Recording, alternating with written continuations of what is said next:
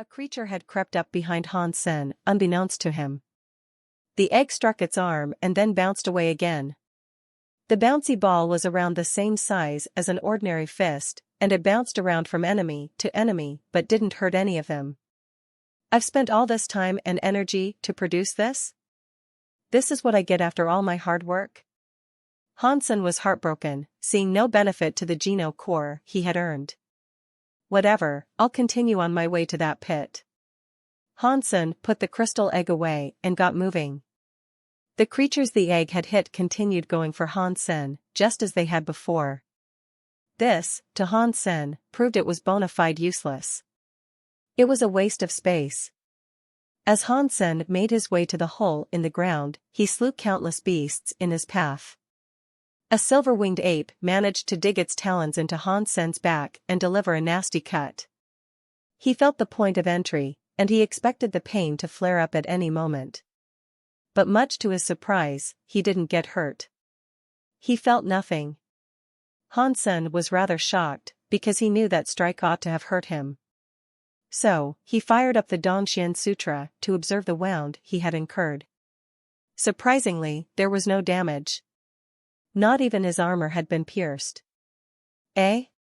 What happened? I swear I felt something, Hansen thought in disbelief. The talons of the airborne ape were incredibly sharp, and the jade snail armor should not have been able to defend against the hit. Hansen had suffered a few minor scrapes and scratches before, and he knew for a fact that the talon strike had been considerably worse. Hansen's jade skin was strong, but not that strong. The ape had surely delivered a massive hit to Hansen's back, but lo and behold, there was no damage. Did he go easy on me? Hansen wondered. But the creatures that assaulted Hansen were not real, and they did not possess emotions. They obeyed the will of their master, and he clearly wanted Hansen to die. They could not dictate their own actions. The boss of Jade Hill wanted Hansen dead more than anything, that much was clear. You could see it on his face. Why would he command them not to hurt Hansen? As Hansen pondered this peculiarity, another ape got in close and threw a strike. Hansen raised his arms to block the hit. After deflecting the talons, Hansen observed his arms and saw a number of scratches across his crystallized skin. He knew they had not gone easy on him. What was that? Seriously. It confuses me. Why didn't I get hurt earlier? Hansen was perplexed. Hansen turned his attention to the ape that had somehow not damaged Hansen, but it looked the same as the rest. One ape was able to leave a mark on him, but the other could not. Did the egg hit that ape? Hansen's mind began to hover around a possible solution to the confusion. Due to his staggering disappointment with the item, Hansen had not paid attention to how many times the egg had bounced or which targets it had struck. His mind had been a blur at the time. The egg had bounced around quite a bit, too. If a monster was struck by the egg, does that mean the creature becomes friendly? Hansen's view of the egg changed, but he thought his hypothesis was a little wild. It sounded fairly ridiculous. If that was true, the ape would not have attacked Hansen in the first place. But even though he hit me, he didn't hit me. Is it an undercover ape, pretending? Maybe he doesn't want to hurt me, but acts like he's trying his best to? After all, if the boss found out, he'd be killed. Hansen looked at the ape's murderous face and didn't think that was true, either. So, Hansen continued on his way, battling as he went. He couldn't think of a reason why the hit had not damaged him.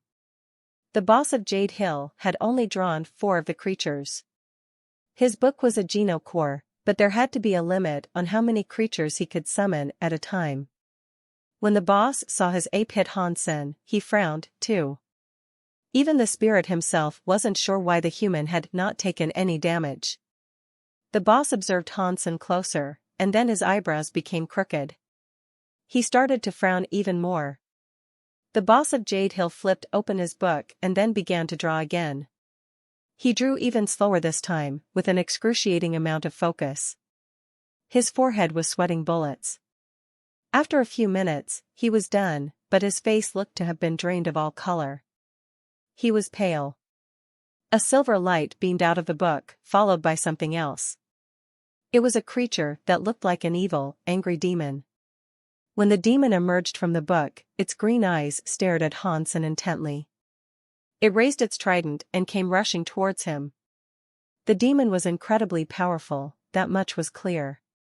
Its trident was a menacing, frightening weapon to watch bear down on you.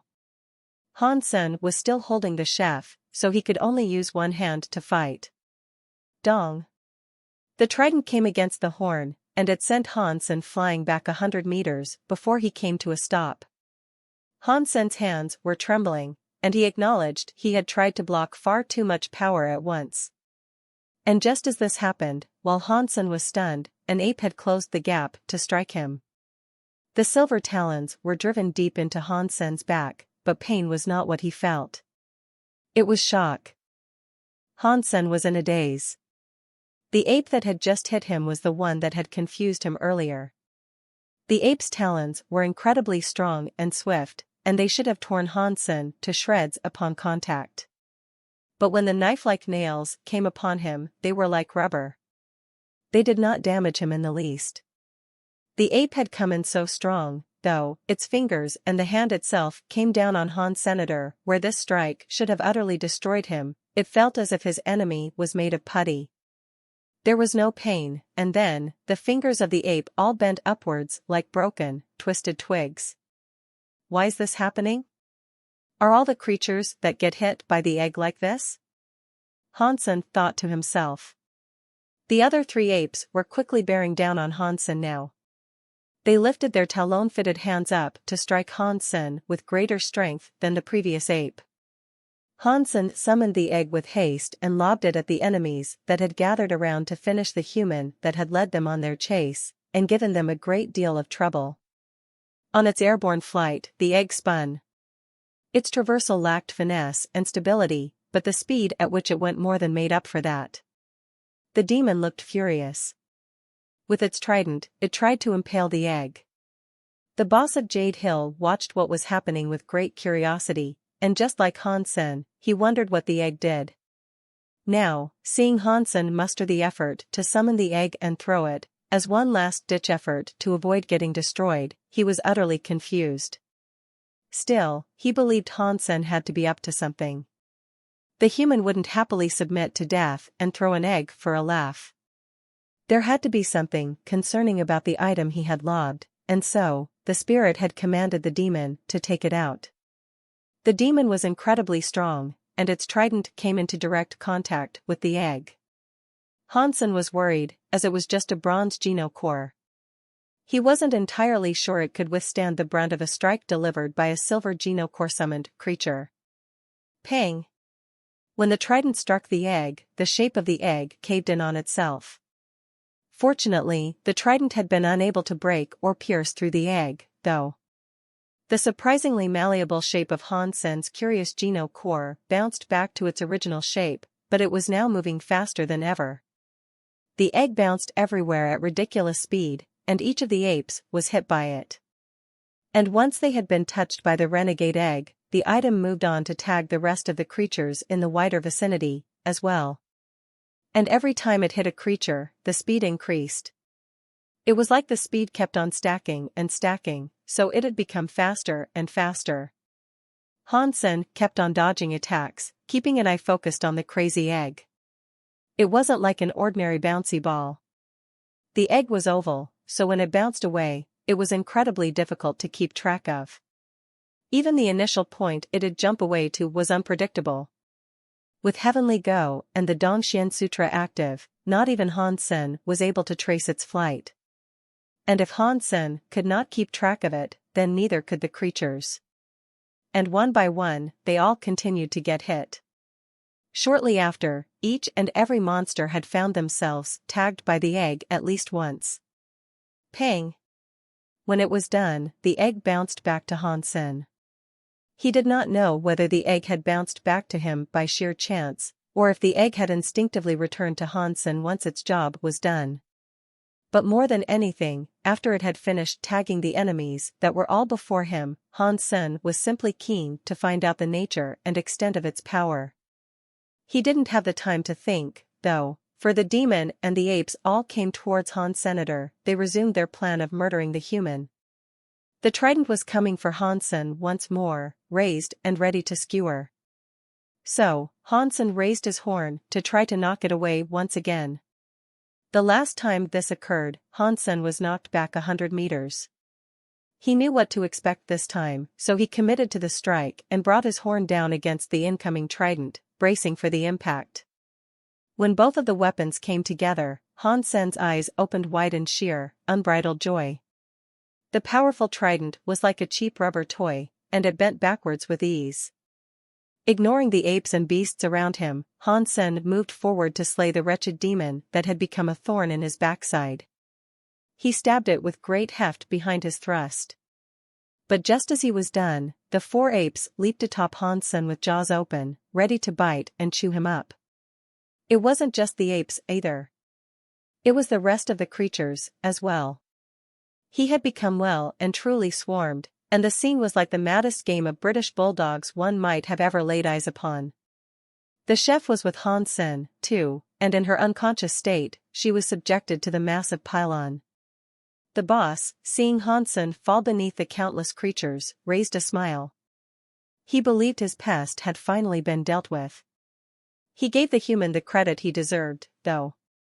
Han Sen had proved troublesome, and the boss was well and truly relieved to think he had been taken care of. But this happiness was short-lived. Despite the number that had piled on top of Han Sen, his life force was the same as ever. What is this? The boss frowned harder than he had ever frowned before. The 4 apes should have been able to tear him apart several times over by now, but there was not a single smidgen of blood to see. Boom! The boss felt a large gust of power blast its way out of the crowd. The beasts he had spawned were all blown away. Even the 4 apes were sent flying, and despite them biting Han Sen over and over, the human looked to be perfectly fine. In Han Sen's eyes, the creatures were like the flimsy orbs of a ball pit. When they were touched by the egg, their bodies did not look different. In fact, they looked exactly the same. But it was like the construction of their beings had been radically morphed into something like rubber. It wasn't just the creatures' bodies that were like that either. Even any weaponry they wielded would suffer the same effect, just like the demon's trident. Han Sen did not exert much strength to push the creatures of the dogpile aside. He shook his body as if he were shaking off excess water, and with the lightness of water drops, the monsters were cast away. The horn Han Sen had plunged into the demon's chest was still inside it.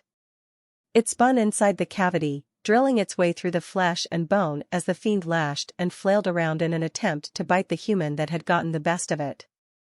At one point, it managed to actually connect its flapping maw to Han Sen's wrist. But when it brought its teeth down on him, the teeth all went out of shape. Then, Han Sen pulled out his horn and drove it through his foe's brain. He killed it with ease, as the skull of the beast offered no resistance. Now, Han Sen was determined to tackle all the rest. Han Sen no longer had to worry about any damage they could deal. As far as they were concerned, and as far as he had to worry when facing them, he was indestructible. Awesome. This is going to be my kind of massacre. Let's see if I can kill 10,000 of you. Han Sen's horn was then driven through the ape that was nearest to him. The boss of Jade Hill could not believe his eyes, and he found it staggering how the human had turned the tables and robbed his minions of all their powers. Seeing Han Sen mercilessly slaughtering his way towards him, the fearful spirit commanded his bird to fly away. Han Sen grabbed the egg and chucked it at the spirit. It went towards the fleeing spirit with the speed of a meteor. Pang! The boss of Jade Hill, seeing the egg, drew a few extra beasts to deflect and bounce it away. He had taken advantage of the only real con the egg had exhibited so far. It was very bouncy, and it could be knocked away with the greatest of ease. When the egg changed direction, the boss was given enough time to expand the gap between the two and escape.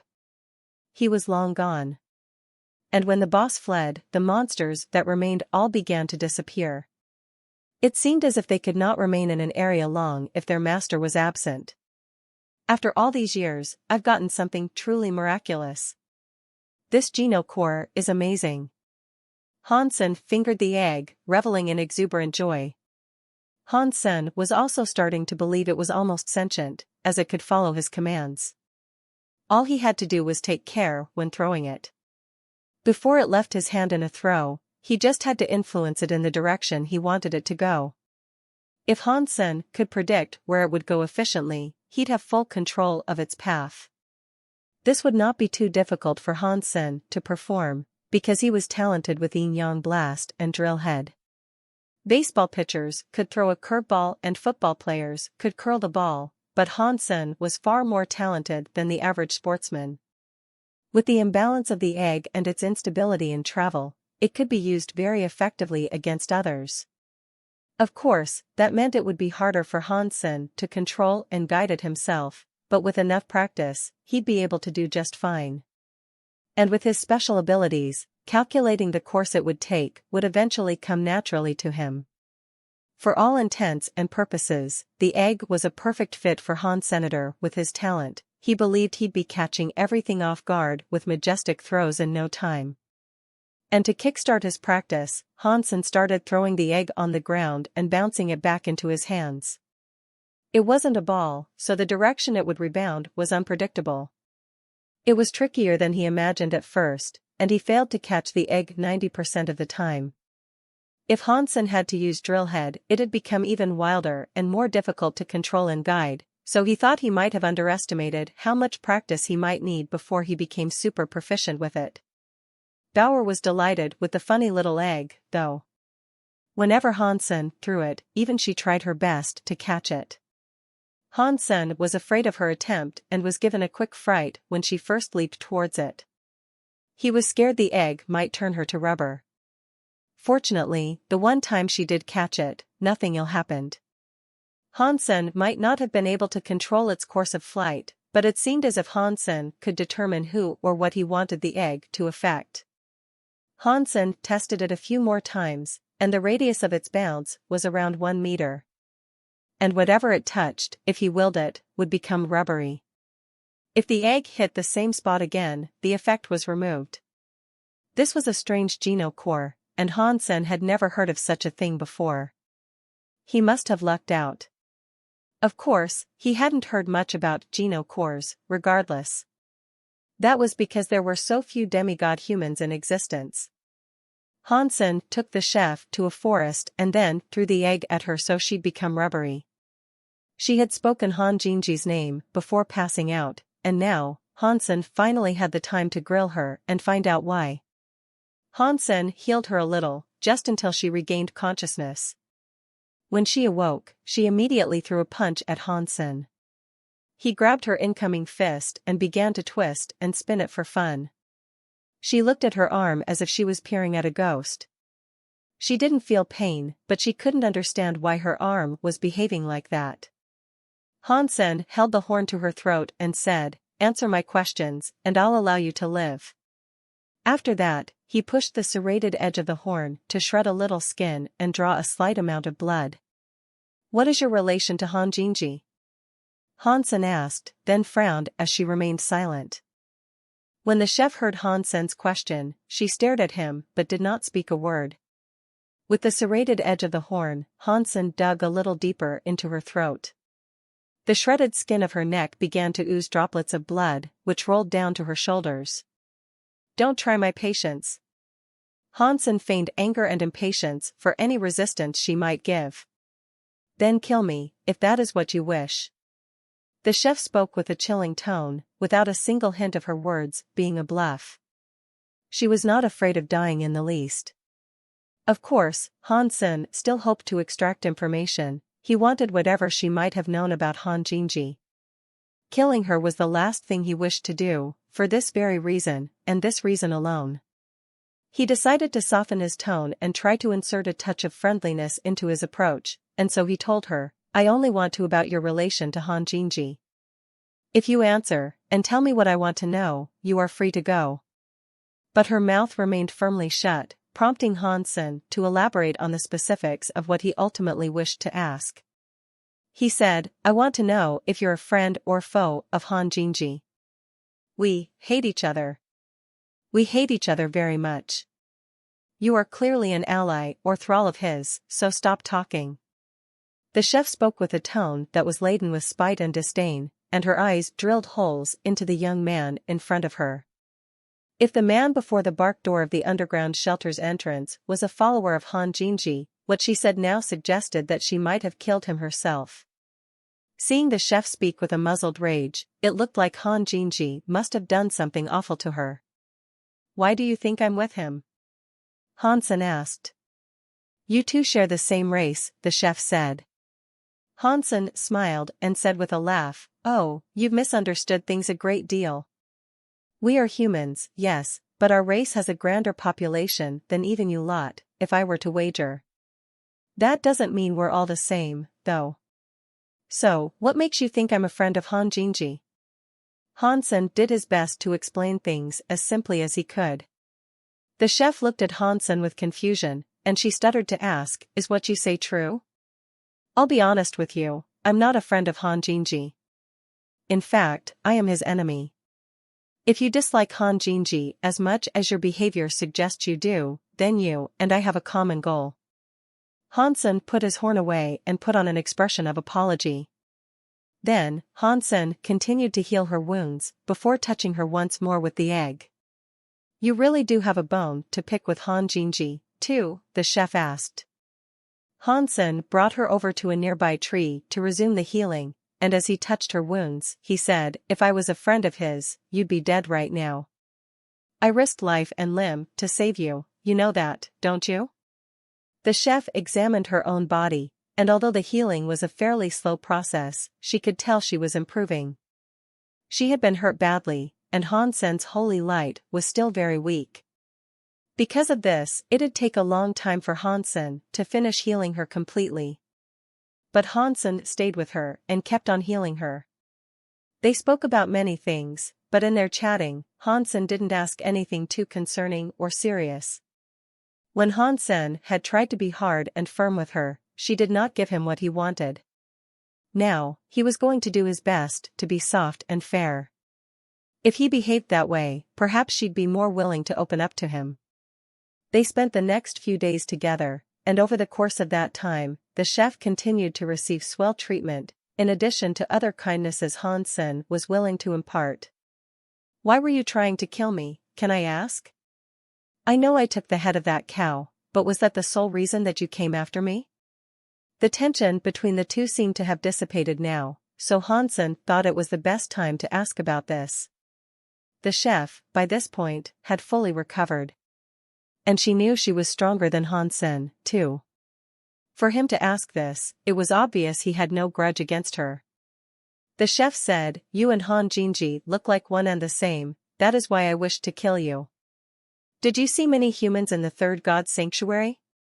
There should have been a few in every shelter, Hansen said. The chef then said, Han Jinji was the only human I ever saw. Then, how did you two become enemies? Hansen pushed his luck to ask. The chef did not answer him directly, and she instead said, Come. I will help you hunt some creatures, so you can improve. Consider it me paying you back. Then, we'll be even. There's no need to do that, but since we both hate Han Jinji, we should share what we know. We can help each other like that, but if you're busy, feel free to move along, Hansen said. Hansen was going to act this nice for as long as he could, in the hopes that when she departed, absence would make her heart grow fonder. If all went according to plan, perhaps the next time they encountered each other, she'd be more willing to share what she knew. The chef seemed to feel guilty about not doing anything to return the favor, though. She said, You just became a demigod. It is dangerous for you to be left alone out here. If you want, I can get you residence inside my shelter. There's a shelter in these parts? Hansen was shocked to hear this. If there were spirit shelters nearby, he'd be in considerable danger. The chef went on to explain, there is a silver-class shelter, owned by a primitive creature. If you offer it resources of value, I see no reason why you would not be allowed to stay there. Hansen immediately agreed. If he was still allowed to return to the Alliance, and he was in no danger of being enslaved, he saw no problem with it. In fact, it would be a fairly amazing deal. The chef then led Hansen to the shelter. It was a distance away, so the journey was long. At the midpoint of their travel, they encountered a sheep. It was the cheap sheep that Hansen had developed a love-hate relationship with. "Ah, boss number 1 and boss number 2. I have found you both." The sheep looked giddy with excitement. When Hansen's eyes caught the image of cheap sheep, his face turned dark. And being called boss was irritating. If he heard the sheep say bub again, he'd lose his mind. The sheep was a traitor, coward, and a bringer of trouble. Just seeing it trot over, Hansen wanted to kick it away. Arriving before them, Cheap Sheep merrily said, "Bosses, girl, bub, I have found a bronze shelter not too far from here. It is unoccupied." "And where is this so-called shelter?" Hansen released the clenched fist he had been ready to hurl. A bronze shelter might have been a shelter of the lowest tier, but any shelter you commanded was better than no shelter. If there was a shelter like that, Hansen really could come and go as he pleased. It's situated deep inside a cave, near the Jade Hills. "I can take you there," Cheap Sheep said. Hansen and Chef looked at each other and nodded. They were both in agreement of where they should head next. Hansen was still rather worried about a potential curse that might have followed the sheep around, but nothing bad seemed to happen after their encounter that day. Cheap Sheep led them with the happiest spring in his step, and he said, "Bosses, when you claim the shelter, you can give me as many Geno cores as you please." "Shut up. I'm not your King boss." Hansen was getting worked up, being repeatedly referred to as boss. The volatile reaction was unexpected, though, and it made the sheep jump in fright. After that, it kept its mouth shut. Cheap Sheep only opened it to graze occasionally as they traveled. After a while of walking, Cheap Sheep rustled a few bushes and said, "This is it, bub." Hansen looked inside the cave and frowned. It was long, but the ceiling was low, and he'd have to crawl if he wanted to make his way through. "There's a shelter beyond this? Are you pulling my leg? If you are, I'll cut yours off." Hansen hammered the threat in with spaced syllables. "Boss bub, I'm really loyal. I swear upon my woolly coat, I'm not lying." Cheap Sheep pleaded. After a brief discussion with Chef, Hansen decided to follow after the sheep. He was going to go forward anyway, with or without them. The ground of the cave was mainly comprised of dirt, but it was solid, nonetheless. After 10 minutes of crawling, the cave opened up into a typical rock tunnel. At that point, they were able to stand up, as well. The trail took them deeper underground, but where they were going and how long they would have to walk, they could not tell. It was fortunate Hansen and Chef's vision were excellent, for not even the faintest glimmer of sunlight pierced that black veil. Their eyes provided them night vision. "How much further to go?" Hansen frowned. Cheap Sheep answered, "We're almost there, we're just over halfway." Hansen dubiously allowed the sheep to continue leading them, and much to his relief, and to the sheep's continued health, they arrived half an hour later. "Boss. It's here."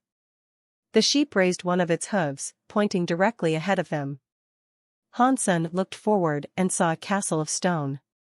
Hansen appraised the area they had arrived in. The tunnels and caverns had opened up to reveal them standing in a valley someplace. The cliffsides around them were massive, and the sky was a thick, straight line that sat atop them, as if they were the legs of a table. The castle itself was comprised of gray stone, and certain elements of its design made it appear more like a well-fortified manor or mansion. Chef went ahead first. She had been in the fourth god's sanctuary for a while, and in that time, she had not once had the opportunity to claim a shelter. Cheap Sheep quickly tailed her, thinking she would take better care of him than Hansen would. Hansen, deeming the area safe, also followed from behind. And judging the shelter from its fairly unkempt, rugged exterior, he well and truly believed it to be a bronze-glass shelter. Hansen only had a bronze Geno core, so claiming a silver shelter would be rather silly. Chef pushed against the door of the shelter, and they came to some sort of lobby. Before them was a large rectangular table. It was very long, like a dining table for the rich in their excessively large estates. There was one seat at each end, and 5 seats on the left and right sides of it. Upon the table was silverware. There were pots, trays, crockery, and cutlery. Fruit and meat were piled on the plates, and a pot of something was cooking above a fire. Hansen and Bauer began to drool, and they felt their bones ache for the comfort this place was sure to provide them. It had been a long time since they had been someplace so nice. Not wanting Bauer to run off, though, Hansen tightened his grip around her. However, Cheap Sheep had told them the shelter was unclaimed. If that was true, why was there a fire going, with food being cooked? Did someone take this place before we got here? Hansen wondered, before shouting out, "Anyone home? We're here to borrow some brown sugar." After Hansen's call, no reply came. "Let's check further inside," Dragon Lady Chef said, sharing his concern. Hansen and Cheap Sheep followed after her, and after a brief poke about, they found no one else there. The shelter was comprised of 4 floors and 20 rooms, and despite checking out each location, they found no one there. Furthermore, there were no statues or teleporters. "Are you sure this is a shelter?" Hansen asked, after they returned to the lobby. Dragon Lady started to say something, too, but suddenly, there was a large pang sound. The doors to the outside pulled themselves shut, and the candles lit up. Cheap Sheep fled to cower behind Dragon Lady, as she and Hansen dubiously looked at the table.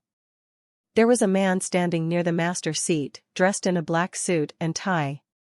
He looked strange, and beneath the eerie glow of the candles, Hansen was able to get a flickering glimpse of his face. It was the face of a wooden puppet, and his nose was unnaturally sharp. The black suit was very elegant, and it was the sort you'd expect to see worn by some noble butler. "Welcome to dinner shelter, dinner is now ready, so please take a seat." All of a sudden, the puppet doll bowed and spoke to them. The 3 were surprised, and as Hansen observed the butler, he could not detect the presence of a life force in it. And with its wooden face, its speech was creepily devoid of emotion. Cheap Sheep leaped forward with a burst of confidence and said, "Wait, you are the Geno core of this shelter. I bet your food is poisonous. That's your game, isn't it? You want to poison us? I know the type, bub." The doll did not wait before responding to the allegations, and with a monotone, robot-like response, said, "You have been added to the naughty list. Start cleaning." They stared at the doll, who remained unmoved. Its beady, red eyes were fixed on the sheep, but aside from that, nothing happened but an unnerving silence.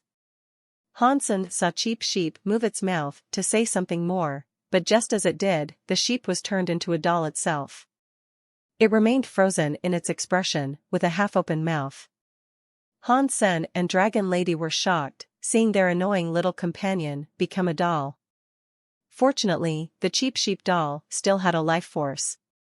It was likely the creature itself was fine, but its body had become stiff wood. "Now, will the remaining 3 guests take a seat? Dinner will be served momentarily." The doll bowed and gestured for the others to sit down. The butler was not referring to the sheep when he was referencing the 3. The third person he was now referring to was Bauer. Dragon Lady looked peeved, barely able to accept that a bronze Geno core possessed the audacity to threaten and command her the way it was. "Let's sit down first, before making a scene." Hansen tugged at Dragon Lady's arm, bidding for her to sit down. Hansen wanted to get a better feel for the situation first. Ever since the doll appeared, he had been keeping a close eye on it. "Please maintain your manners and adhere to dining etiquette. That also means each individual should sit on their own seat," the doll advised. Hansen knew the doll was referring to Bauer, so he took her off his lap and placed her down on a chair of her own. Hansen was cooperating because he didn't know how the sheep had been turned into a doll. He didn't quite want that happening to himself. The fourth god's sanctuary was a wild place, and even the weakest of creatures could not be underestimated if they had a bronze Geno core. Hansen thought he and his party had unwittingly waltzed into the proximity or radius of effect of the hostile Geno core, and without a way out of their predicament they had no choice but to do what they were told, lest they too were turned into dolls. Demigod powers were very weird, and Hansen knew he'd have to find out what was generating this entire charade soon. He needed to put an end to it. Until then, Hansen was going to play nice and evaluate his options. And so, after accepting the doll's invitation and doing as they were told, they did not end up like cheap sheep. The sheep had been turned into a doll, but it still had its life force. Its body was so stiff, however, and not even its eyes could move. "Please, enjoy our first dish." The doll suddenly rolled out a dining cart. He took the dishes off of it and placed them on the table. They were hot, sizzling steaks. Although the food smelled very good, Hansen made sure to hold Bauer back and prevent her from lunging forward to grab the meal. "This is the flesh of a snow beast. Fret not, for it is safe."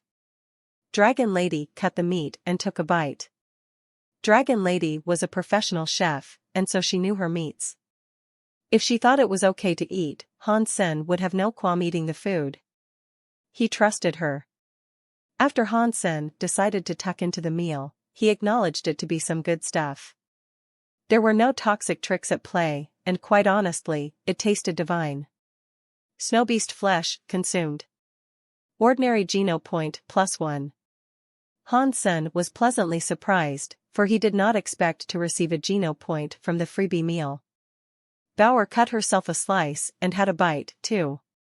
Then, with surprising proficiency, she cut up the rest of the steak. "My dear guests, there is also some excellent wine." The doll then started to pour their drinks. Hansen and Bauer observed what Dragon Lady was doing. If she took a sip, so too would they. Hansen and Bauer hadn't been able to enjoy a meal such as this in a long time. The sheep must have been feeling awful, Hansen imagined. He was missing out on a most amazing dinner. Bauer, in particular, was hyped. But her enjoyment of the food eventually went too far, to the point that she abandoned using a knife and fork, and instead started stuffing the food into her mouth with greasy fingers. "You have violated the necessity for manners while dining, and you have been added to the naughty list. Start cleaning."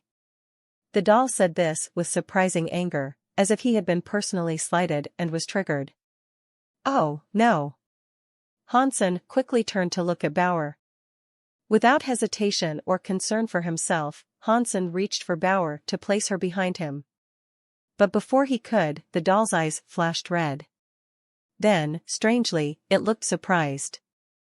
Hansen examined Bauer, and much to his relief, he saw she had not been turned into wood. This came as quite the surprise. Judging from the doll's behavior and facial expression, it would seem as if it had cast its power, but it simply had not worked on the baby.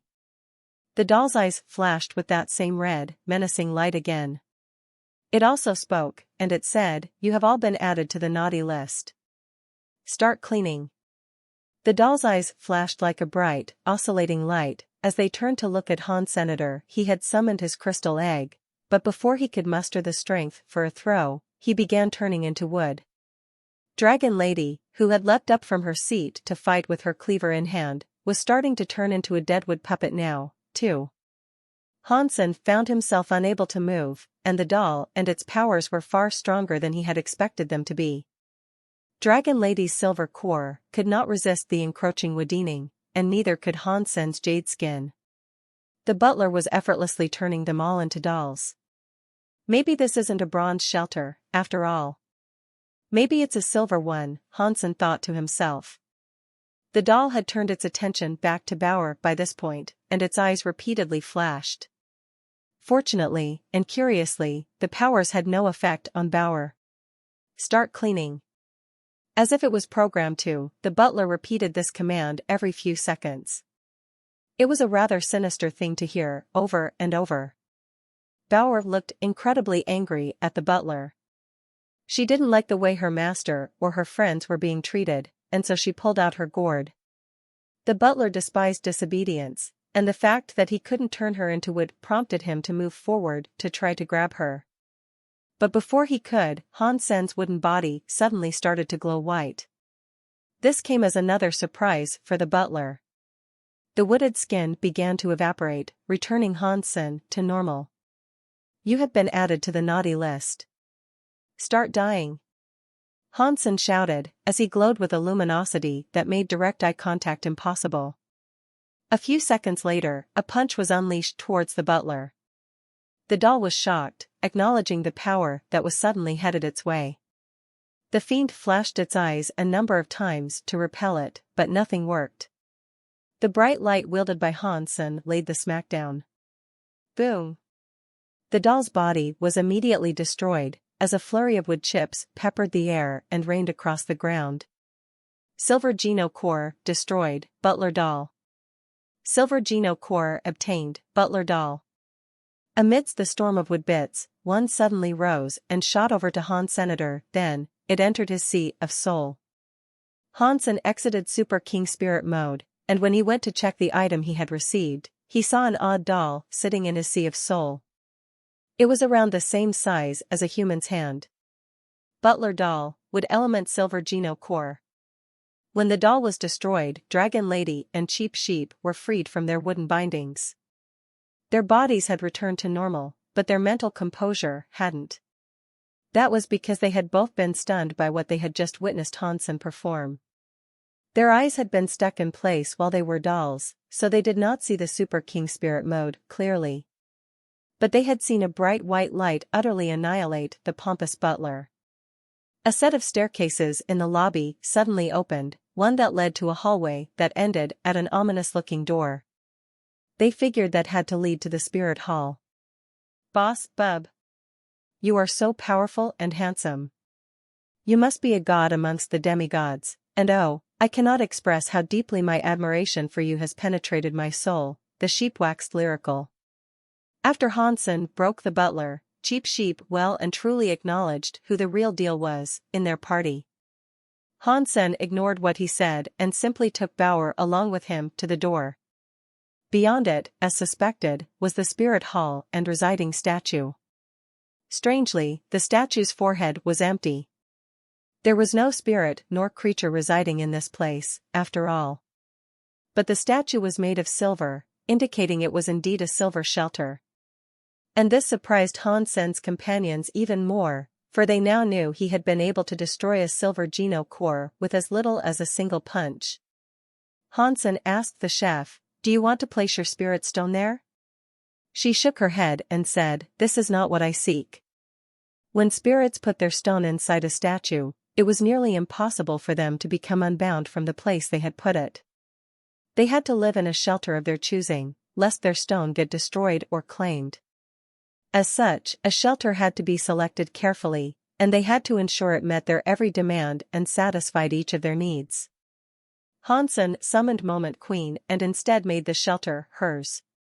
He could still use the teleporter, but he'd be unable to enable the defense systems of the shelter, control the security, and unlock doors without a spirit occupying it. Moment Queen made sure to look at Han Sen with disdain before she put her stone inside. She obeyed Han Sen, though. For better or for worse, she was stuck with him, and for whatever reason he wanted her around, he was stuck with her. And if they ever did want to move, Han Sen could always take out the spirit stone. If the chef's allegiance was of a similar guarantee, she could have done the same. She was quite surprised to witness Han Sen summon a spirit, though. Although Moment Queen was still very weak, Dragon Lady could tell she was something special. With Moment Queen occupying the shelter, Han Sen was immeasurably happy. It was a well-hidden place that was sure to have no intruders, but better than that, the treasures of the shelter should have remained untouched without a prior occupant. The treasure possessed by the shelter must have included a Silver Geno Core, so Han Sen eagerly went to take a look and see what he could get his mitts on. Shelters in the fourth God's Sanctuary were different than those of the third God's Sanctuary. Aside from the Geno core you could obtain from a claimed shelter, an additional Geno core could be retrieved from a treasure chest if the shelter was previously unclaimed. Moment Queen had yet to recover from her injuries, but she was still able to control the shelter. Hansen, Dragon Lady, and Cheap Sheep visited the vault where the treasure chests were supposed to reside. Upon opening the door and giddily stepping inside, they were presented with 3 treasure chests beside each other. The design of the chests was very different than they had initially expected. They weren't containers, instead, they were more like pedestals that extended all the way from the ground and into the ceiling. They looked like pillars, that way. One of them was silver, indicating it possessed a silver Geno core. The other 2 were bronze, undoubtedly containing bronze Geno cores. Hansen went straight for the silver pedestal, an action that went unopposed. After all, if it wasn't for him, they might have all died under the sinister gaze of the psychotic butler. Hansen pressed his hand against the pedestal, and it began to descend.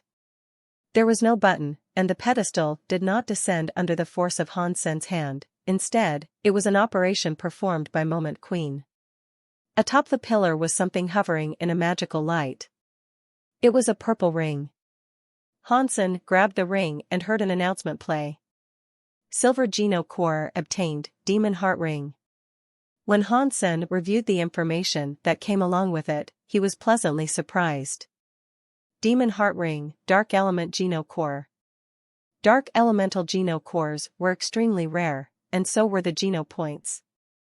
It was fortunate Hansen had gathered all that he could in the Third God's Sanctuary. Hansen left the bronze Geno cores for Dragon Lady and, begrudgingly, Cheap Sheep. They were of no worth to Hansen, now that he had a silver one. Dragon Lady received a set of armor, while Cheap Sheep received a mirror. The mirror was able to concentrate light and deal damage via the reflection, a neat item, but wholly useless for Hansen to even consider stealing. Hansen researched the 2 silver Geno cores he had received, and he learned that the butler doll could petrify opponents. The Demon Heart Ring was able to fortify the heart of its wearer. Unfortunately, it came with a trade-off. Its usage would damage the body, so Hansen wouldn't be able to wear it very long. It was a situational item. Weary, Hansen decided to return to the Alliance. His mother, Ji Yenran, and little Yen were delighted and greatly relieved to see him again. Hansen contacted his good friends, who all went on to congratulate his successful ascension as a demigod, and his ability to return. He didn't stay there for long, though. He didn't want to risk an attack on his shelter during his absence. Before he was comfortable leaving there for a time, he'd have to become much stronger. Even ordinary Geno points were able to increase one's fitness a great deal. 100 ordinary Geno points could increase a person's fitness level by 2,000. 100 primitive Geno points could increase a person's fitness by 4,000. 100 super Geno points could increase a person's fitness by 30,000. If Hansen was able to max out his ordinary Geno points, he'd have reached a fitness figure of 10,000. Once he got to that point, he could fight primitive creatures without much of an issue. Killing ordinary creatures was not a difficult task for Hansen, and he was able to keep using the egg in his post-return hunting ventures. He was able to max out that figure in no time. Hansen's poisonous meat trick hadn't worked, it also turned out. Whatever creature lurked in the deep depths of that pit was still alive. Cheap Sheep was getting cozy with the prospect of Hansen being his boss, and he accepted the role of being Bauer's plaything.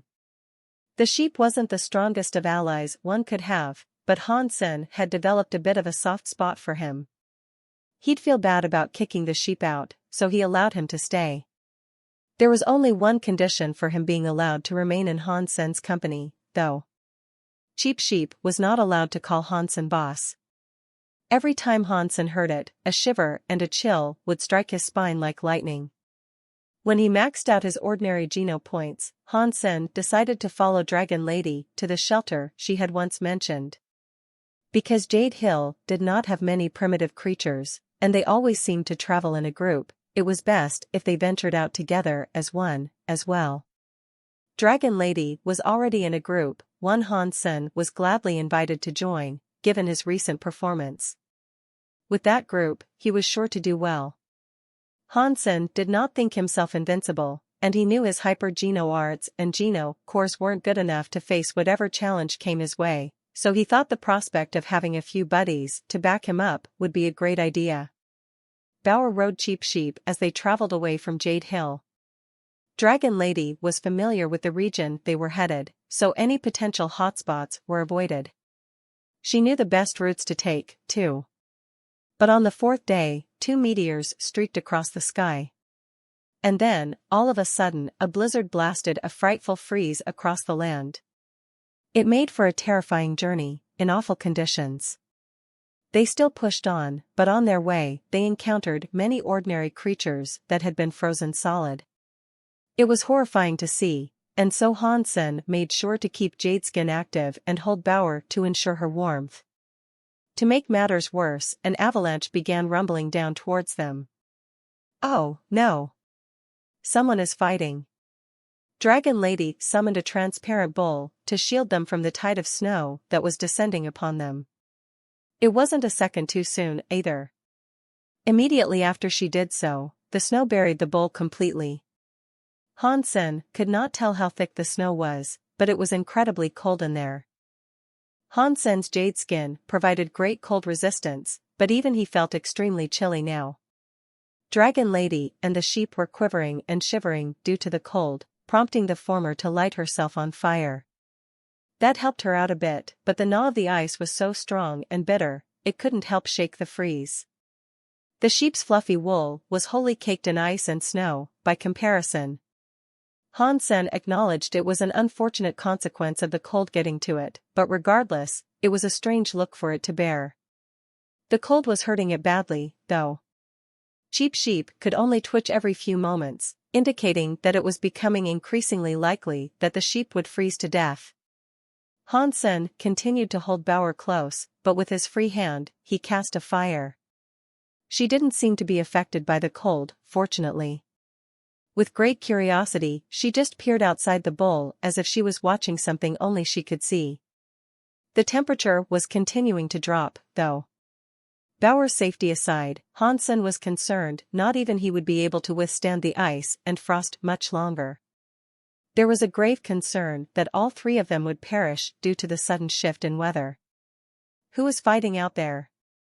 The powers they've unleashed are wickedly fierce, Han Sen asked, due to his Dongxian Sutra being unable to detect and register what was going on outside.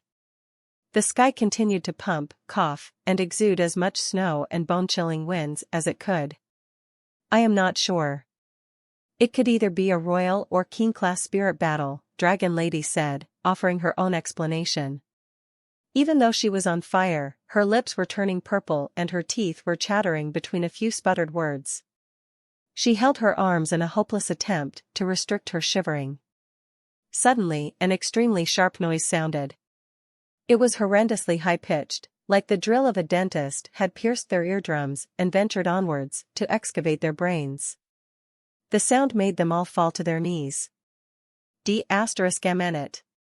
Han Sen's face turned grim. It was excruciatingly painful, even though his brain had been fortified by crystallizers and was far more resilient and stronger than the average human brain. And it wasn't one short, soul shriek. It continued, fading in and out, bringing the party more pain. It was certainly the frightening wail of a creature of some sort. It came from a distance away, that much they could tell, but it was worrying how damaging it was, regardless of that. Dragon Lady cupped her ears and fell to the ground. Bauer did the same with her ears, but it didn't seem as if she was too undisturbed. The way she behaved did not exhibit any pain, and it seemed like that hurting sound was more of an annoyance.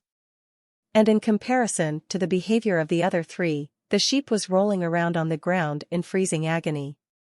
If the sound came any closer, they believed, their heads would explode like watermelons, greeting the strike of a hammer. But with the scream continuing like so, and the temperature still descending, the situation was getting worse by the second. How much longer will the fight go on? If this keeps up, we'll be dead in less than 2 hours. Hansen thought to himself. Half of the sheep's body was now pure ice, and the only thing keeping it in the land of the living was its weak, faintly pumping heart. Dragon Lady was faring better than Cheap Sheep was, but that wasn't saying much. Getting another look at Bauer, even she now seemed to be suffering.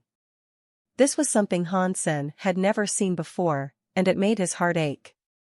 With the Dongshan Sutra open, Hansen fired up all 10 gene locks and attempted to see if he could filter the cold and noise. The seventh sense was able to filter some of the piercing screaming.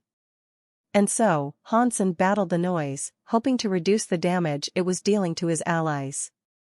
If the battle wrapped up soon, or they were able to fly far away from where they were, they'd be safe. But unfortunately for them, it turned out that the screech was drawing nearer. Hansen was having trouble trying to fight this noise, so he minimized and concentrated his Dongshan Sutra to circle the same radius as the bull. The scream was disturbing their energy flow, too. It made them unable to deal with the cold as efficiently as they might want to. Hansen used Dongshan Aura the best he could.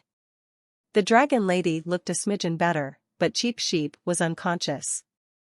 That guy really is a cursed charm. I bet the whole reason we're in this mess is because he insists on calling me boss. That's the reason. Hansen was disheartened by the ordeal they had found themselves in. As the sound continued to ascend, they gripped their heads in vain resistance to the wail that felt as if a bevy of knives were trying to stab each of their brains. Bauer's face had been drained of color, and Dragon Lady finally collapsed to the ground entirely. When I get stronger, I'm going to find whoever has done this and serve them up a cold platter of revenge. Hansen cast Dongshan Aura with all his might now, doing the best he could to save his friends. Suddenly, Hansen's cells felt as if they had flared to life.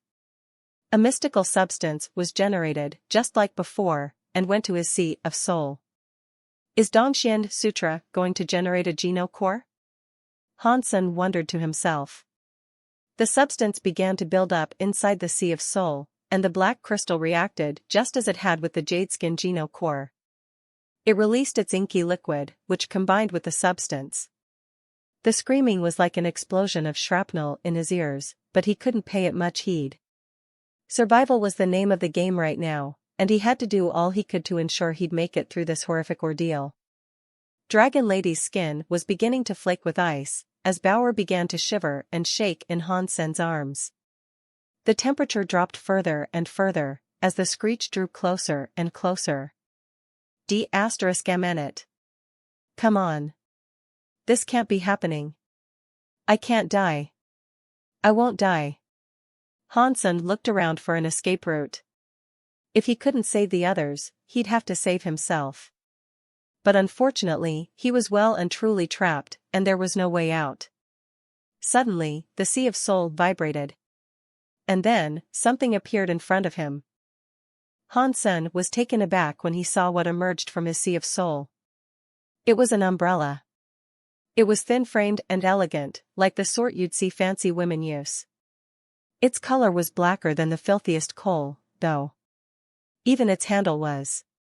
When the umbrella appeared, it flew above Hansen's head.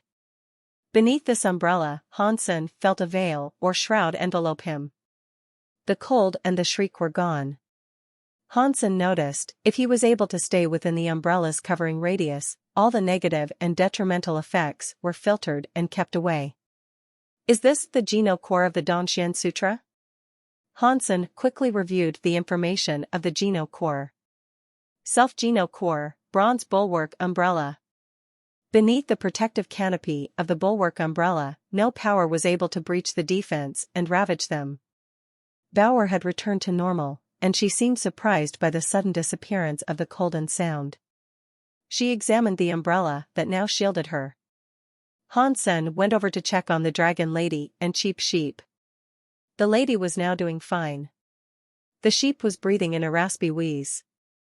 It looked like the umbrella had manifested just in time, as the sheep had to have been hanging on to its life by a measly thread. Hansen healed Dragon Lady and Cheap Sheep as best he could for the time being. For the Dragon Lady, chunks of ice and frosty air were expelled from her mouth and various orifices. She was doing well, but the same could not be said for Cheap Sheep. He was doing poorly, despite the healing. He couldn't even speak. "Are they gone?" Dragon Lady said, with a strained voice. "Not yet," Hansen replied, taking a look outside the bowl. She couldn't sense anything outside, but that may have been a result of her condition. Hansen, however, even though he could not detect much, could just feel a battle continuing to rage. Fortunately, the bulwark umbrella had appeared to protect them when it did. With relief for their newfound safety, the group rested for a while as Hansen tended to the sheep. But suddenly, a sound that was as loud as a toppled mountain was heard. And then, a soft and unnerving silence enveloped them. "It sounds as if there might have been a victor," Hansen thought to himself. He wasn't yet going to move from where he was, though. He didn't know who was fighting or what the fighting was about. If he emerged, and the winner was in a foul mood, he'd be foolish to reveal himself. So, they waited where they were for a few hours. Nothing stirred for the duration of that time. Hansen decided to return the umbrella, and Dragon Lady her bowl. To cut and shovel their way through the snow that had almost buried them, Dragon Lady employed her various kitchen utensils. Everything around them was white. The mountains, the trees, the fields, all of it was perfectly blanketed in virgin snow. That was scary, Hansen thought to himself, now that their frightening ordeal was over. If it wasn't for the bulwark umbrella, they'd be dead. Hansen wondered if the shelter Dragon Lady had mentioned might have suffered the same freezing fate. If it had, it was very likely the occupants of the shelter would not have survived. Hansen hurried Dragon Lady to guide them to the shelter, but not out of concern for the inhabitants. Had they all died, it'd make for great, easy pickings. There'd be plenty of flesh and genocores for the taking. Dragon Lady started taking them there, but it was a struggle. The landscape was vastly different now, having been buried by so much snow, and she feared that she might lead them astray. For 1,000 miles, the snow lay thick across the land. Dragon Lady had decided to find the shelter by choosing a direction and following it, as a crow would fly. But it was difficult for them, for they'd have to dig an entire trench that led there. The snow was too thick and too soft for them to delicately journey across. Hansen really wanted the treasure, though. And after a few hundred miles of non-stop walking, they thought they should have been close. Unfortunately for them, they were lost. But at least they were not in danger. It seemed as if the snow had reset the land, and everything within the snow globe radius had been killed. There was nothing left alive to threaten them. Never mind, then. Forget the shelter. "Let's just get out of this place, there's nothing else for us here," Hansen said, with a dismal tone. They selected a new direction and decided on leaving the snow-devastated landscape behind, opting to find fonder pastures. After 1,000 miles of walking, they discovered nothing. They might as well have been back where they started, for each horizon was another line of white. "Oh, wait a minute. Something is up ahead." Cheap Sheep, who was doing better now, drew their attention. Hansen and Dragon Lady climbed a slope that the sheep had pointed to, and there, in the snow, was an anomaly. Looking closer, they realized it was a tree. "Let's take a look. If it survived when everything else didn't, it must be something pretty special. If it bears fruit, we're rich." Hansen quickly jumped before it, ensuring he'd be the first to grab its treasures. The tree was 10 meters tall, and pink flowers dressed the branches. It was like an oversized, pink bonsai. It possessed a lovely scent. It was strange seeing this tree stand out amongst the snow that had covered everything else. As if it had a bulwark umbrella of its own, it seemed as if the tree had been shielded by some force that provided it a radius of protection. There was no snow circling it on the ground, either, and you could see the grass below as clear as day. There were a few creatures beneath the tree, as well. Hansen imagined they had been hiding there, using the eaves for shelter. Unfortunately, the tree must have only protected them from the cold and snow, but not the noise. The creatures looked as if they were drunk, falling asleep. When the sheep saw the drowsy creatures that were unable to fight back, it ran over to them. Don't. Hansen stopped Sheep in his hasty approach and moved closer to examine what state they were in. A while later, a 3-foot-long centipede emerged out of the back of one of the creatures. It was plated in gold, like a luxurious bracelet. The gold dragon. Dragon Lady pulled Hansen back immediately. You know what that thing is? Hansen asked her. Dragon Lady nodded in confirmation, and said, it is the mutant creature known as the gold dragon. Its genocore is gold class. We can't even hope to fight that thing. It's injured by the screams, perhaps we can kill it? Hansen said, trailing it with hungry eyes. The gold dragon bit into the head of another sleepy creature and began slurping down the brain juice and mush that was inside. The creature squealed in pain, but it was unable to do anything. Having been injured the day before already, it soon gave up the ghost. When the gold dragon let go, the creature's head had a massive cavity in it. It had been completely drained, leaving it like an empty coconut. Sickened and a little frightened, Sheep leaped behind Hansen for safety. A creature with a gold genocore that may or may not be injured severely. I know for a fact its plates are extremely hardy, but that doesn't take much to deduce. Dragon Lady frowned, expressing it was a foolish notion to attempt attacking the sickly insect. Do you know what it's made of? Hansen asked. Dragon Lady replied, saying, its genocore is metal robe. Once it latches onto an opponent, it won't let go until its prey has died. The metal robe tightens the squeeze, so it can't be shaken loose. No one can escape the clutch of the gold dragon. Hansen listened to her words intently, then turned back to look at the centipede and frowned. Dongxian Aura told Hansen it was extremely injured, and that it would be best to kill the fiend now. You guys stand back. I'll try.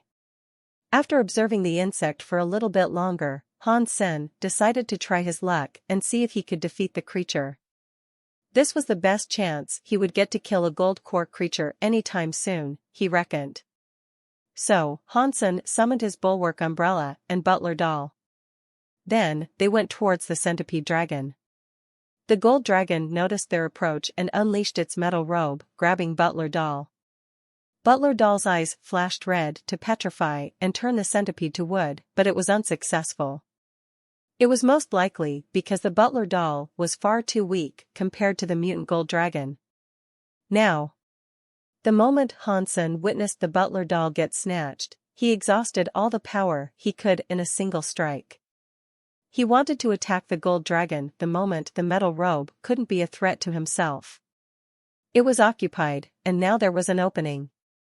The robe tied the butler doll up, but it didn't even seem like a brain feeding would be necessary to kill it. The butler doll was shattered into pieces by the squeeze. The metal robe was then quick to switch targets and go for the next aggressor. Turning itself into a gold beam, it shot towards Hansen. Butler doll had been killed far too quickly, but Hansen was not yet ready to strike the dragon. Hansen swung his bulwark umbrella towards the metal robe. And as he did this, Hansen summoned his crystal egg and lobbed it at the gold dragon. As first, it seemed as if misfortune was going to strike, as the centipede was able to muster the strength necessary for a dodge and perform a clean evasion.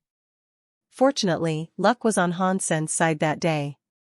When the egg missed, it struck another of the creatures near the tree, then it ricocheted off that creature to ping off the back of the gold dragon.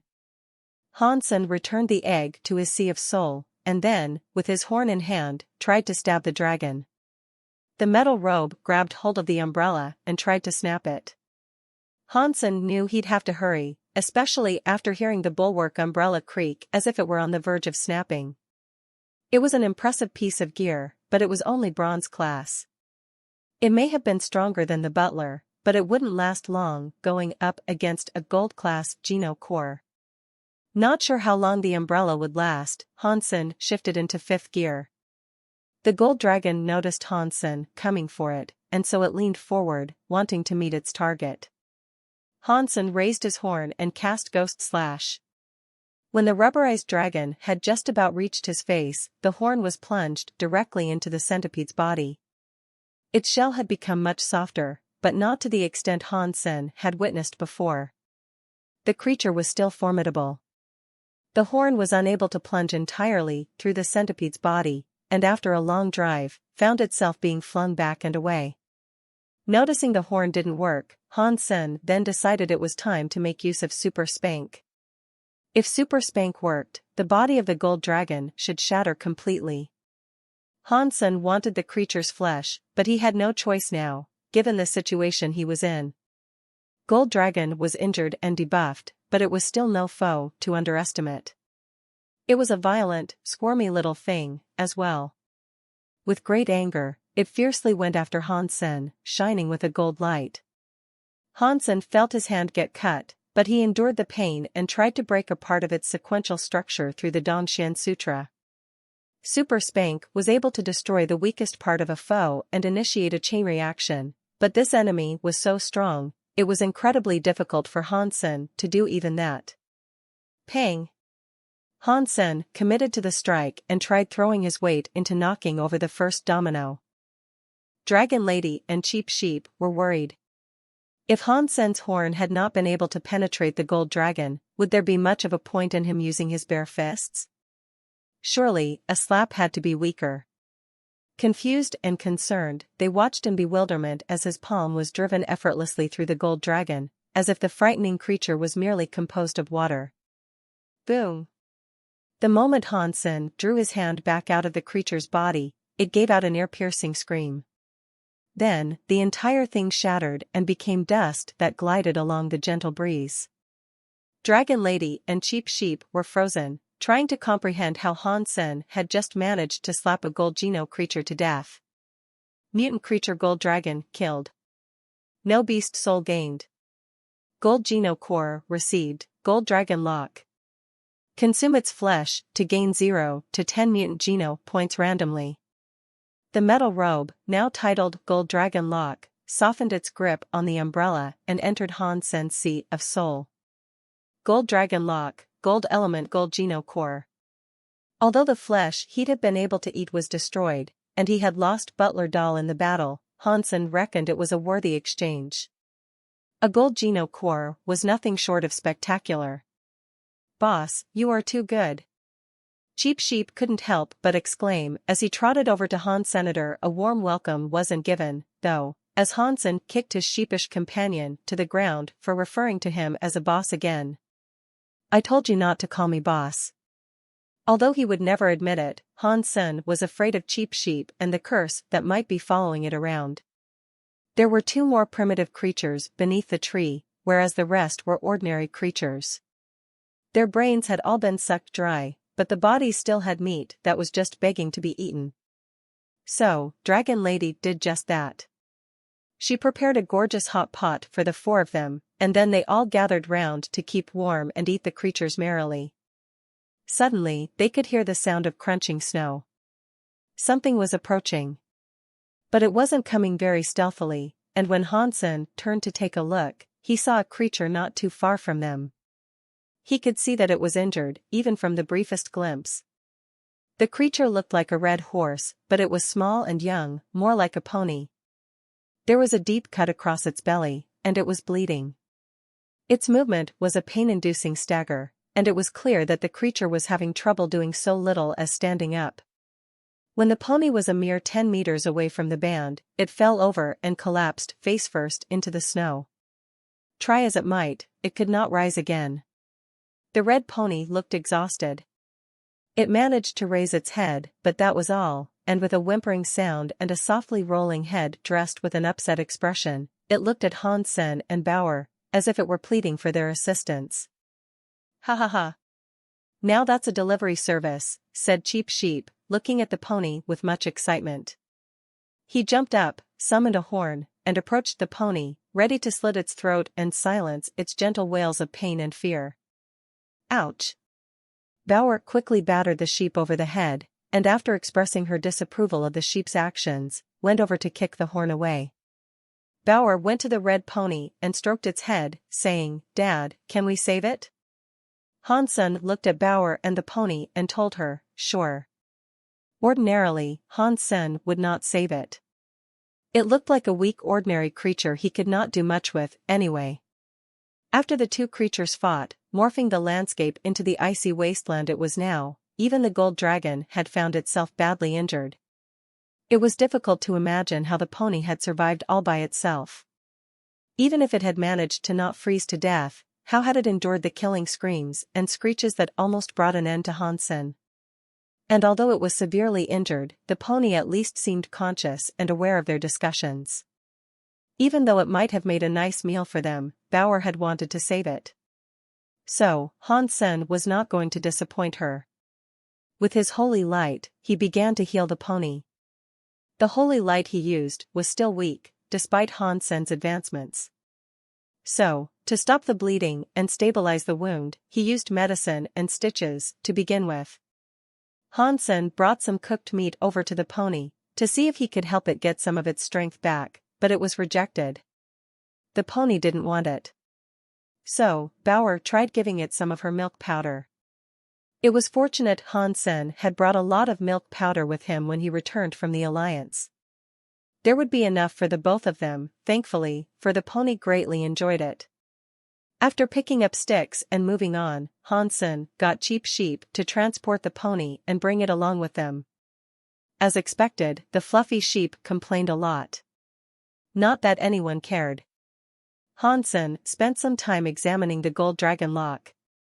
When Han-sen simulated its energy flow, he swiftly understood how to make fine use of it. He practiced using it with Dragon Lady, and at a distance of 20 meters, she was not able to evade it once.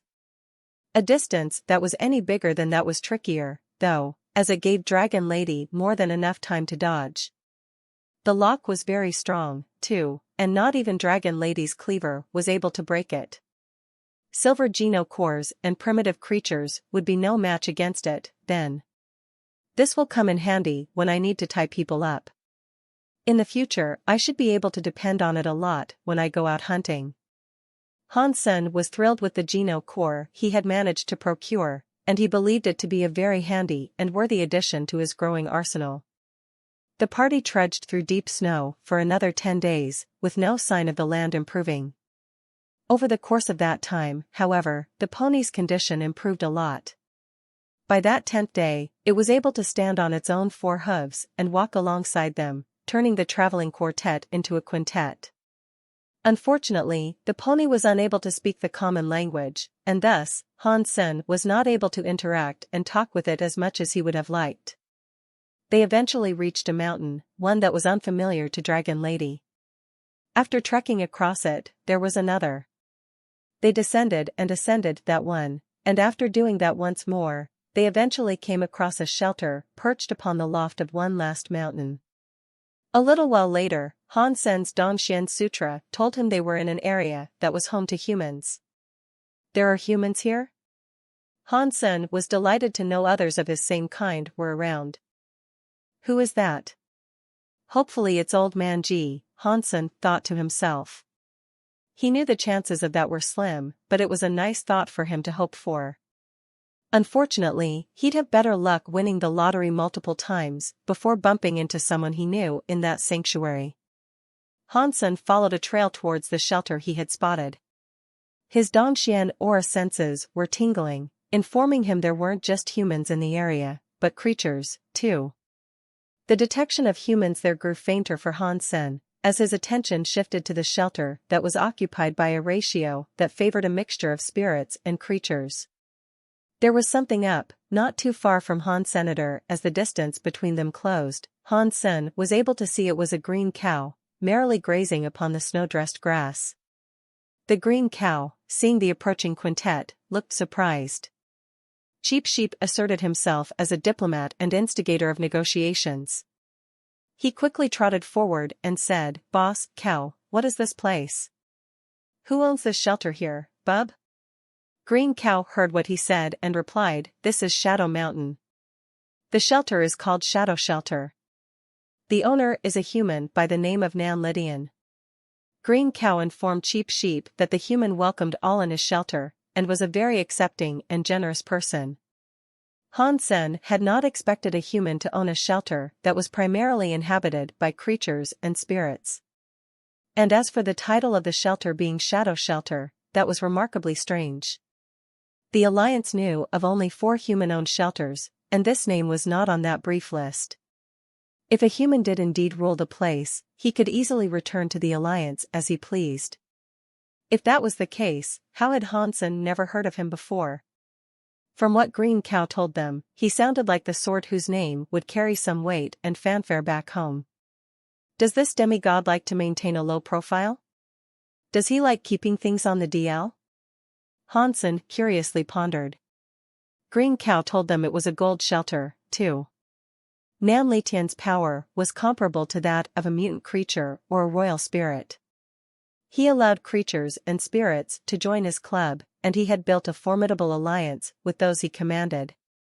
He had done very well for himself, and he had achieved something Hansen frequently had in other sanctuaries. Joining a shelter and being allowed to come and go was common, and often just required a small tribute. For this shelter in particular, those who joined it would have to cough up a primitive geno fruit each month to be allowed to stay. If you paid extra, you were even allowed your own room. Boss, this fella sounds like you. He even belongs to your hairless kind. Do you think we'll find suitable refuge there? Cheap Sheep asked. Hansen shook his head, knowing humans could frequently pose the worst threats. They were never predictable, and Hansen knew he couldn't waltz in with the assumption he and Nan Lydian would become chums. He hoped they would, but he knew it was probably unlikely. Still, Hansen could not go even if he wanted to. He would have to pay the toll of 1 primitive geno fruit, and that was something he lacked. Hansen asked Green Cow where he might be able to find such fruits. Green Cow answered, saying that the most dangerous thing one should be wary of was not rival creatures or rival spirits, but the plants themselves. It was common for many to band together and cooperate to retrieve the geno fruit. Just as Hansen turned to leave, Green Cow went on to say, I say, Moo Moo, you seem like a talented chap. Would you like to join my team? We are all primitive and are planning to amass a whole bundle of geno fruits. Hansen and Dragon Lady thought following Green Cow would not be a bad idea. We would gladly join you, but we haven't yet collected a single fruit, Hansen said. Green Cow told them, that's okay. If you want to join, we'll welcome you with open arms. Seeing Green Cow be so generous, Hansen swiftly agreed to join her and her fellows. Then, on their behalf, Green Cow paid the fee that would enable them to stay at the shelter. Green Cow, after bringing them to Shadow Shelter, seemed to look forward to introducing Hansen and his party to her sure-to-be misfit allies. Shadow Shelter was a gold shelter, and it was very much like a city. There was that metropolitan vibe, with a hustle and bustle. It was a melting pot of various races and kinds, all working together. It was a charming place to be. The civility came as a surprise, too. There was no aggression to one another, and every being there seemed charitable and caring. Old Cow, did you trick this entire party to follow you back here? As they came in from the gate, a spirit spoke, directing his speech at Green Cow. Hansen and Dragon Lady looked at Green Cow with squinted eyes, unsure of what the spirit meant. Whatever the meaning was, it didn't sound very positive. Green Cow was quick to respond, saying, please, don't pay heed to him, Moo Moo. The guard of the shelter laughed and said, you keep tricking poor folk into joining your team, so they can follow you on another futile venture to Hidden Valley. You must have spent the lives of 200 thus far. This is getting silly. How many have actually lived, following your stupid expeditions to that place? The guard then turned to Hansen and said, I suggest you guys keep your distance from this one. She can talk her way out of a paper bag, and she's as slippery as an eel in an oil slick. Don't let those sweet emerald udders charm you. Green Cow, have you been dishonest with us? Cheap Sheep asked. Slow down a second and let me explain. The guard never paints anyone very flatteringly. And if you fellows don't want to go, I won't force you, but we should discuss these matters in proper detail. I was planning to later, with full transparency and all, I swear. Moo Moo. Green Cow was tripping over her words. Hansen was not too surprised, and he knew he shouldn't have expected free lodging without strings attached. It was shady from the get-go. Hansen was not afraid of the conniving conspiracies that might have been wrought against him, though. But that aside, he at least had a place to stay. "Let's go then." "Let's talk," Hansen said. After Green Cow paid the toll and everyone got set up, they all went to her room for the discussion. On their way there, the creatures and spirits all looked at them strangely. Some had a humorous look, whereas others looked as if they held pity for them.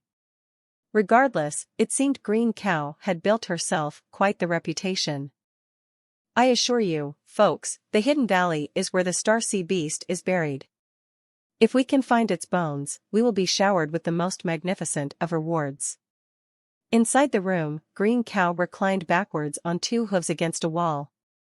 With her two raised legs, she alternated between crossing them casually, patting her chest, and playing with her udders. Hansen had come to the understanding that the Hidden Valley mentioned by Green Cow was once occupied by a sacred blood creature named Star Sea Beast, who had been very territorial. It was dead now, and had been for quite some time. Green Cow had heard a story recited by a person who had ventured into Hidden Valley, that there were vast swathes of treasure there. That was the catalyst for her ardent desires to venture there, in the hopes of collecting, at the very least, the bones and genocores. However, the valley had been taken over by a variety of strange plants. They were lethal, and countless creatures and spirits had lost their lives in pursuit of Green Cow's goal. "After getting all those people killed, you expect us to go there? Who's to say it won't be just a repeat?" Cheap Sheep said. "You have to take my word for it. I know how to get the treasure this time, minus bloodshed." "You must trust me," Green Cow pleaded. Cheap Sheep was quick to respond with a rebuttal. "If you know how to get there safe and sound, why do you need us?" Green Cow said, "I just do." "Gah, okay, do you really want to know the secret of how to get to the treasure and avoid harm?" "I'll tell you. The last time we went there, we discovered a cave in the valley. The bones most likely reside there, but unfortunately for us, the cave had a massive stone blocking its entrance. I was unable to push it away." Green Cow continued her explanation, saying, "If you two follow me, and adhere to my guidance, I can assure your safety. No grievous harm will come to you. If you were unable to push the stone, what makes you think we can help with it?" Hansen asked. "I may not have been able to move this hefty boulder out of the way completely, but I was able to make it wiggle. With you lot there, it should definitely be possible to move it out of the way entirely," Green Cow said. Hansen wouldn't mind collecting the bones there, and he was interested in the plants Green Cow had briefly mentioned, too. The geno plants did not provide people benefits, but Hansen imagined he might be able to get the black crystal to feed on them. When the bulwark umbrella finished its formulation, the size of the black crystal had reduced once again. It had shrunk by another 10%, and it would be quite concerning if this continued with each geno core he created. The black crystal was now 20% smaller, and Hansen thought a little bit of nourishment was all it needed. Hansen still had the Blood Pulse Sutra to unlock a geno core 4, and whatever else he might learn in the future. If he kept allowing it to shrink, the crystal might disappear entirely. The black crystal, through its ability to absorb life forces, might be able to recover its power and size with the plants. Of course, Hansen wasn't going to believe what she told him entirely. He was dubious regarding the validity of her claims, and to avoid danger befalling Bauer, he decided to return to the Alliance and drop her off, just in case. Hansen chatted with his mother and Ji Yanran while he was there for a bit, but just before he returned, he received a call. It was Old Man Ji giving him a ring, and when Hansen answered, he said, "Hey, what's up?" Old Man Ji didn't frequently seek Hansen out, and the chats they had together were usually organized through Ji Ruojian. "I was looking for you earlier. We have a Demigod Association meet coming up, where we exchange information to broaden our pool of knowledge regarding the Fourth God's Sanctuary. You're eligible to join now. Are you interested in attending the next meeting?" Old Man G paused for a brief moment, and then went on to say, "Of course, this won't be forced upon you. It's not imperative that you come. You don't have to join if you don't want to." "No, I'd love to. It benefits everyone, after all." "Is there an entry fee, by any chance?" Hansen asked, genuinely interested in the event. "There are no fees, no. But you will need to sign up for it, and then attend via the virtual community. I can call for someone to guide you there," Old Man G said. "That's okay, I can go by myself," Hansen said. "Ordinary people aren't able to, so just wait there." Old Man G then hung up the phone, rather abruptly. Hansen did not think anyone would be coming soon, so he went to see Ji Yenran again. The next day, an envoy arrived to guide Hansen there. Hansen thought it was strange, and he wondered why he couldn't simply register through Skynet. Before joining, a test also had to be conducted. "It's just a formality thing. Everyone has to go through this, so don't think much of it," Old Man G explained to Hansen. Hansen looked at the machines and equipment they had, and he noticed they looked quite different than the usual ones he used to check his fitness. These looked state-of-the-art, and of a much higher quality. Inside a room, there were 3 men and a woman. They were watching Hansen via a video feed. These were the founders of the association, they were the oldest demigods. If Hansen had a good memory, he'd remember one of them as Zhu Donglai. And the blue-haired gentleman there was called Green from the Lante family. There was another demigod in the room, who looked as cold as ice. He was the Steel Fist demigod, named Jia Sherdao. He was the owner of the Iron Fist Martial Hall. The female demigod amongst them was far younger than the rest, but her contributions were grand, and the respect given to her by Zhu Donglai and Green was immense. I didn't expect Hansen to become a demigod so soon, especially after taking the time to max out all his geno points. I wonder what his fitness is. Zhu Donglai wondered out loud. Zhu Donglai regretted giving up on taking Hansen as a disciple before. He had found someone else to practice the Purple Manor Sutra with, following Hansen's injury in the Third God Sanctuary. He hadn't expected that a person whose body was believed to be destroyed, even by the likes of Luo Haitang, could recover and go on to achieve such greatness. Now that Hansen had become a demigod so swiftly, Zhu Donglai was feeling profound remorse. He wished he had listened to his gut instinct and not given up on Hansen so quickly. Because Hansen had already become a demigod now, there was no real opportunity for him to take the young man as a student. And it wasn't as if the student he currently had was a poor performer. A demigod who has maxed out their super genes won't be much stronger from the get-go. Success in the Fourth God Sanctuary is, more than anything, reliant on the geno cores you collect. This will be no different for him. Jia Sherdao spoke to no one in particular, addressing his peers as if he was a teacher. Green smiled and responded, "Hansen must be much stronger than we were. I am interested to see what powers his geno cores possess. It will be difficult to tell, indeed. And I don't think Hansen practiced the technique of the Luo family, either," Zhu Donglai said. The woman did not say a word or interest herself in the conversation. With silent eagerness, she watched the video feed intently, awaiting what she could learn. And as she did, the others occasionally glanced her way, seeing if she had any input to provide. She acknowledged this, but it did not prompt anything. Hansen entered the testing chamber. There was a large pool before him, holding a liquid of an unknown substance. Old Man G had already told him what to expect.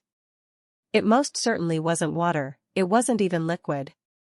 It was a swarm of nanomachines, and if he used his talents on them, they could calculate and more accurately gauge the power he possessed. Tests like this were far more accurate than what he was used to, and in a real battle, you usually punched below the fitness level you might be given. By fighting these nanomachines, you could learn about your own strength in much greater detail. When Hansen entered the pool, he felt strange. It really did feel like water, but it wasn't wet. The nanomachines were all around him, lapping like gentle waves against him, brushing against every pore across his skin. It was a strange sensation. Suddenly, the nanomachines began to tighten around him. He felt as if he was under pressure. Hansen knew now was the time to begin the test, so, with his power, he began fighting back against the pressure that wanted to squeeze him. Everyone watched Hansen and the feedback of numbers that were relayed on screen, reflecting the power he possessed. No one wished to speak now, and even Green kept his mouth closed and his eyes fixed to the video. Hansen was the very first demigod to max out their genes before entering the fourth god's sanctuary, so they were incredibly keen to learn if this had benefited him a lot. 5,000. That's very powerful. He really must have maxed out to reach this figure so soon. Zhu Donglai was ecstatic. 5,000 was the bare minimum required for a person to join the Demigod Association. Very few demigods were capable of doing what Hansen had just displayed. Demigods that had only maxed out their sacred blood geno points before ascending started at a fitness level that was far below 5,000. They'd have to spend much time hunting to reach this. Doing so required maxing out their ordinary geno points, at least, and that was no small feat when a person started with such a low fitness. There was every chance the smallest ordinary creature could kill them. Surviving entry to the fourth god's sanctuary and returning to tell the tale, that was attributed more to luck than it was to skill. Old Man G had spawned in a geno fruit forest. There, he was able to immediately scoff them down and max out his geno points relatively quickly. Hansen's first display had shown them a figure of 5,000, but they were keen to see if he could unleash even more power. But what they saw next was so spectacular, the muscles on each of their faces went slack, allowing their jaws to hang agape. The 5,000 did not change, and on the graph that was like an electrocardiogram that tracked the output of power, it flatlined. What? That is scary. How can he perfectly control such power? Green said. Green was amazed at Hansen's ability to dictate the power output. It was like he had dialed himself to deliver a power of 5,000 and leave it like that, without the slightest wavering. Zhu Donglai said, "This is excellent. This is control beyond what anyone else has accomplished. Might this have something to do with his geno core?" Jia Sherdao frowned and said, "Young people love to show off as soon as they've received a slight modicum of power. This is nothing more than a fancy trick." He believed Hansen was showing off, but the truth was, Hansen was afraid of frightening them all with a true display of his power. It'd be too much of a shock for them if he was to instantly double his output and show them a power of 10,000. Furthermore, he didn't want to expose what he was capable of, and he preferred having targets who underestimated him. He didn't want any potential enemies to know what to expect if they ever fought him. He did this so the others would acknowledge he wasn't weak, but also to hide his true ability. Unfortunately, he didn't know this was upsetting Jia Sherdao. "I'll do the combat test," Jia Sherdao said. The others weren't going to stop him, and so they just nodded. They knew why he did not like Hansen, and that was because the Iron Fist Martial Hall had always been in competition with the Huangfu Martial Hall. Hansen had chosen to cooperate with the Huangfu family and not him, which felt like a slight. Ever since, he had nothing nice to say when others spoke of Hansenator. Everyone thought Hansen made a good choice, though, much to Jia Sherdao's irritation. The missed opportunity of training someone who went on to become a great hero had plagued his mind ever since. The association existed primarily due to the need for detailed analysis and dissection of topics regarding the fourth god's sanctuary. If you didn't have the power to back up information you could provide, in general, it would not even matter if you were a demigod. Talk was cheap, after all. That was why these tests existed, and the threshold for passing and becoming a member of the elite demigod association was proving you had a power of at least 5,000 fitness. The combat test was to provide a new demigod a chance to prove their worth and display the extent of what was possible for them. The older members could come to understand and learn more about the new members so they could teach, guide, and inform them. Anyone who was worthy of joining the Demigod Association was thought of as stalwart. They held a high level of respect for one another, for reaching that point was not a common feat. They all sought to help each other, and they would teach as they would like themselves to be taught.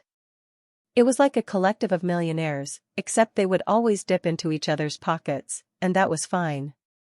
If someone was poor and could not cover the cost of another's dipping, no one would allow him to take from the pockets of others either. The combat test was an effective way of gauging the latest opponents, and while it didn't offer any immediate, tangible rewards, it paid dividends down the road. Hansen wasn't here to show off, but he did not want others to think he was weak either. He didn't want to embarrass Old Man G, most of all. He had, after all, personally invited Hansen there in the firm belief he would be a valued member of the association. Good job. Old Man G arrived near Hansen and patted his shoulders.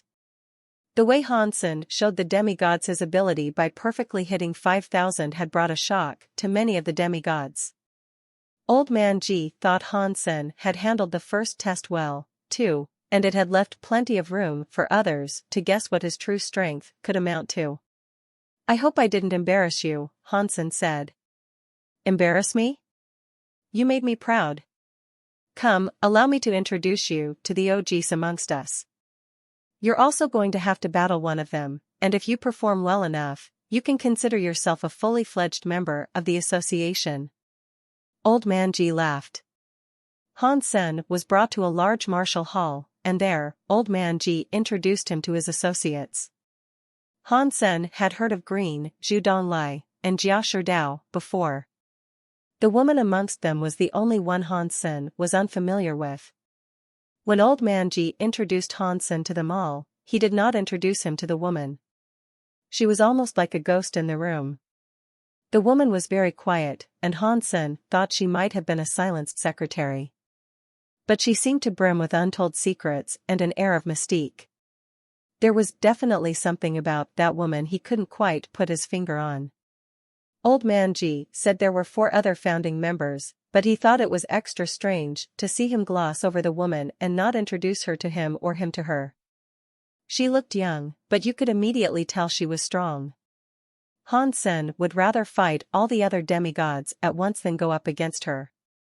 Her being special was the only explanation for Hansen to feel this way. That being said, the woman did not look special, but one thing was for sure, her face was incredibly pretty. Not even spirits could carry the beauty she so softly cradled. The woman wasn't just pretty in appearance either. Her beauty transcended her physical form, painting the air around her with a gorgeous glow. She carried an aura of unfathomable elegance. Hansen had seen many beautiful women in his lifetime, but this woman was greater than them all. He immediately recognized her to be, in his eyes, and perhaps the eyes of all others, the prettiest woman he had ever seen. Hansen was then hit with a strange sensation, and he recalled someone recounting to him a feeling that was exactly what he himself was now experiencing. After searching the dusty filing cabinets of his mind, he remembered. When Uncle Bug spoke to Hansen about the self-proclaimed God and the wishes it could grant, he said there was a beautiful woman amongst them that did not make a wish. There were only 2 who had not made a wish, so, provided she was this woman, Hansen made sure to now pay extra close attention to her. "Gah, that's silly," Hansen admitted after wondering a while longer. He thought he had made quite a stretch to connect them, and any semblance was most likely just a coincidence. Zhu Donglai informed Hansen that Jia Sherdao would be the one competing against him. Right before Hansen went forward to proceed with the battle, Old Man G slinked up beside him to whisper something in Hansen's ear. He said, "In the 3rd God's sanctuary, when we had to decide on partners, we chose Huangfu over Iron Fist. I am afraid he will seek to hurt you. You must exercise great caution. If things turn awry, just concede. There can be no harm in that." "I will be careful," Hansen said, for his reply. Hansen already knew this due to him having a good relationship with Huangfu Pingqing and Huangfu Jing. The latter of the 2 was more widely known as Queen. Their martial hall was also the greatest in the alliance. But life was like that, and sometimes you had to make choices that would hurt others. Still, Hansen wasn't afraid, and he wasn't going to allow Jia Sherdao to bully and make a mockery out of him, no matter what he tried. Han Sen entered the martial hall where Jia Sherdao was already waiting. Han Sen needed to stay alive in the fight for 10 minutes, and usually, the senior member would go easy on the new member, but this clearly wasn't going to be the case. Jia Sherdao immediately looked at Han Sen and said, "Give me everything you've got. Let me see what's so special about you, and how the maxing out of one's super geno points can make a big difference." Han Sen did not respond to what he said, but merely acted polite and bowed. "It is nice to meet you." Han Sen was not going to use his self-geno cores, for if they broke, it'd be a while before they could be reconstructed. So, Han Sen summoned a golden rope that fired at Jia Sherdao like a lunging snake. Jia Sherdao was extremely confident in the white-knuckle power his fists could deliver, so he didn't summon a geno core. The Iron Fist Martial Hall was made famous by his Iron Fist Slash, a brutal move when coupled with his fitness level. He had even managed to max out his ordinary, primitive, and mutant geno points, placing his fitness level at over 15,000. 8,000 of those levels were from mutant geno points alone. He believed his Iron Fist could beat and destroy anything, even silver geno cores. He was impressed that Han Sen could create a bronze geno core, but he did not think he had any that were greater than that. So, Jia Sherdao was comfortable in the prospect of using only his fists. He did not think he needed to summon his own geno core. But he thought something was amiss the moment Han Sen lashed a whip-like item towards him. The item was frighteningly quick. The anticipation of seeing what geno core a new combatant would wield was always exciting, as they came in all shapes and forms. The creativity of some ranged from almighty to hilarious. But this was Han Sen, and the anticipation to see what he had created was through the roof. Jia Sherdao's fists began turning black, and they drove themselves into the incoming beam of gold. The Iron Fist Slash move had destroyed many bronze and silver geno cores in the past, with just one fell swoop. He was supremely confident the same result would befall Han Sen's. But when his fist connected with the light, the tense muscles in his face quickly unfastened themselves. A metallic clang rang out, as he felt his fist barrel into a material that was as tough as it was soft. It was of a chewy texture. He could not break the gold dragon lock, and he immediately felt himself be ensnared. Interesting. His geno core is a rope, that'll certainly keep him tied up. Zhu Donglai laughed. Green thought it to be as fascinating as it was humorous, and he laughed and said, "Jia Sherdao has clearly underestimated him, then. I bet Han Sen's geno core has a softening, cushion-like power." Old Man Ji did not say anything, and merely continued watching. Han Sen had already told him what his self-geno cores were, so he knew that what he was making use of now was not any of those. But Old Man Ji was still very curious to learn the class of the geno core Han Sen had used. Old Man Ji settled on the belief it was a silver geno core, and a very good one at that. While it seemed to display a power more commonly expected in a gold geno core, he didn't think Han Sen could get his hands on one of those. They thought Jia Sherdao had made a slip, and that he had not imbued all his power into the strike he wished to perform. They thought he had let his cockiness get the better of him, and as a result, allowed Han Sen to get the better of him as well. He was able to break silver geno cores with ease, and he himself had a gold self-geno core. Aside from this self-geno core, he had many bronze and silver ones, so this initial capturing did not spell doom for his combat against Han Senator. Escaping the snare, he and the others believed, would be quite easy. Old Man Ji hoped Han Sen would soon put the core away, though, as it would be a great shame to see such a brilliant geno core be broken. But Han Sen wasn't going to do that.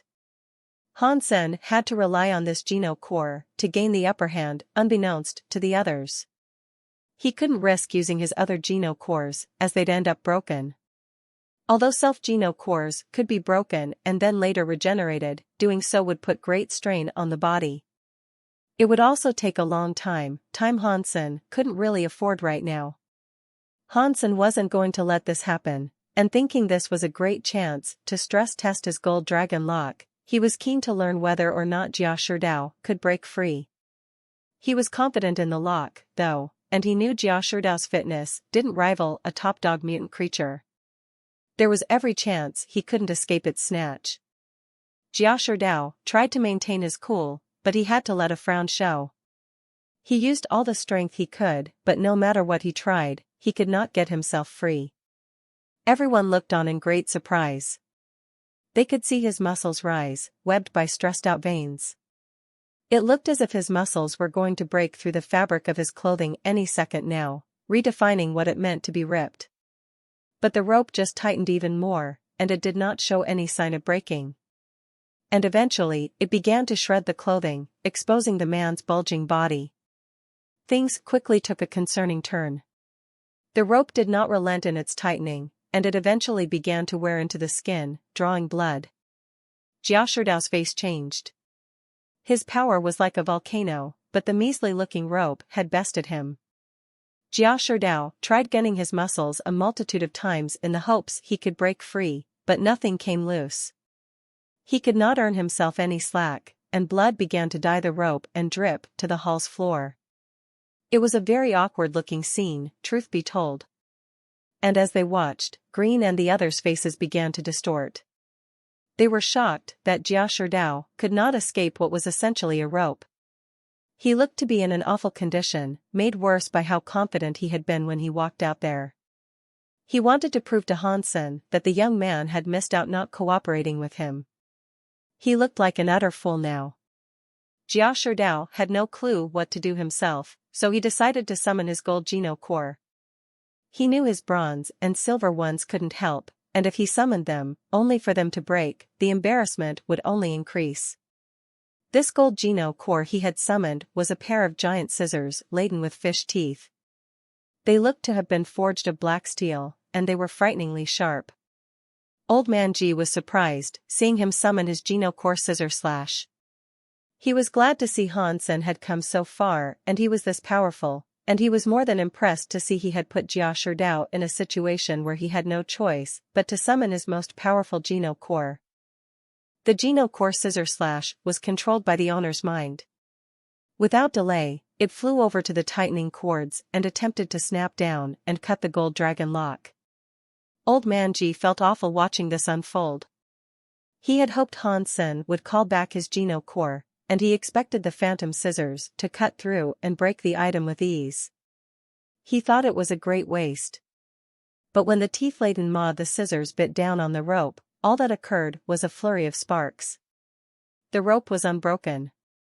Green's eyes opened wide, unsure if he was seeing things correctly. He could not believe the gold dragon lock was able to withstand the chomp of those scissors. Those in the group had known each other for a number of decades, so they were well aware of how powerful Jia Sherdao was. He had possessed Scissor Slash for the longest time, and they all knew how terrifying its cutting power was, too. The fact it could not break Hansen's rope was shocking. Jia Sherdao's face turned grim. He kept chomping down on his bindings madly, but it achieved nothing.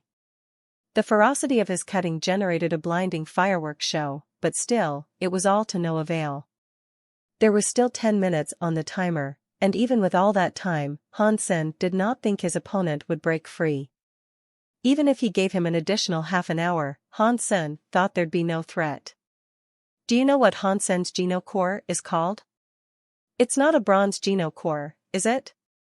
Surely it can't be, Zhu Donglai asked Old Man Ji, having been perplexed. Zhu Donglai knew it was poor form to ask what the power of someone's Geno core was, so he only asked for its name. Old Man Ji stroked his beard and with a stuttered chuckle, balked. How am I supposed to know? Why don't you ask him yourself? Zhu Donglai believed Old Man Ji was lying. He thought the old man did know what it was, but had chosen to hide it for some reason he could not even guess. But Old Man Ji wasn't telling a falsehood. He was as clueless as everyone else in the room, for the most part. Old Man Ji knew that Hansen owned a crystal egg, but that was it. For the next 3 minutes, Jia Sherdao frantically hacked, clamped, and cut at the ropes that had ensnared him, but no progress was made. As he realized the direness of his situation, his reddened face began to lose color and go pale. When Hansen saw him stop resisting, he relaxed the lock's grip on him. Jia Shidao's face then turned green, and with a stiff jaw said, "You have passed the test." Jia Shidao quickly left the arena, and then left the area completely. He was far too embarrassed to remain. Old Man Ji quickly ran out and proudly pulled at Hansen's arms, dragging him over to meet his peers. Green and Zhu Donglai were very friendly to Hansen, which was nice to see. And Hansen was glad not all were as spiteful towards him as Jia Shidao, who had obviously been harboring a grudge of sorts. The last thing he wanted was to make enemies, especially amongst the demigods. The woman didn't say anything, though. She was as stone-cold and silent as she had ever been. Hansen thought it was strange to see her just there, and for the others to care about her so much, despite the lack of interaction. The woman continued to sit where she was without saying a word, like little more than a sculpture. After they left, Hansen asked Old Man Ji, "Who was that woman? Is she one of the originals?" Old Man Ji responded, saying, "Yes, she's an OG. But to be completely honest with you, even I have never heard her speak before." Old Man Ji then had a thought that seemed to brighten his mind. With raised eyebrows and sly eyes, he said, Ah. Don't you try anything. I know she's pretty, but you need to keep that thing holstered. Don't you think about doing anything to her that would hurt Ji Yanran. If you upset her, I'll kill you with my old bones." Hansen gave a wry smile and said, "What are you talking about?" I was genuinely curious why Old Man Zhu and Mr. Green seemed to admire her so much, despite her not really doing much of anything. Old Man Ji said, "She is a mystery, I'll give you that. I know she was one of the very first demigods, but beyond that? Your guess is as good as mine. Perhaps Zhu Donglai and Green know more about who she is?" Hansen was surprised to hear this, and he thought to himself, she cannot be the woman Uncle Bug mentioned, can she? I now need to visit West-South System. Take the airship and return. Old Man Ji walked away then, but after a few steps, stopped in his tracks. Then, he left a few more parting words. Again, don't do anything to upset Ji Yanran. That woman is the age of your grandmother, anyway. Hansen called after him, "What kind of person do you think I am?" Old Man Ji laughed on his way, but his next few words were tinged with a lingering concern from long ago. He said, "That woman is too pretty to be true, and even I was once tempted. And given the strange forces that govern her mystic behavior, there's even the chance you'll never see her again." After that, Old Man Ji embarked and his ship took off. Hansen understood Old Man Ji's worry. The woman was very weird, and she certainly wasn't some pretty girl you'd find at the cafe. Everyone knew to exercise caution when in her presence. Hansen could only take public transportation home, and since there were none available for the time being, he decided to relax in his hotel room. Hansen entered the sanctuary while there, to check up on Dragon Lady. She had made a lot of friends and gathered a lot of information, which she promptly shared with him. Green Cow was telling the truth, it seemed. Still, there was no hiding the fact there were no other survivors from the expeditions into Hidden Valley. That was cause enough for concern. While Hansen was chatting with Green earlier, he asked if he knew about a demigod called Nan Lydian and Shadow Shelter. Strangely, he had never heard of either. Hansen spoke with his friends in the sanctuary, and after a while, he decided to once again go back to the Alliance. He went to his room, and before he took his coat off, he noticed he wasn't alone. On his sofa was a beautiful woman. When Hansen saw the person sitting there, he was in shock. It was the woman from the Demigod Association, the Mystic Woman. It was the woman who did not say a word. "Why are you here?" After Hansen said this, a thought sprang into his mind. He wondered if she might have simply been a mute, and if so, asking her a question was a little inconsiderate.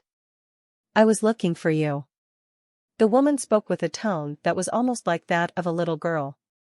It was a sweet and soothing voice, a little high in pitch but incredibly friendly. You can talk? Hansen asked with surprise. It's not difficult, the woman responded. I never heard you speak before, and I thought maybe you were a mute or something. It was a misunderstanding on my part, I apologize. Hansen said, feeling a little awkward. The woman now looked at Hansen directly, and she said, You are different than him. You're different than Han Jinji. Hansen was shocked. The formalities were over, clearly, and she was diving straight into the deep end. As for the differences she was referring to, he wasn't quite so sure what she was getting at. Perhaps she was merely referring to his appearance, but that wasn't exactly significant, since he was 3 generations down.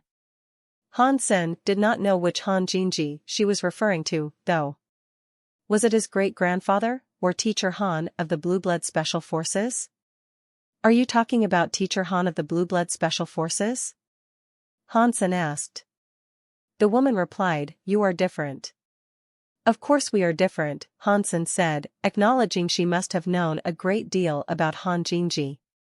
To him, this was practically a confirmation she was the woman in the 7th team, the one who did not make a wish.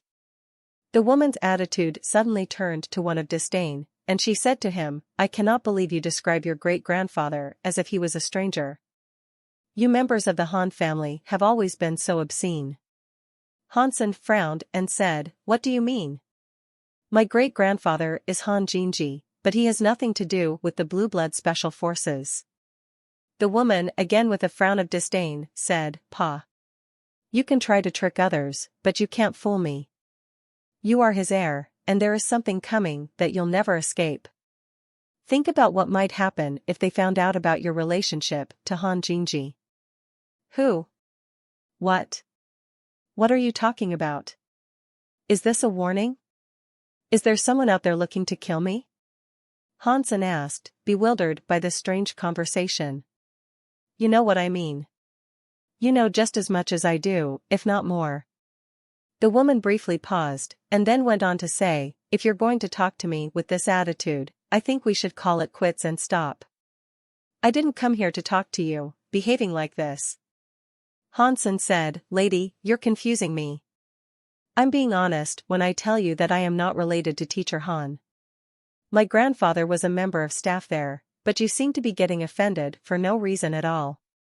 The woman looked at Hansen with a different expression now. You really don't know, the woman said. If there's something you think I should know, then don't hold back, Hansen said to her. With a strange expression, the woman then said, It doesn't matter. You are already a demigod, and they are sure to find out sooner rather than later. After a long and unsettling pause unfolded between them, she spoke again. Fortunately, you are different. Different enough that you might even live. She had said something along the lines of that a few times now, and Hansen still had no clue what she was getting at. Her mystic arrival in his room was no longer the pleasant and revelatory encounter he was expecting. What concerned Hansen the most was who she was referring to, and so he asked, Who are they? Do you mean Blood Legion? The woman looked as if she had been worn out by an ignorance Hansen was unaware he was conveying. She said, Improve yourself. Just do it. Improve and you might live when you meet them. After that, the woman turned to leave. Hansen quickly asked her, Can you at least tell me who they are? Who are you talking about? The woman left the room without responding. When Hansen decided to chase her out into the corridor, she had disappeared. What in the alliance was she talking about? What did she mean? Does she think I am Teacher Han's heir? Or was this some sick game she likes playing, trying to confuse others? Hansen's mind was a wallow of questions.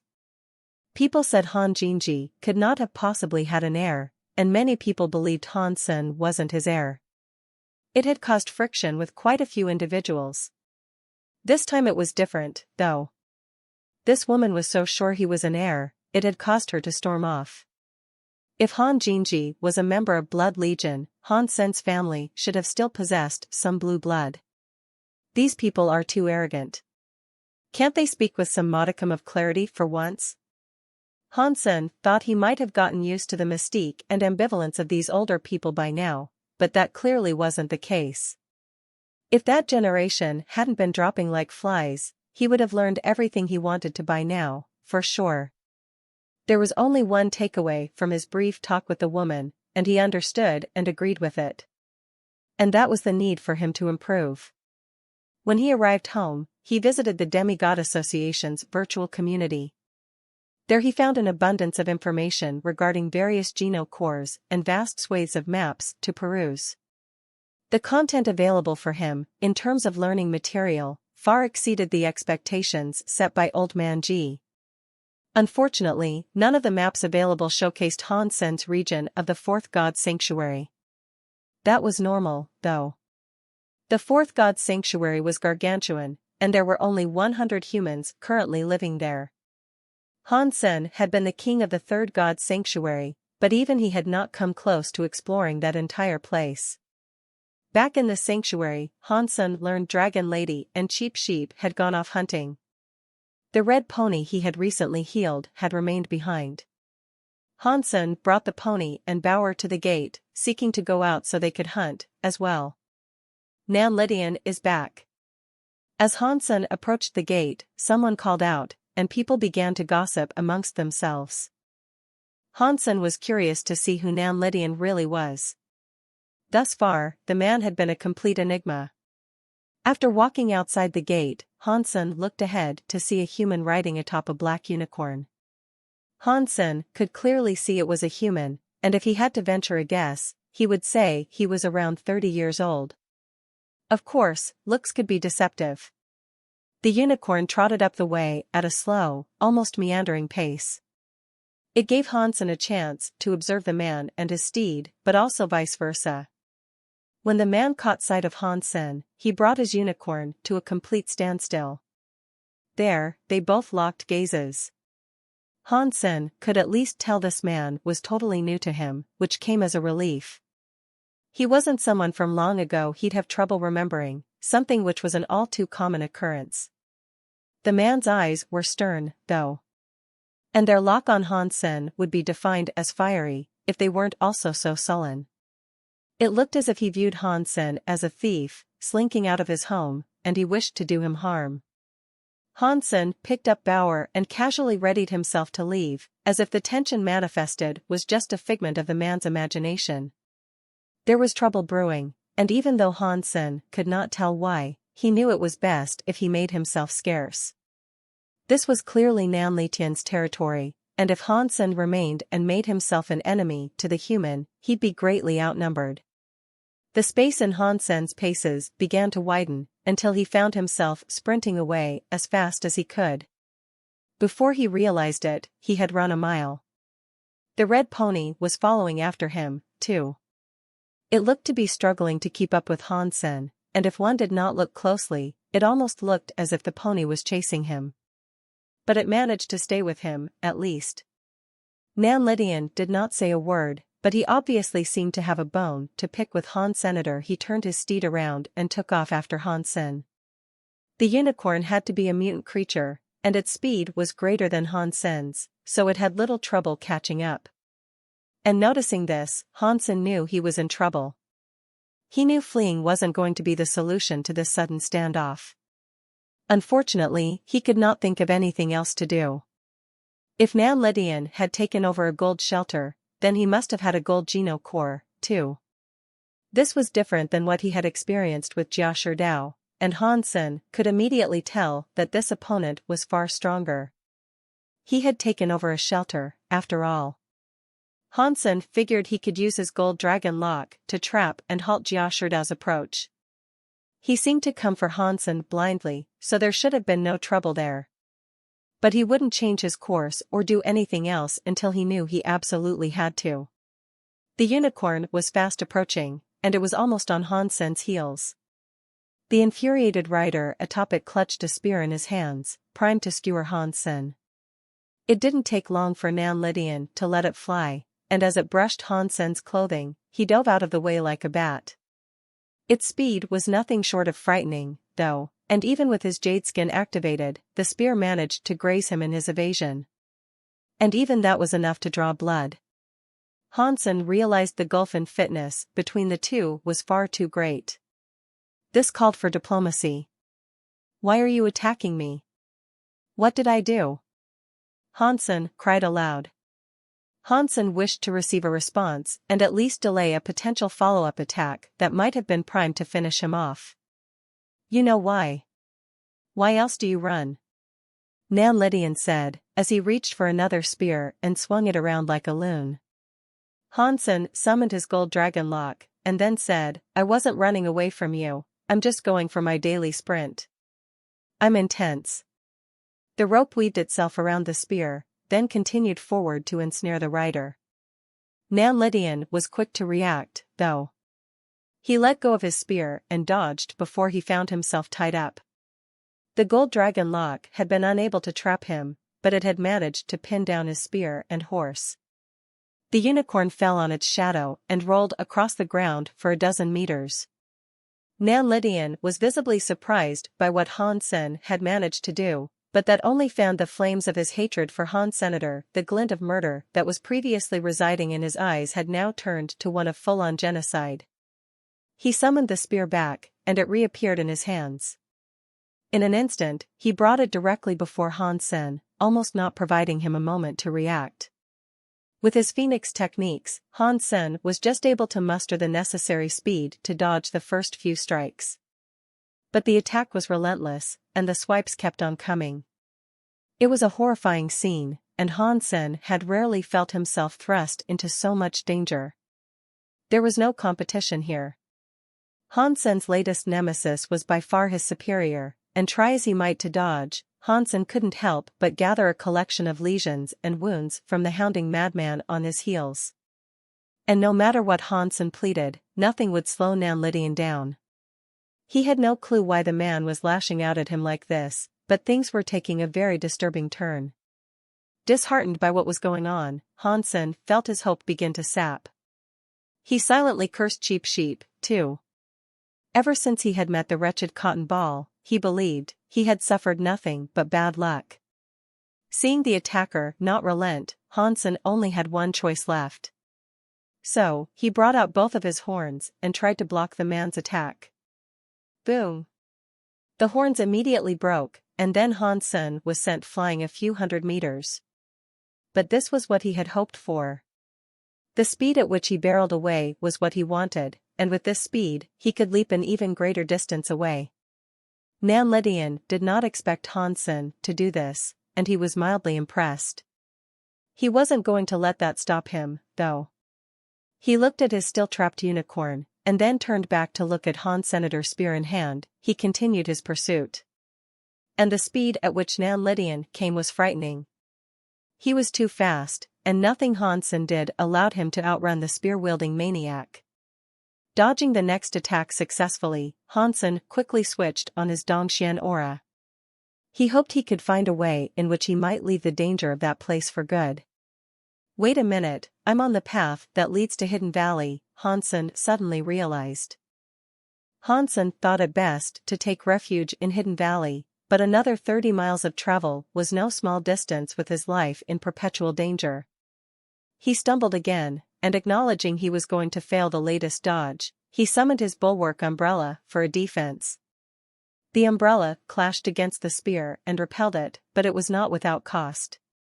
The sound it made was terrible, and the umbrella sounded as if it was on the precipice of shattering.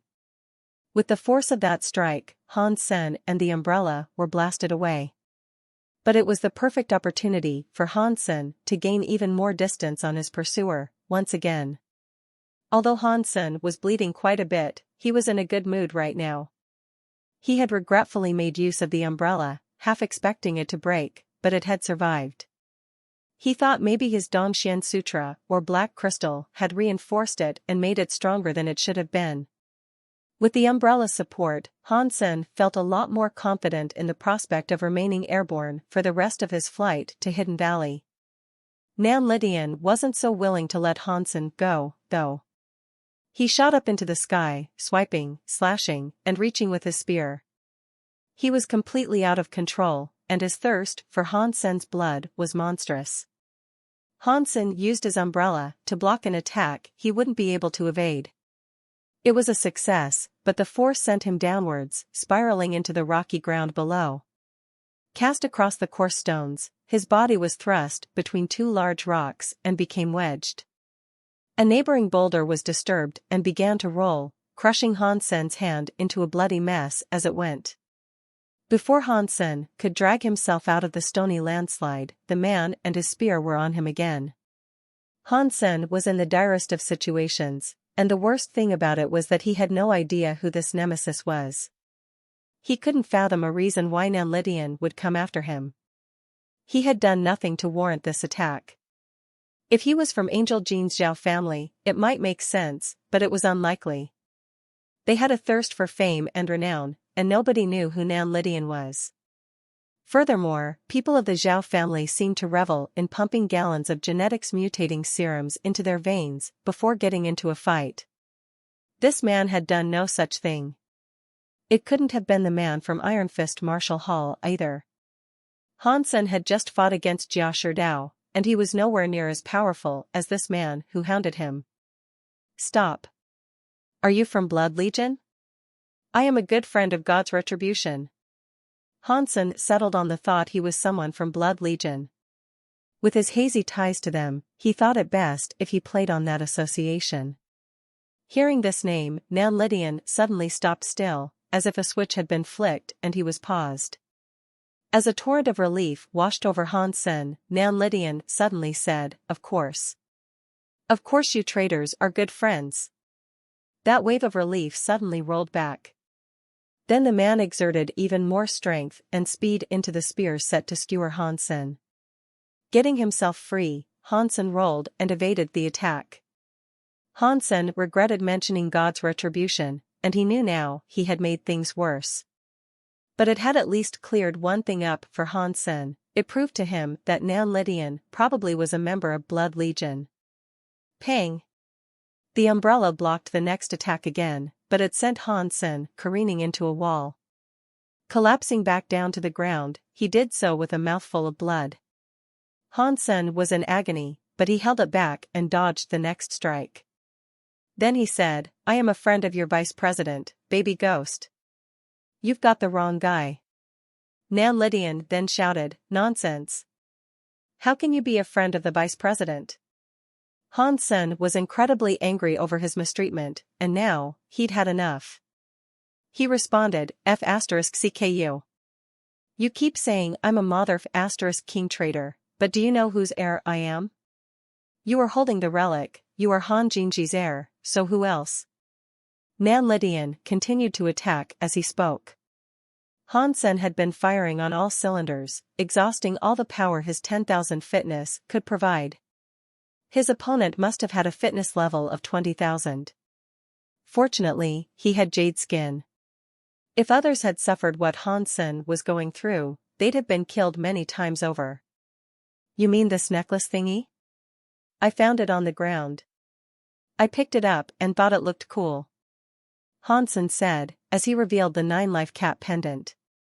Hansen wanted to buy himself some time so he could successfully escape into Hidden Valley. "You really are the traitor's heir. Just like him, you're full of *T. Nan Lydian saw right through the con, and then he exerted even greater strength in his attacks. F*CK. Hansen was cut right across the shoulder. The blade cleaved through his armor and his flesh, leaving his arm dangling. Hidden Valley was still some distance away, and if things continued like this, there was every chance he could die. Hansen decided to stop dodging. In one hand, he held an umbrella, in the other, a crystal egg. Pang! The spear hit the umbrella, sending Hansen flying back. Unable to maintain his grip, his fingers slipped and the umbrella was cast across a rock, out of reach. As this happened, Hansen threw his egg at Nan Lydian. The man dodged it. But when the egg missed his head, it ricocheted off a stone in the direction of his ear. He lifted his spear and knocked the egg away, fearing what power it may have harbored. But the egg was still able to work its magic on the weapon that had caused Hansen so much pain. It turned the spear to rubber, but not the man wielding it. The egg returned to Han Sen, just as Nan Lidian sought to strike him down with one final blow. Reaching for the umbrella, Han Sen managed to grab it by the handle, bring it forward, and open it. Pang! The rubberized spear collided with the umbrella. Han Sen had hoped for it to be a flaccid hit, but the power of the spear was too great, and it managed to maintain some of its hardness. When it struck Han Sen, he was still knocked back a good distance. He was thrown back through the air, heading in the direction of a rocky surface. But fortunately, there was a definite reduction in the damage that last hit had dealt him. It did not make him any worse for wear. While Han Sen was in the air, he brought out his crystal egg again, and then he lobbed it at the wall he was on a crash course towards. When the egg hit the wall, it pinged back to Han Sen's hand. Where it had struck was now as soft as a cushion, ready to catch him. The wall was like a sponge, and he was able to walk away from it without harm. He leaped forward, knowing Nan Lidian would be on him like a hound on a pork chop. He raised his umbrella and aimed it at his nemesis's face. Nan Lidian put away his softened spear and instead brought out a green sword. With it, he performed an upwards slash. Han Sen summoned his crystal egg and threw it once more. The egg was not thrown on a distinct, clearly defined trajectory, and it just flew around in the air like a crazed firefly. It eventually came to a stop in front of Nan Lidian, and the moment he tried to grab it, the egg pierced through his hand like a bullet. It almost managed to reach his face. Suddenly, a bell appeared. It covered the egg and then dropped to the ground like a pillar of firm stone. Han Sen could hear his egg bouncing around inside the bell, and swiftly knew there was no chance of the egg getting itself out. The bad thing about the egg was that it could not break things. It had no real strength of its own, so now, trapped in an enclosed space, it could do nothing. Dong! Dong! Dong! Nan Lidian struck against the umbrella another 3 times until it was knocked free from Han Sen's strained grip. Go to hell! Nan Lidian screamed, as he tightened his clutch on the sword he wielded and brought it down towards Han Sen. Seeing the green sword descend, Han Sen couldn't help but smile. Nan Lidian thought Han Sen was either slightly deluded or just flat-out crazy. He firmly believed he was about to end the pest and slice him in two. But suddenly, Nan Lidian felt a pain in his eye. He blinked, and a second later, Han Sen was gone. He had dodged the strike, and then, he noticed he was grabbing a hold of his chest. Nan Lidian roared in fury, moved away, and then used his fist to punch at Han Sen, who was in the process of delivering a palm strike of his own. Pang! Nan Lidian's fist and Han Sen's palm collided, but no shockwave was generated. Han Sen's fingers were inside his fist, but strangely, no blood came out. Buzz! Nan Lidian's body twitched. He tried to scream, but something jammed the noise in his throat, and no sound was made. After a pause of silence, he coughed up a torrent of blood. Nan Lidian was in immense pain, as if the entirety of his being was being pulled apart. It was like he was suffering a Charlie horse with each and every muscle. The pain continued to increase until he could no longer remain composed and hold it together. He was losing control, thrashing about like he was suffering a violent seizure. Han Sen was surprised to see Super Spank fail to break Nan Lidian's sequence structure. It was obvious Nan Lidian was just too strong compared to Han Senator, but while he may not have been able to annihilate the man, the attack had at least delivered an insufferable amount of hurt. The sequence structure had most certainly been damaged somewhat, and Han Sen knew he'd just have to pull harder if he wanted the rest of his enemy to break. Just as Han Sen was about to do the same thing again, Nan Lidian switched to the defensive and summoned a shield. Catcha! But Han Sen's palm shattered the shield with no trouble. Nan Lidian was in agony and shock, but still, the prevailing emotion was anger. His bloodlust for Han Sen was only heightening. With the green sword still in hand, he flailed it around aimlessly in the hopes of striking Han Sen. Due to the difference in fitness, Han Sen could not efficiently keep up and dodge Nan Lidian's blisteringly speedy strikes. Swiftly, Hansen raised his umbrella to block the attacks that were coming his way. With an opportunity presenting itself, Hansen ducked to the side, down where the bell lay. He shattered it and took his egg back. Without stopping, Hansen took off in the direction of Hidden Valley once again. Nan Lydian followed after him, but kept his distance.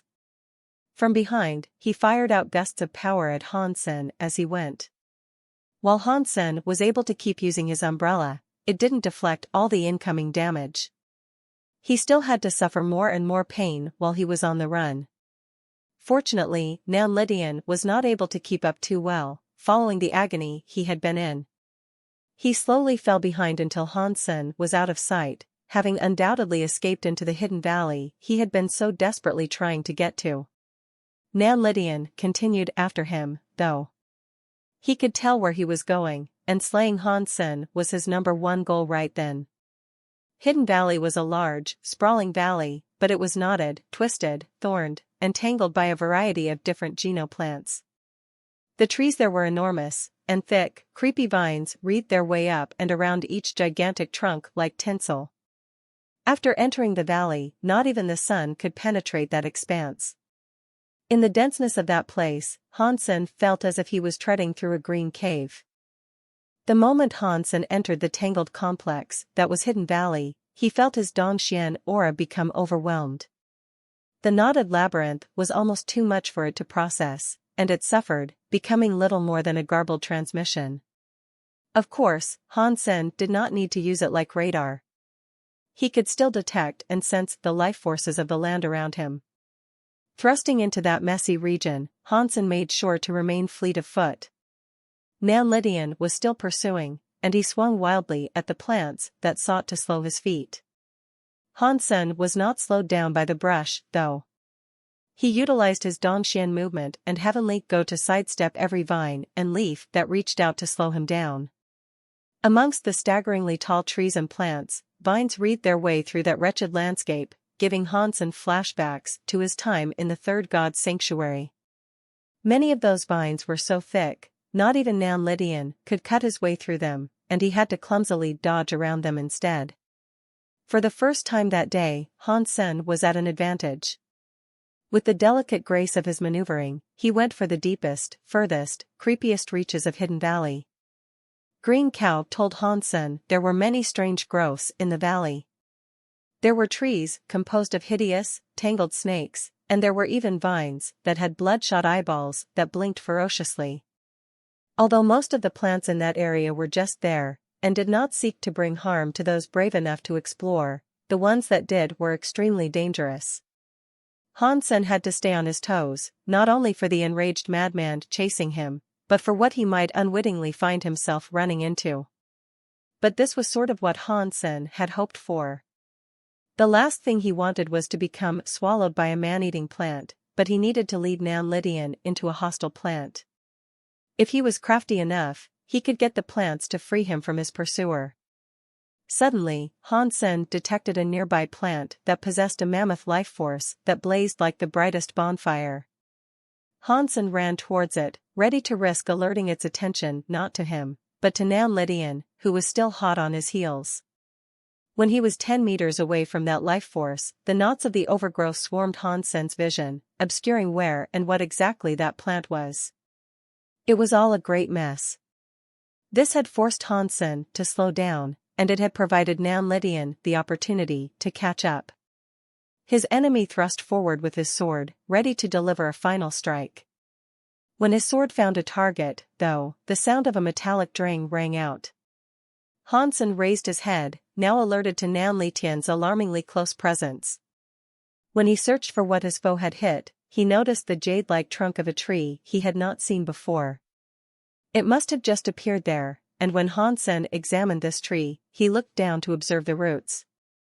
There, half submerged in the soil, were many jade bulls.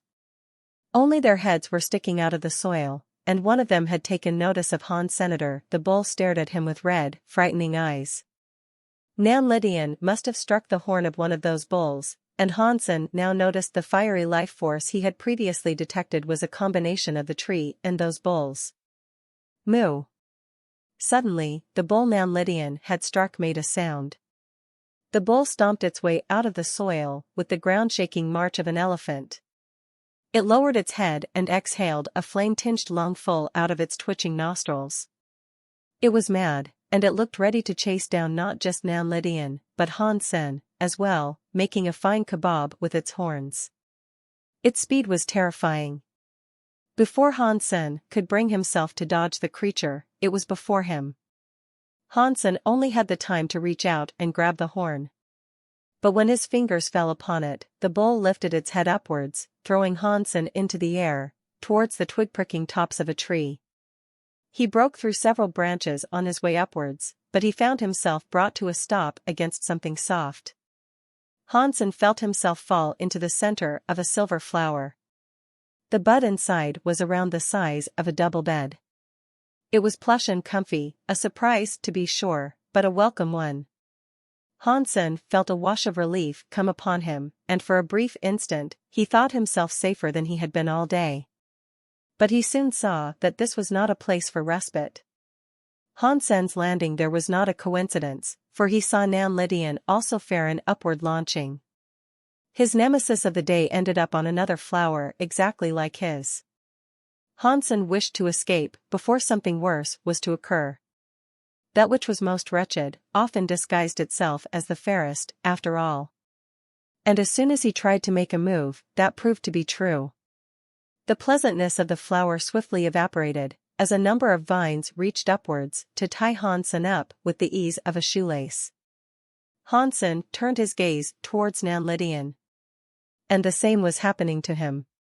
He too had been captured by a flower. They were wrapped up so much, they now looked like mummies. Han Sen thought it might have been a carnivorous flower, but after it wrapped him up, nothing else occurred. No digestive acid was released, and no chomping teeth were revealed. Moo! The bull shouted in their direction again, then, it returned to the soil. The bull went inside head first, and all they could see was its tail, sticking out at the base of the tree like a stubborn root. Han Sen could not imagine how strong and hardy the tree was. But with nothing better to do, Han Sen was now able to examine it and record its finer details. He noticed there were 8 bulls encircling the tree. The tree also had many more of the silver flowers the two had been trapped inside. Han Sen looked around and saw Nan Lydian struggling in an attempt to escape. It was a far tougher rap than even he anticipated. "Why are you chasing me? Can you just tell me? Are you really willing to risk your life this much, if it means you get to kill me?" Han Sen asked. Han Sen still had super spank, so if he wanted to escape, he believed he could.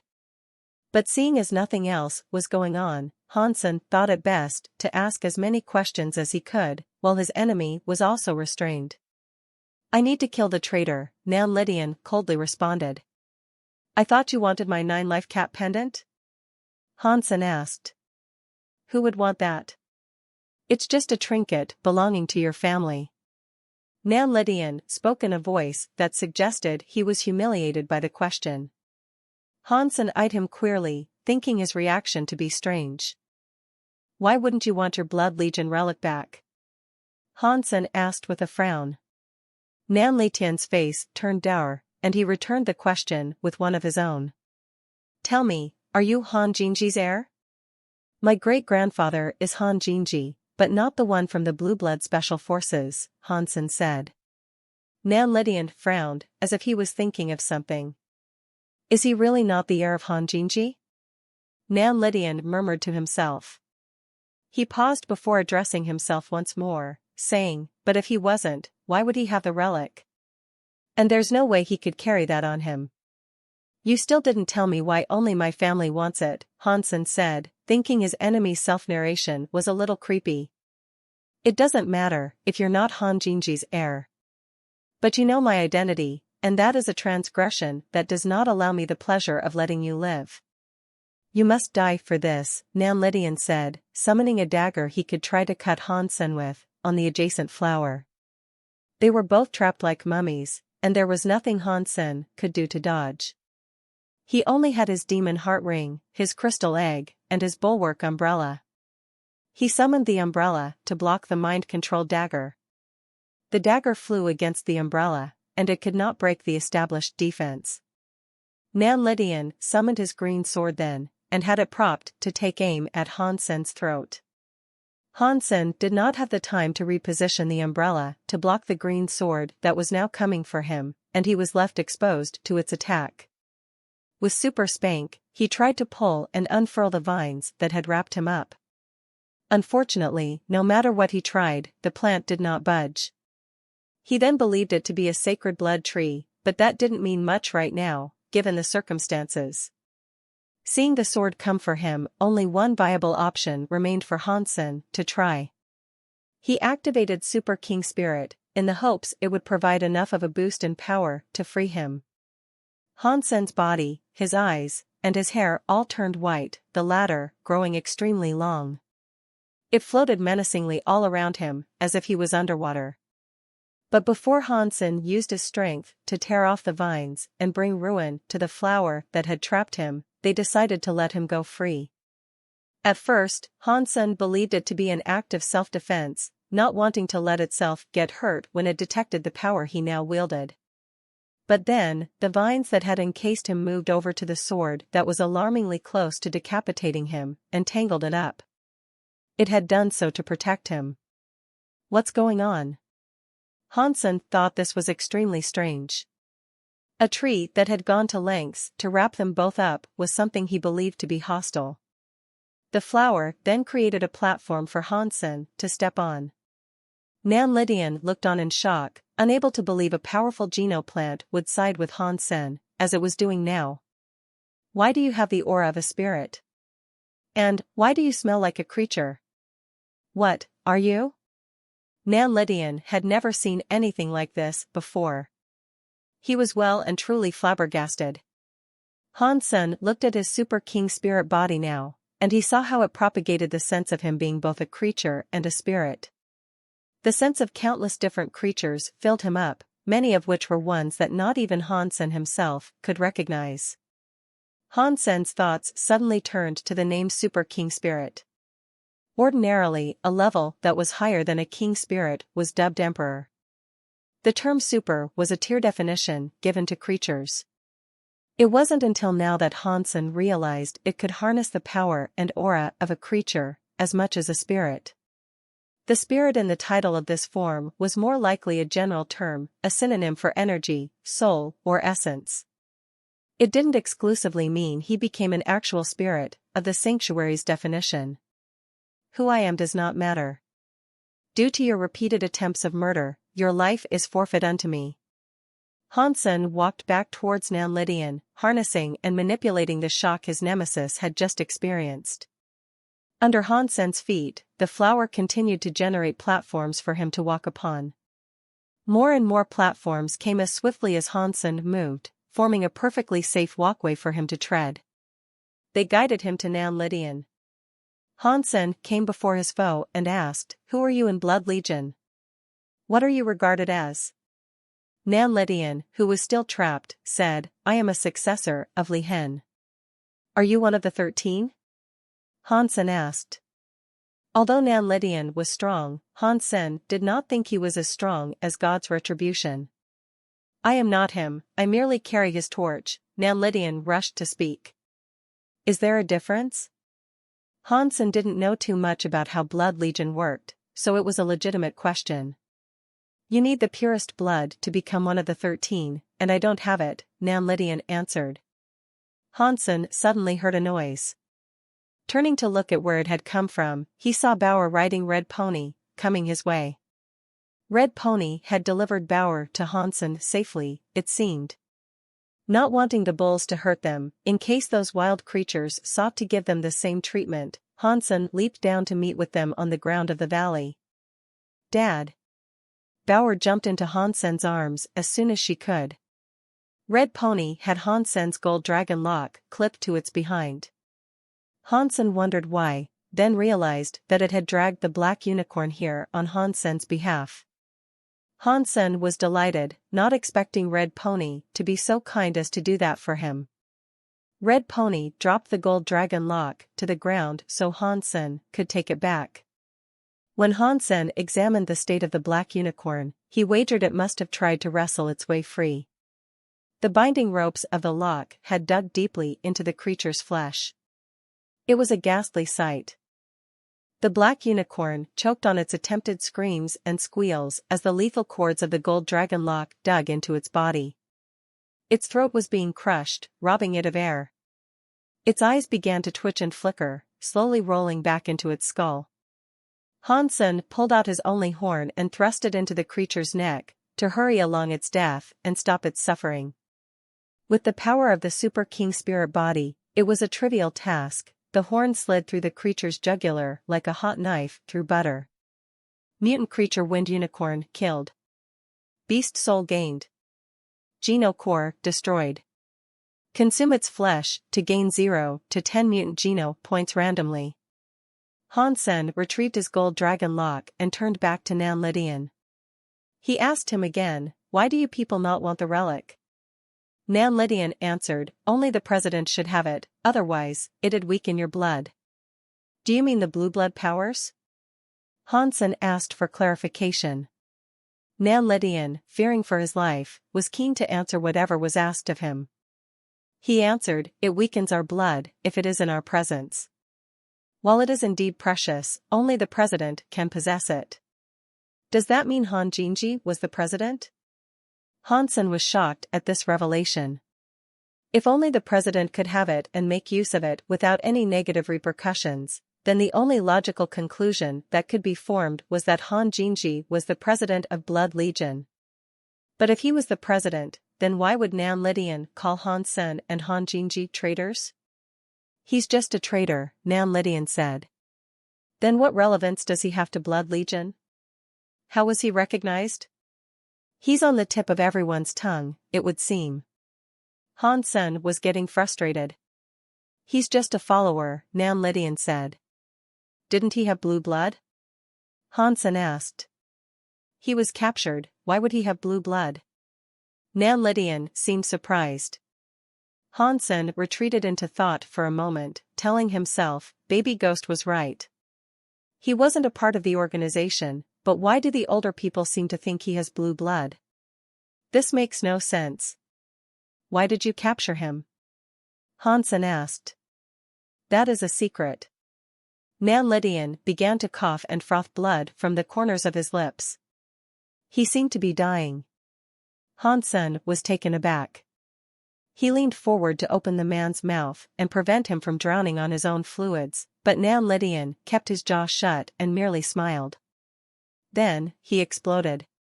It was too late for Hansen to realize what was going to happen, and so he summoned his bulwark umbrella to avoid getting soaked in the soggy, gooey mess that had previously composed the person known as Nan Lydian. Hansen, umbrella firmly in hand, shielded himself from the spray. The power of the self-destruction knocked Hansen back, but he was caught by the plush composite of the flowers. Did he talk that much to distract me? Did he self-destruct in one final bid to bring me down with him? Hansen viewed the horrendous scene with disgust, seeing bits of his flesh, the remains of his entrails, and his blue blood painting the surroundings. Hansen had seen God's retribution's blood before, though, and he could immediately tell that Nan Lydian had not been lying. His blood was much lighter. The pendant then suddenly burned brightly. When Hansen checked it out, he noticed it was starting to shine. The blue blood began to lose its unnatural color, reverting to an ordinary red color again. He wasn't kidding. The pendant really does weaken the blue blood. Hansen was surprised. When the process of reverting the blue blood into red blood had finished, the pendant returned to its daily, dormant state. Although Nan Lydian had killed himself, Hansen had at least learned a little bit. Baby Ghost had told him Han Jinji was captured by Blood Legion, and what Nan Lydian said backed that up. It seemed to be the truth. Then why did some people believe he had blue blood and couldn't have an heir? Hansen was calm and composed after this, though. A surprise, considering what he had just had to endure. He knew there were many questions left to be answered, but it seemed he was being drip-fed revelations on the regular, and it would only be a matter of time before he had all the answers he needed. And he had a tingling sensation that told him it wouldn't be long now. He was getting very close to the truth. With Super King Spirit mode still activated, Hansen dragged the Wind Unicorn out of Hidden Valley. Kindly, the plants also swayed, bent, or moved out of the way on his approach, too. It was like the entire plant-clogged valley was forming a path for him. This means I can enter this place safely, doesn't it? If Green Cow wasn't lying, then maybe I can really find the Star Sea Beast. Hansen planned to go back, but he had to deal with the corpse of the Wind Unicorn first.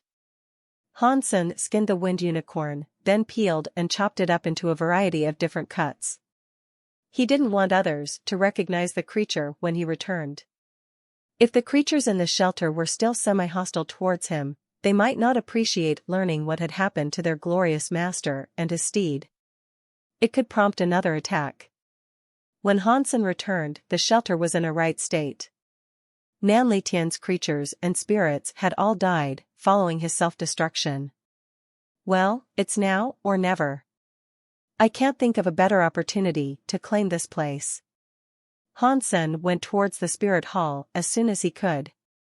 There, Hansen saw one spirit and two creatures vying to be the next ruler of the shelter. Hansen could tell the spirit was royal class and the creatures were mutant class. They saw Hansen approach, and when they did, they turned to look at him. Hansen was taken aback. The three beings in front of him were as strong as Nanlitian, by the looks of them. They wanted to claim the shelter, but they seemed dubious and afraid of something. It came as a bit of a surprise. When Hansen entered the hall, they all stared at him at once. They knew the place very well, and they knew who inhabited the shelter. They did not expect to see Hansen show up, someone who was mostly a stranger, to try to fight for it. What's more was the fact that it was only a human, and one who did not seem particularly strong. The spirit smiled to him and spoke. Another human? We were controlled by a human for so long, do you really want another? Maybe we should deal with him before we decide what's next. After that, the two mutant creatures looked angrier. Hansen thought to himself, D***MN, spirits still have a hard-on for hating humans even in this sanctuary.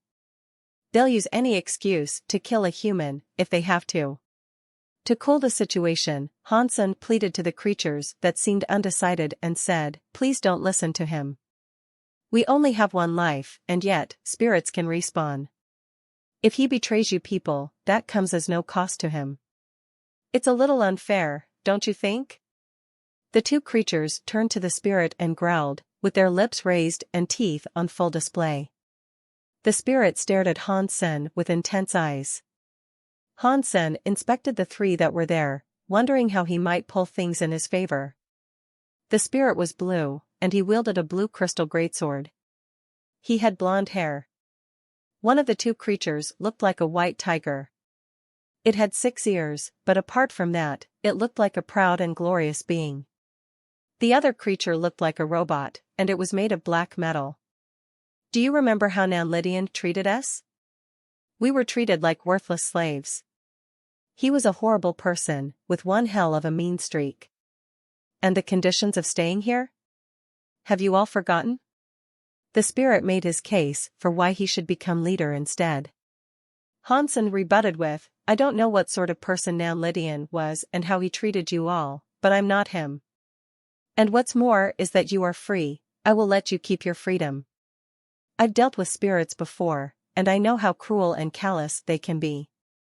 They enslave humans and treat them as poorly as they do creatures. Anything in a spirit's service is controlled via a tight leash pulled by an iron fist. It is no way to live. Hansen then went on to say, I'm a human with a bronze geno core. How can I fight you all?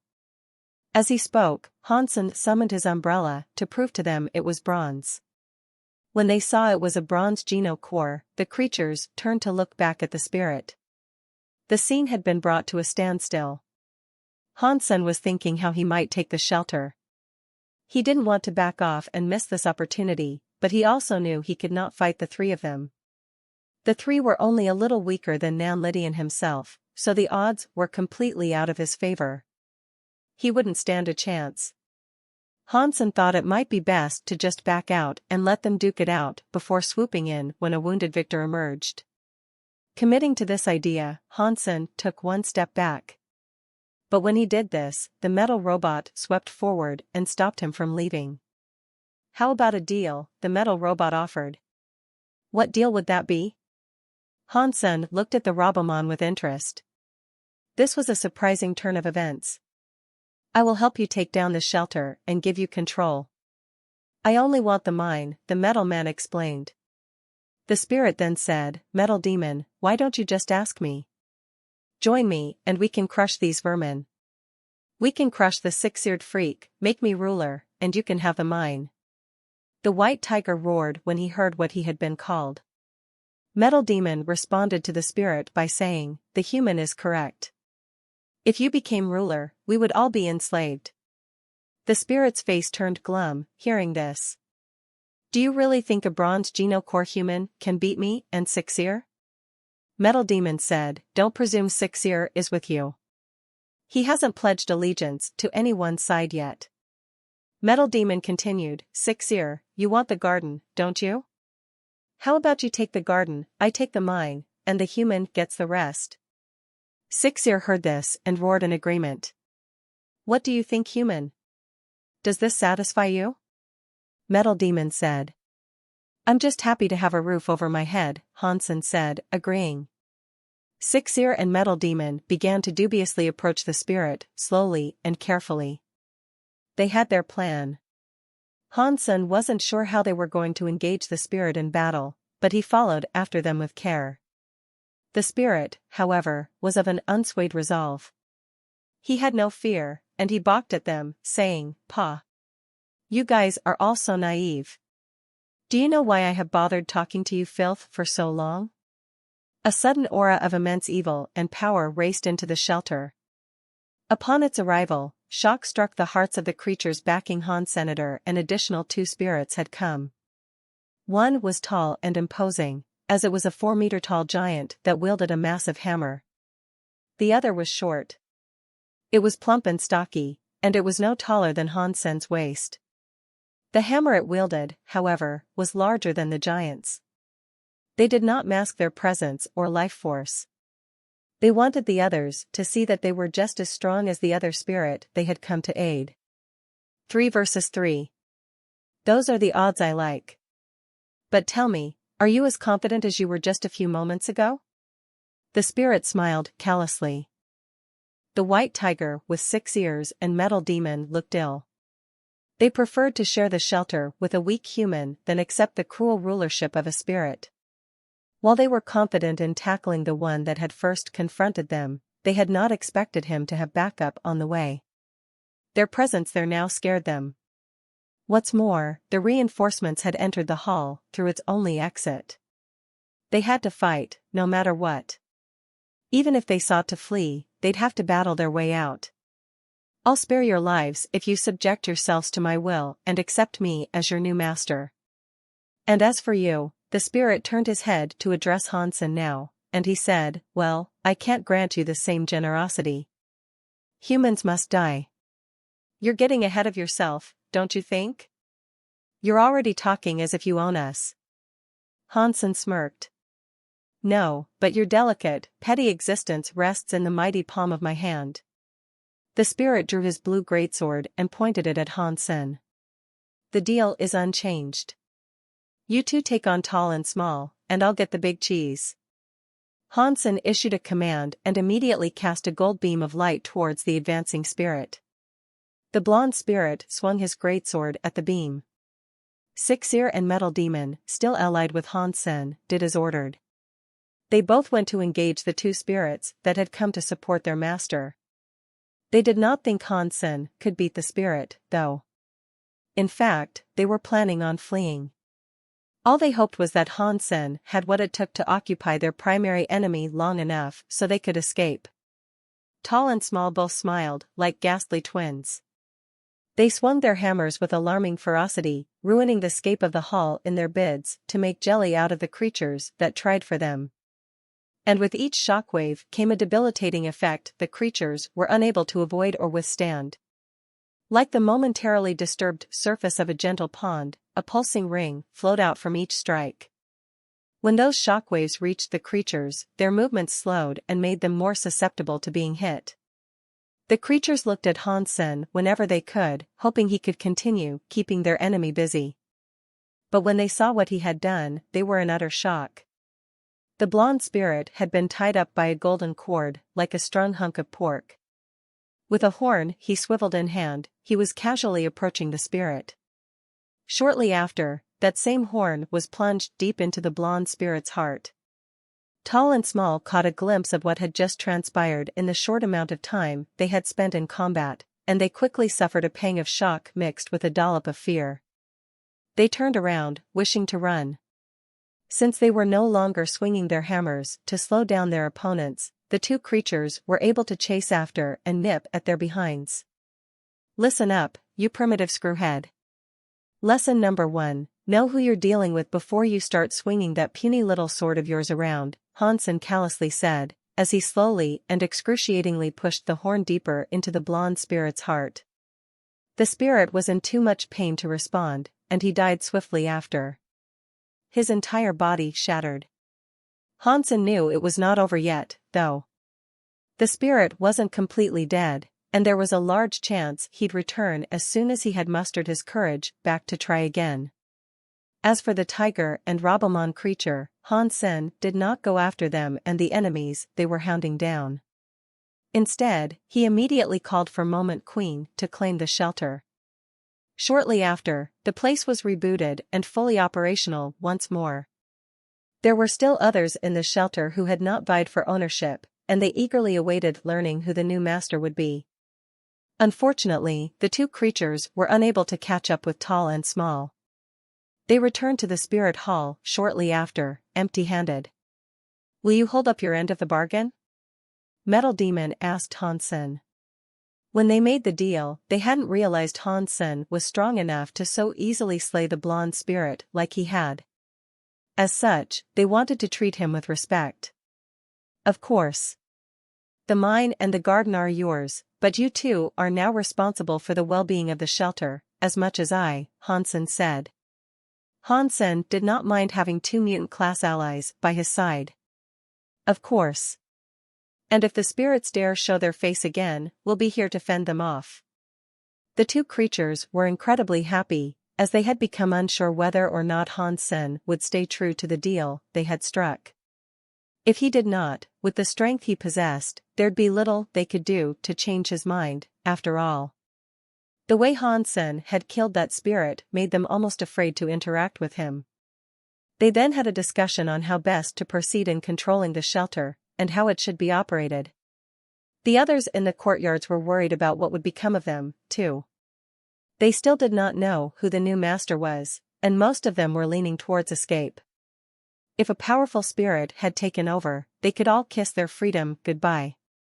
The person with the most worry there, however, was another human. There was another demigod there, and his name was Su Mianhua. He was a professor of genetics in the Alliance. When he came to the fourth god's sanctuary, he was fortuitous enough to spawn nearby. Nan Lydian found him and knew who he was. Shortly after, he was led to the shelter, where he was granted accommodation. He had even been provided much free flesh to level up at a greater pace. But it was not all peachy. Su Mianhua had been imprisoned in the shelter and not even allowed to return to the Alliance. He had been forced to remain inside the shelter to do research on Nan Lydian's behalf. Su Mianhua knew Nan Lydian often went out to murder creatures for the sole purpose of getting him to do more research. But while the requirement to do research had been forced upon him over time, he had grown to enjoy it. It became a hobby of sorts, and he was really into it. The technology in the sanctuaries was fairly primitive, but he had made grand advancements in the time he had spent there. He needed more time and more materials, though. He had run low on supplies recently, so he was quite interested in whether or not a new leader would tolerate his hobby. If the new owner was a creature, there'd be a high chance he would be killed outright. After the many years of research, while he had collected many geno points, he had done no combat training. He would be hopeless in a fight, so if he was cast out of the shelter, it'd be as good as a death sentence. All the spirits and creatures stared at the spirit hall, ready for the announcement of who their next leader was. Who do you think the new master will be? Metal Demon, that Roboboy's Geno core is indestructible. Nah, my boy Six-Ear. That tiger eats metal scrap for breakfast. I saw them chase 2 spirits out. It has to be one of them. Perhaps they're even cooperating. I still think Metal Demon should be the master. He's a cool guy, and there's not a bad circuit in his body. Well, let's be honest here, as long as it's not a spirit, we're good. If a spirit takes the mantle, we're all going to have to sign contracts. Yeah, I hope it isn't a spirit. Spirits are trash. As the crowd formed to gossip, speculate, and await the reveal of their new master, something appeared and walked out before them. Everyone went deathly silent when they saw. If the next master wasn't up to par and was not very favorable, there was every chance of them leaving. Six-Ear and Metal Demon came out together. They did so side by side in a fine condition. It did not look as if they had done any fighting. But then, they parted. Someone else was coming, walking through the center to overtake them both. It looked like a spirit was going to assert the mantle, or at least, that's what their first glance told them. They quickly sought to run off and abandon the shelter, in fear of entrapment. They thought a spirit had taken the shelter over, and that it had already claimed Six-Ear and Metal Demon. Sparing an additional second to see who it was before racing off, the audience then noticed it wasn't a spirit. It was almost too short to be one, and surprisingly, the person looked rather similar to Nan Lydian. It's a human. A number of them balked, in unison. This came as a grand surprise for each and every one of them. Hardly anyone there knew Han Sen, and so they wondered where he had come from and what had led him to becoming their new master. Green Cow looked at Han Sen from down below and asked aloud, to the attention of no one in particular, how did that bloke get into the spirit hall, Moo? Su Minhua was equally confused. He believed he and Nan Lydian to be the only humans in the remote proximity of Shadow Shelter. As the creatures all mulled about in confusion, Metal Demon stepped forward to speak. From now on, Han Sen will be the new master of Shadow Shelter. If I see any disobedience, I will subject the rowdy party to a fierce shredding. Six-Ear, the white tiger, then let out a roar to agree with what the robot had said. All in the assembly were in shock. Each and every one of them could not believe their latest master was another human, and what's more, he had garnered the full support of the 2 standing at his side. Only Su Minhua was truly delighted to know a new human would be the latest master. He's the new master? Green Cow again spoke aloud. She struggled to keep her thoughts inside her mind, and now, her eyes, too. They almost fell out of their sockets, as she struggled to comprehend the fact that the man she had tried to half-swindle was to be the new master of the shelter. Don't expect much change. The rules you knew before are still in place. No oath or contract is put upon you to remain here. Your freedom is intact, and you can all continue living here. So, rock on, I guess. Han Sen finally spoke, with a casual tone of voice that sought to comfort any fears they were harboring. Han Sen wanted them all to feel safe. The more people who happily lived there, the more taxes he'd be able to receive. With Six-Ear and Metal Demon by his side, the fears of the shelter's occupants were soon laid to rest, and business swiftly returned to normal. Han Sen gave them the mine and garden, as was promised in the bargain they had made. That wealth was also payment for them to remain in the shelter as guards for Han Senator. They would also maintain order in the shelter while he was away. Han Sen returned to the spirit hall, where Moment Queen was waiting for him. Is something wrong? Or did you just drink a glass of curdled milk? Han Sen asked. Moment Queen was quick with her response, and with obvious concern, she asked, "Are you going to stay in this place for long?" Yes. Han Sen knew there would be no strong creatures or spirits nearby that could threaten him. It was a well-built shelter that had come with a pre-installed army. His biggest enemy would be the blonde spirit he had faced earlier and made quick work of. Han Sen was only going to get stronger in the time to come, so even if the spirit returned to try his luck once more, Han Sen did not fear him. And in the days to come, Han Sen would make it his objective to max out his primitive and mutant geno point tallies. I hope you can spend some time to open the geno core storage, Moment Queen said. Can you have one here? Han Sen asked. Old Man Ji had already told Han Sen about geno core storages before. They were similar to the spirit bases, in that they were individual places that had access points across the sanctuary. The only real difference was the fact you needed a geno core to gain access. No matter what race you were, as long as you had a geno core, you could gain access. However, when you were inside, you could only bring along one geno core, and that would be the one used for access. For your time there, all the others were off-limits. Whenever you beat an enemy, you'd receive an item that could reinforce geno cores. It was also a tiered place, too. You had to ascend the ranks, unable to skip any. Everyone had a ranking there, but it was one that was tied to the geno core used. In the gold geno core storage, Old Man Ji was ranked somewhere around 8 million. Han Sen was interested in learning more about the geno core storage, though, ideally from first-hand experience. I wonder what the rank my umbrella and egg are. It would be great if I could reach the top 10, Han Sen thought to himself. Shadow Shelter had a geno core storage. Opening it, however, would require 1,000 genes. To reach this sum, Han Sen would only need time.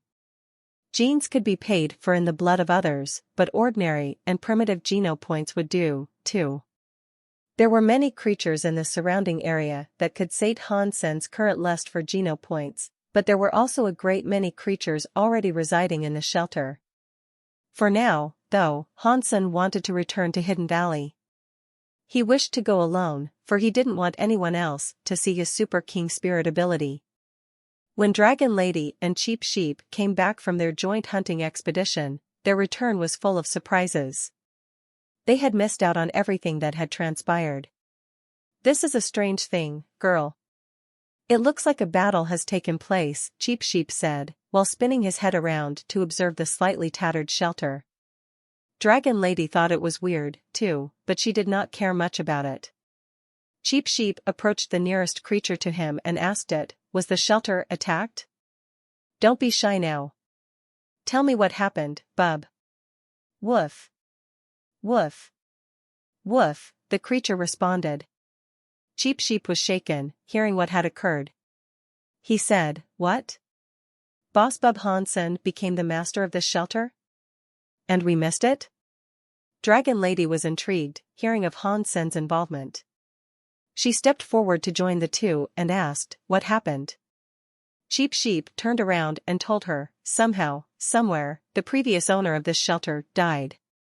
Han Sen fought like the brave boy that he is and claimed ownership of the place. I suspect that's him, leastways.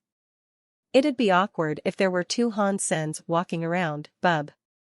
While he was not going to distrust what his ears had told him, Cheap Sheep struggled to believe his boss Han Sen had what it took to conquer a gold shelter. Come, it is best if we see for ourselves, Dragon Lady said.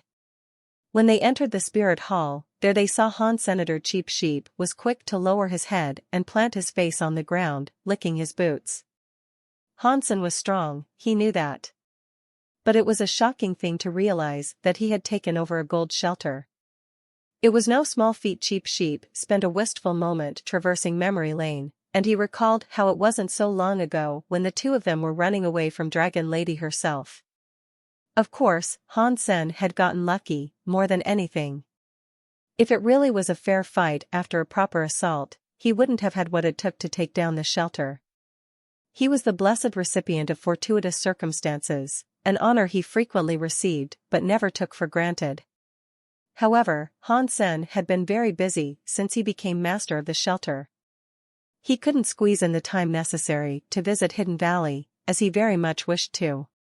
He ate the unicorn during what little time he had spare, though, and he managed to receive 9 mutant geno points. Those 9 points brought his fitness level up by 720.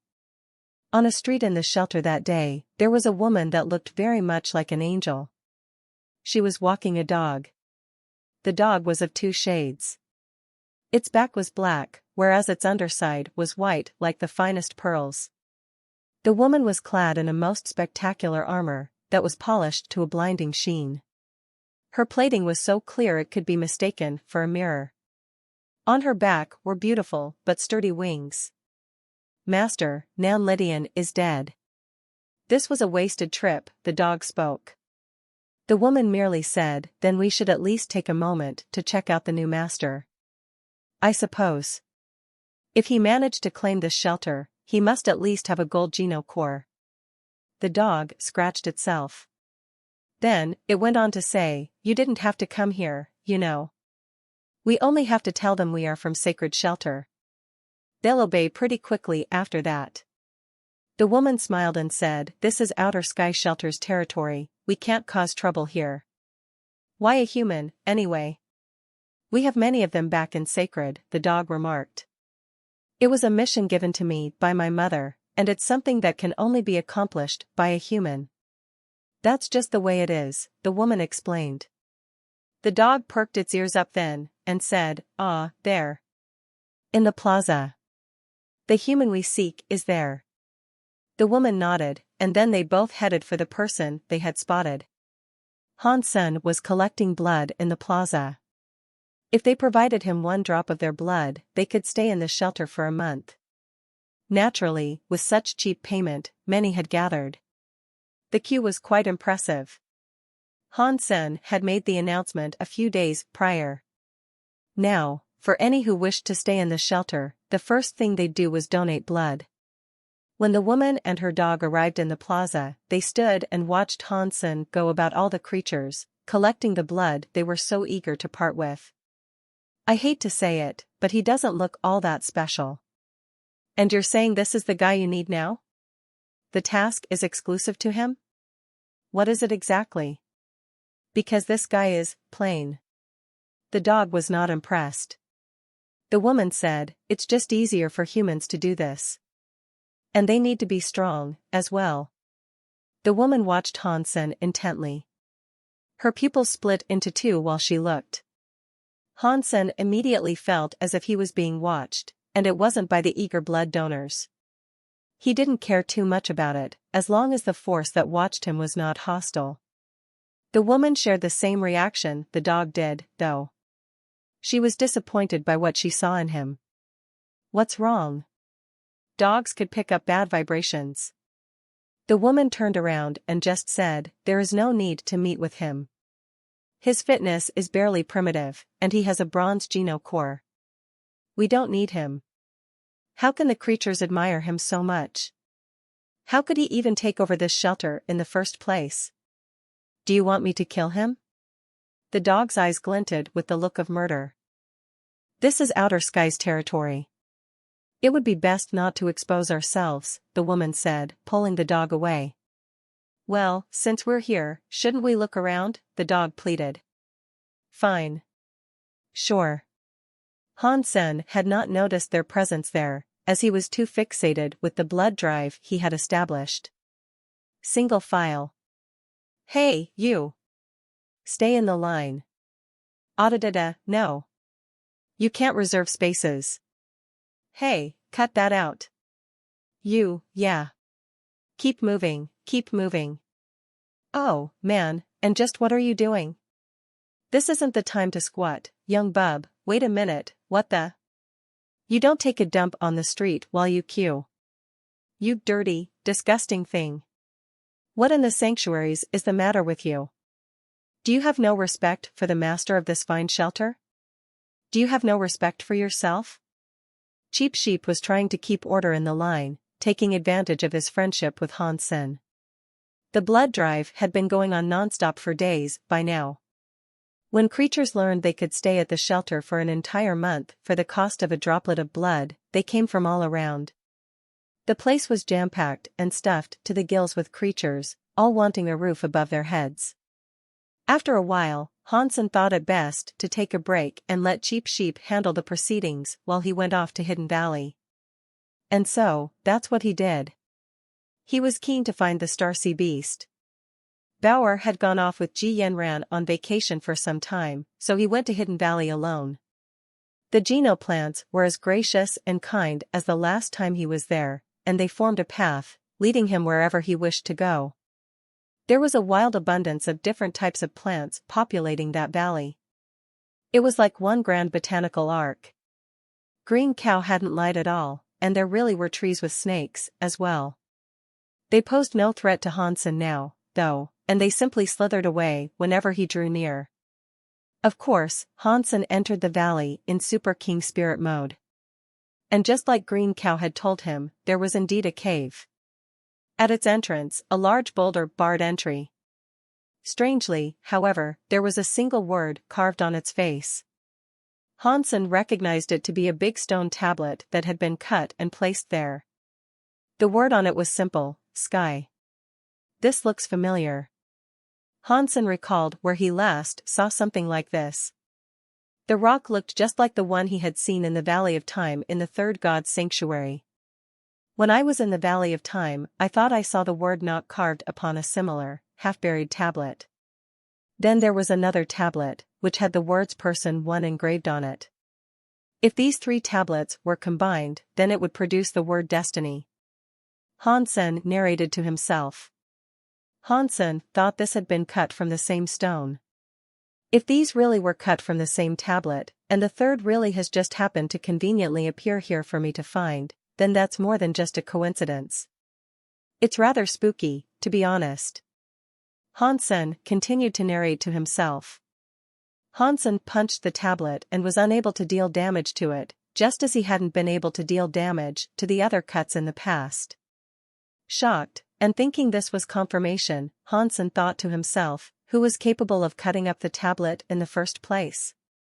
I fear meeting that fellow. Fortunately, the tablet had merely been placed there. Hansen was able to just push it out of the way. It was no small feat, however. It was a good struggle to get it to move, and Hansen had to exert all his strength to get it to budge. The cave behind it was large, and there were many jewels and treasures there. It was as if Hansen had pushed aside a fat dragon to reveal the gold it had kept behind it. The entire place sparkled delightfully. Hansen walked inside with awe, and at the far end of the cave, he noticed the giant skeletal remains of some creature. It looked like the skeleton of a large dinosaur, but even bigger. He imagined it was the sort he might have seen strung up in a museum someplace. Strangely, however, it glowed.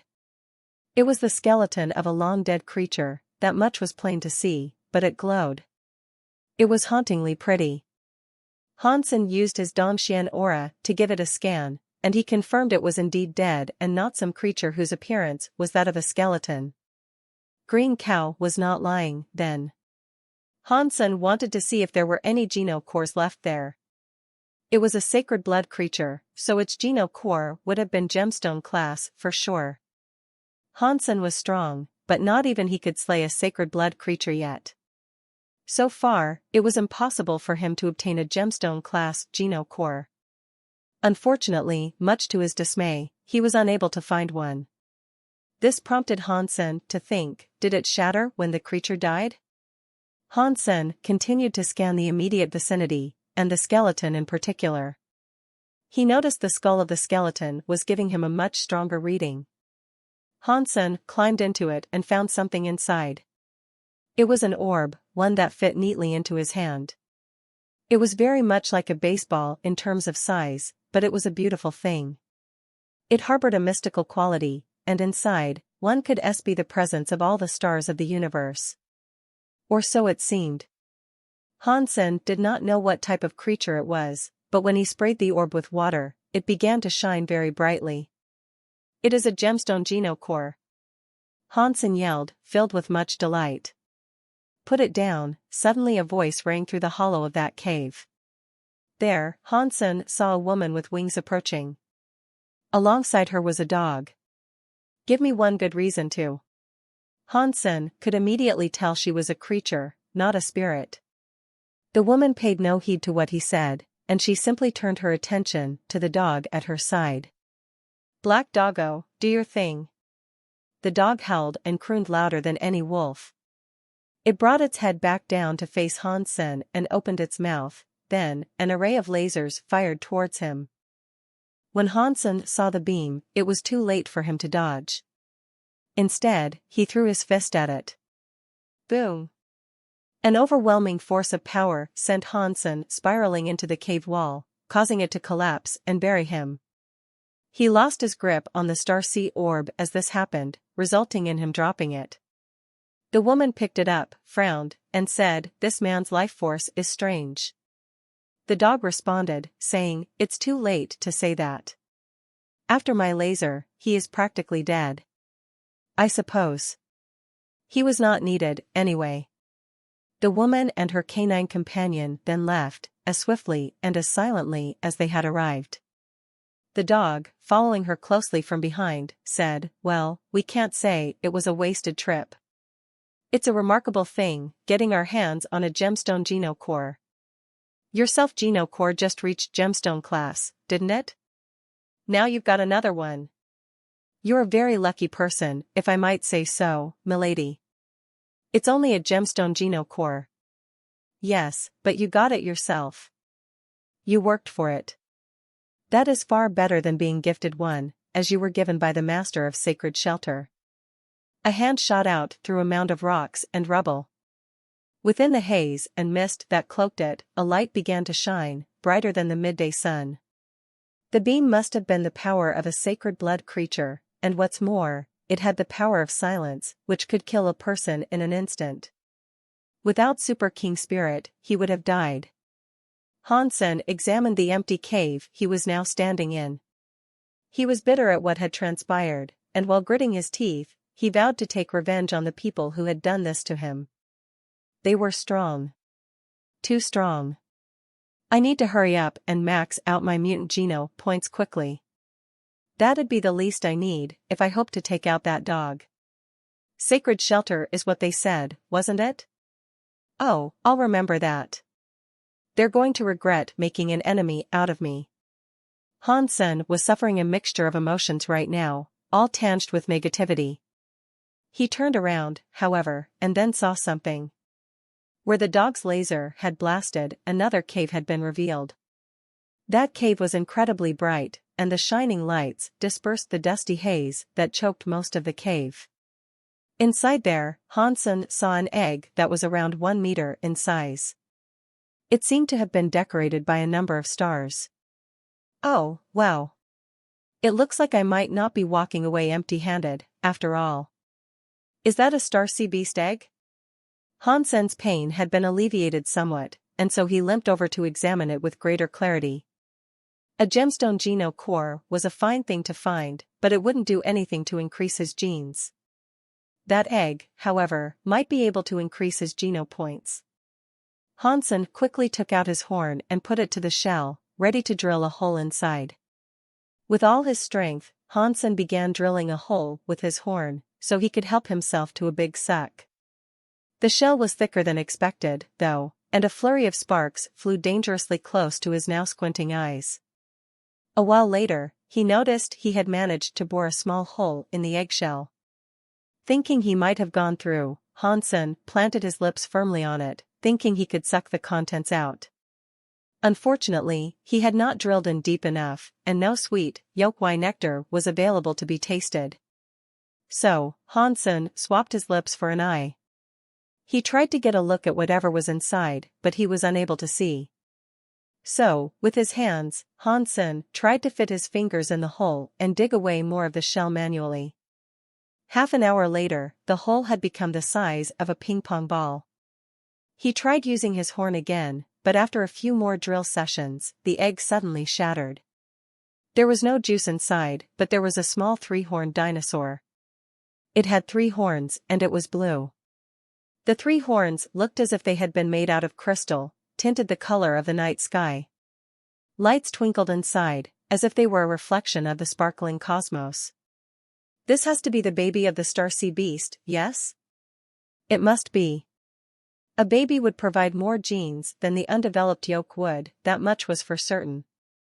Hansen was going to grab it and take it with him, regardless of whether it was alive or dead. The thing had its eyes shut, so now was the best time. But that quickly changed when Hansen leaned down to grab it. The eyes opened, and in an ever-cute newborn immediacy, it jumped up and began to waddle around. Hansen thought of dubbing it a galaxy beast, in reference to its gorgeous horns. He also thought naming it was silly, since he was already planning to make it his supper. And when he reached his arms down, ready to throttle it to death, the baby creature saw it as a sign of affection. Then, it leaped into his arms. Hansen was surprised to see this. He thought he'd have to fight the creature if he wished to get it. But he wasn't a complete sucker for cute creatures, and as he stared into its mesmerizingly beautiful blue eyes, it began licking his face affectionately. "If you lick me again, I'll kill you," Hansen said, as he put the creature down. Galaxy Beast dropped onto its bum and stared at Hansen, who towered above it. "This is a great opportunity to get Sacred Blood Geno points, I hope you know that. So forgive me for this, and don't take it to be anything personal," Hansen said, as he raised the horn up high, primed to strike. Survival of the fittest. The strong survive, the weak die a horrible death unfairly. In the next life, become a lady. Folks like me might treat you better. Hansen then launched his arm towards the creature, putting all his strength into the strike. Galaxy Beast remained still, curious what Hansen was doing. It was as innocent as could be. Hansen beat the creature with his horn a number of times, but it remained unfazed. "I have to be cruel here. I need power to kill that mangy mutt, but this thing must have the ability to soften the will of an enemy." Hansen picked the creature up and it resumed trying to lick his face, as it had earlier. It was an adorable thing, truth be told, so he forcefully turned it away to keep its puppy dog eyes from working their wizardry and softening his resolve. "I am a man. A shining example of a man.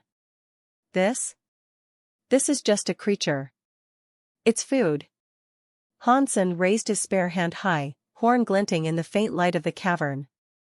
He was ready to bring it down on the little thing hard. But as much as he wanted to do it, something in him resisted when the time came to bring it down. He raised his hand, but then brought it down. He raised his hand, but then brought it down. This went on for quite some time, and each time he failed to do the deed, he cursed himself harder. Galaxy Beast, hearing Hansen muttering sour words under his breath, squirmed in his hand to turn around. It looked directly into Hansen's eyes and tilted its head, wondering what was going on. "You are a sacred blood creature. Can't you look the part?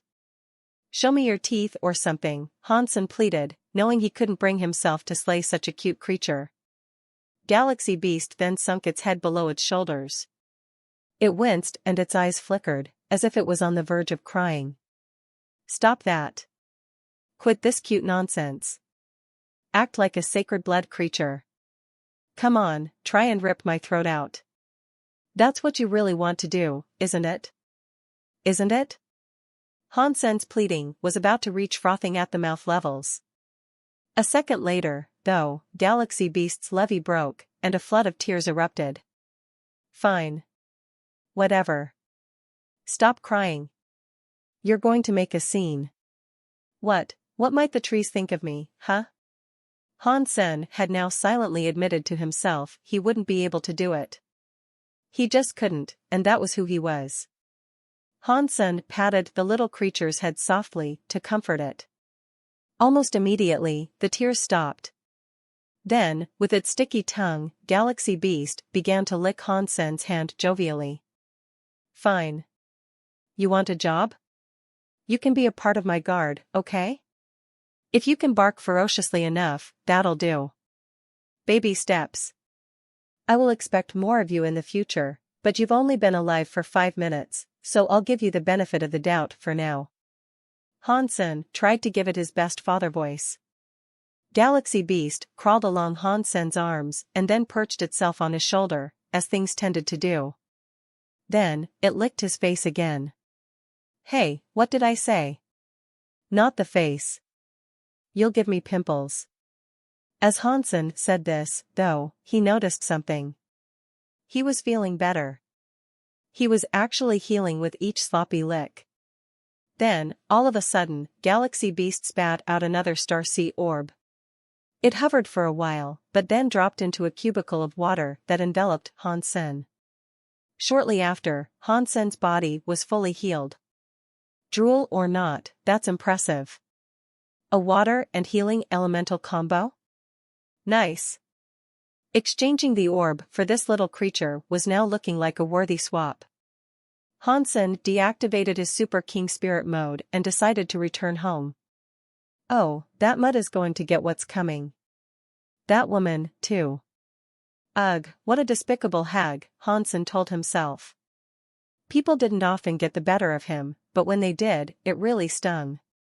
He had heard them speak of a place called Sacred Shelter, so Hansen fancied asking around about it. Intel was the first thing he needed before plotting his revenge.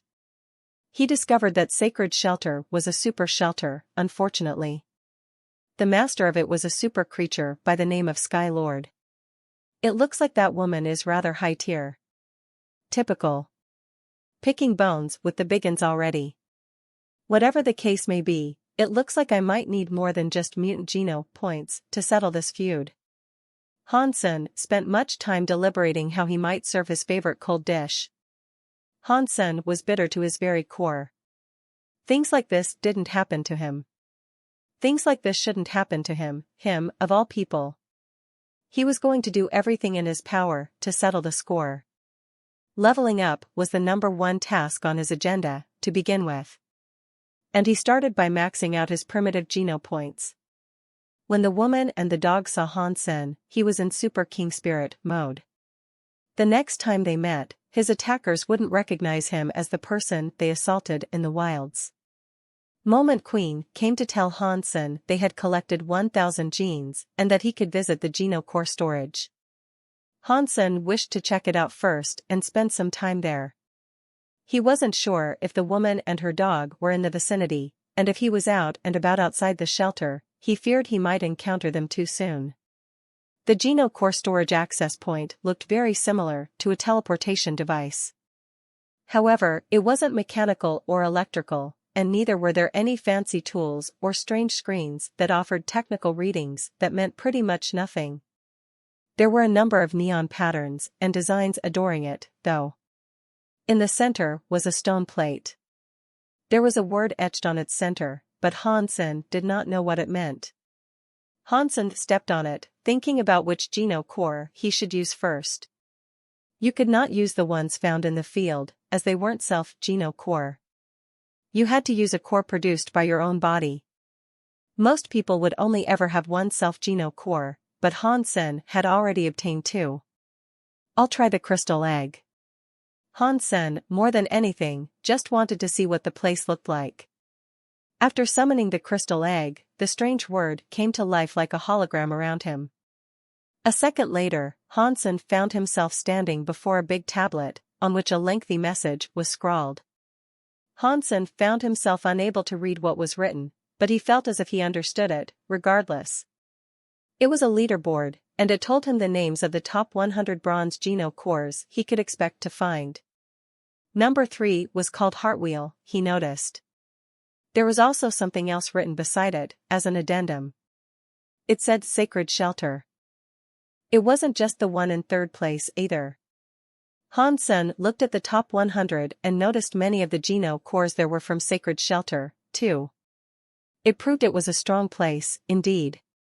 There were still a lot of Geno Cores without the additional text, so Hansen wondered if they belonged to Sacred Shelter, as well.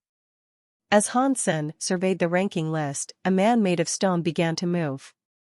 He spoke to Hansen, saying, "Welcome to the Geno Core storage. Your rank is 100 million behind. Would you like to conduct a test?" "Who are you?" Hansen looked at Rockman. "I am Geno Core storage." Geno core storage is me. You may treat me like a Geno core, Rockman explained. Are you saying the Geno core storage is a special Geno core? Hansen frowned. Yes, Rockman answered.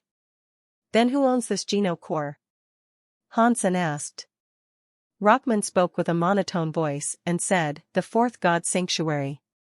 Hansen proceeded to ask a few more questions, and he ended up learning quite a bit about the Geno core storage. After that, he agreed to start the test. In the Geno core storage, you did not have to fight for every rank. The test would give you a rank depending on the Geno core's own performance, and the rank would move up and down in accordance to its power.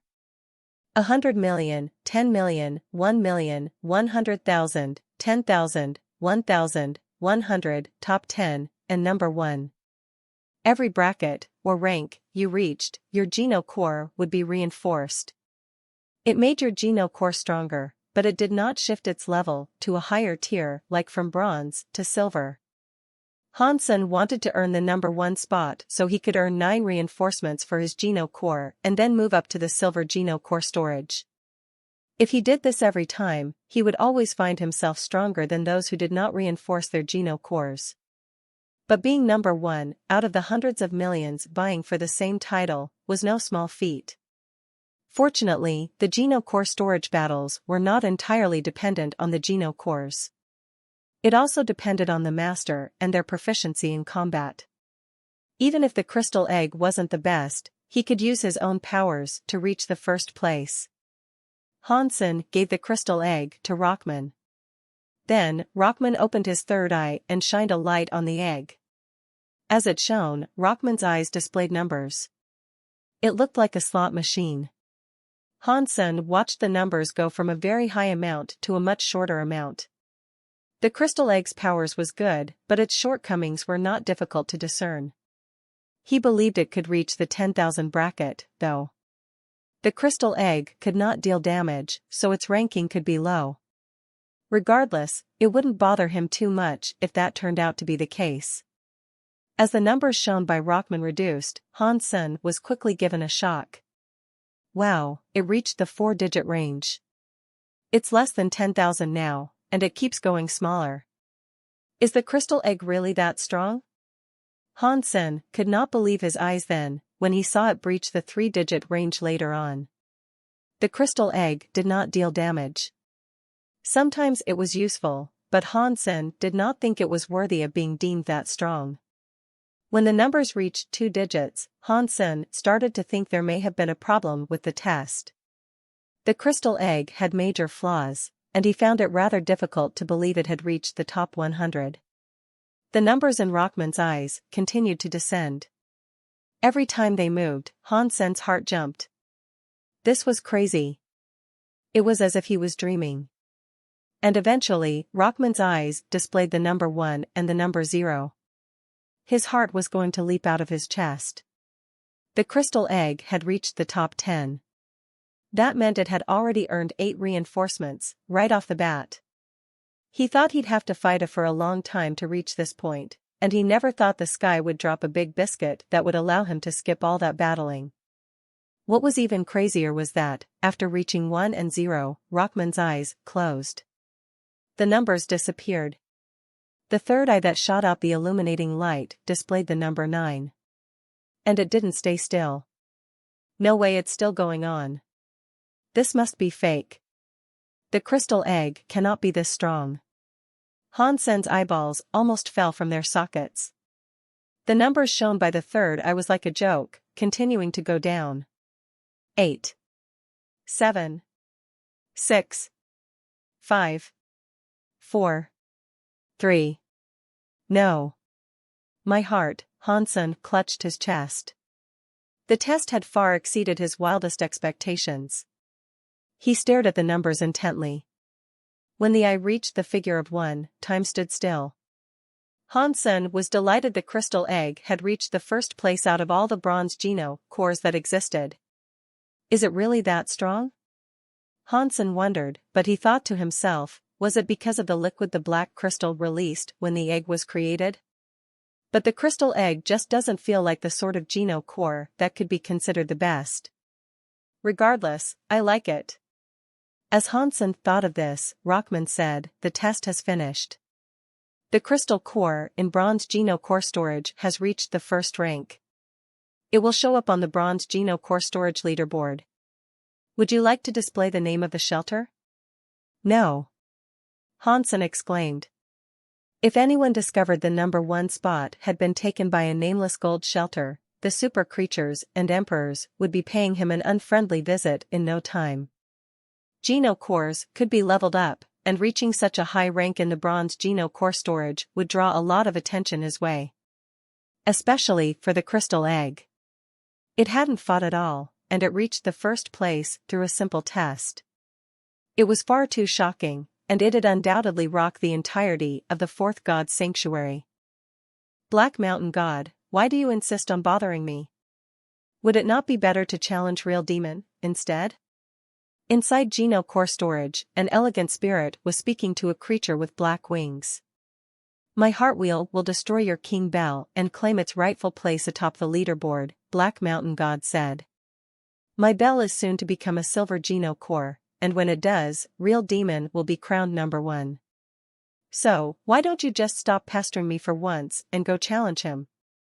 God King said. But I want to beat you before you obtain a silver Geno Core. You are my nemesis, don't you see? Black Mountain God pleaded. God King snorted and said, but I have already defeated you 100 times in a row. Aren't you tired of this yet? Black Mountain God answered, this time I really won't lose. Black Mountain God summoned a Geno Core that looked very much like a wheel. Then, he spun it towards God King. For as long as I am here, you will never claim first place. God King summoned a big bell above Black Mountain God's head. The battleground rumbled and roared with the surging of frightening powers. As this occurred, the leaderboard tablet outside their combat began to shine brightly. King Bell had descended a rank, and in first place was now written, Crystal Core. The fight between the two came to a swift end. They both stood absolutely still, staring at the leaderboard in disbelief. To whom does that Geno Core belong? They both asked at the same time. They had never heard the name before, and all of a sudden, it had usurped the first position atop the leaderboard. And they knew for a fact that God King had not lost a single fight to anyone. This meant it had reached first place immediately after entering the Geno Core Storage. Their shocked faces soon turned sour. They thought the idea that a Geno Core had reached first place without even fighting was preposterous. When God King conducted the test on his arrival, he managed to gain a place in the top 100. That was a remarkable achievement at the time, and even he had to fight tooth and nail against a number of opponents to climb upwards to the top. Each fight was a ghastly trial and a half. This was the case for everyone, though, pretty much. No one had ever heard of a Geno Core that allowed its wielder to skip directly to first place. What kind of Geno Core could that be, anyway? Black Mountain God's tone was starting to seethe with bitter contempt. He could hardly face looking at the leaderboard now. He had toiled hard with the dream of getting to first place, putting in an incredible amount of effort every day. Yet, despite all his work and hard-fought battles, he had yet to beat God King. It hurt him to see someone easily achieve first place, without so much as lifting a finger. God King's King Bell had been reinforced 9 times. First place did not mean too much to him, but it still made him a little sick to think of what had just happened. And he felt worse for Black Mountain God, who he knew had tried so hard. For a Geno Core to show up and immediately knock him off his throne, he could hardly imagine what power it must possess. Everyone in the Geno Core Storage was shocked, seeing it appear at the top of the leaderboard. Did King Bell become a silver Geno Core? No, it's in second place now. Are you blind? Oh, yeah. You're right. But what kind of power can overcome King Bell? I don't think it beat King Bell. Then how does that work? How could the new Geno Core reach first place without beating King Bell? I know every Geno Core that is featured on that leaderboard, trust me. But that new Geno Core? I've never seen it before. That is brand spanking new. If that is the case, how did it reach the top of the leaderboard? Are you stupid? Seriously, don't you know anything? It was crowned first place after spawning, through the whole testing thing they conduct. Is such a thing even possible? I didn't think so, but that's the only semi-plausible scenario I can think of. Whoa. So if what you're saying is the truth, how powerful must that crystal core truly be? I bet it belongs to a super creature or the son of some emperor or something. Surely, even if a super creature had generated this Geno core, it would not be possible to achieve such power. If this is legit, it's a little unfair, don't you think? It is crazy. What manner of life form can achieve such a feat? The crystal core's appearance on the top of the leaderboard had shaken the entire fourth god's sanctuary. Even the creatures with maxed out Geno cores were shocked.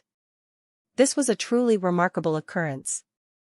Go and find out who owns this Geno core and find out what it does. The owners of most large shelters began issuing such commands to their subordinates.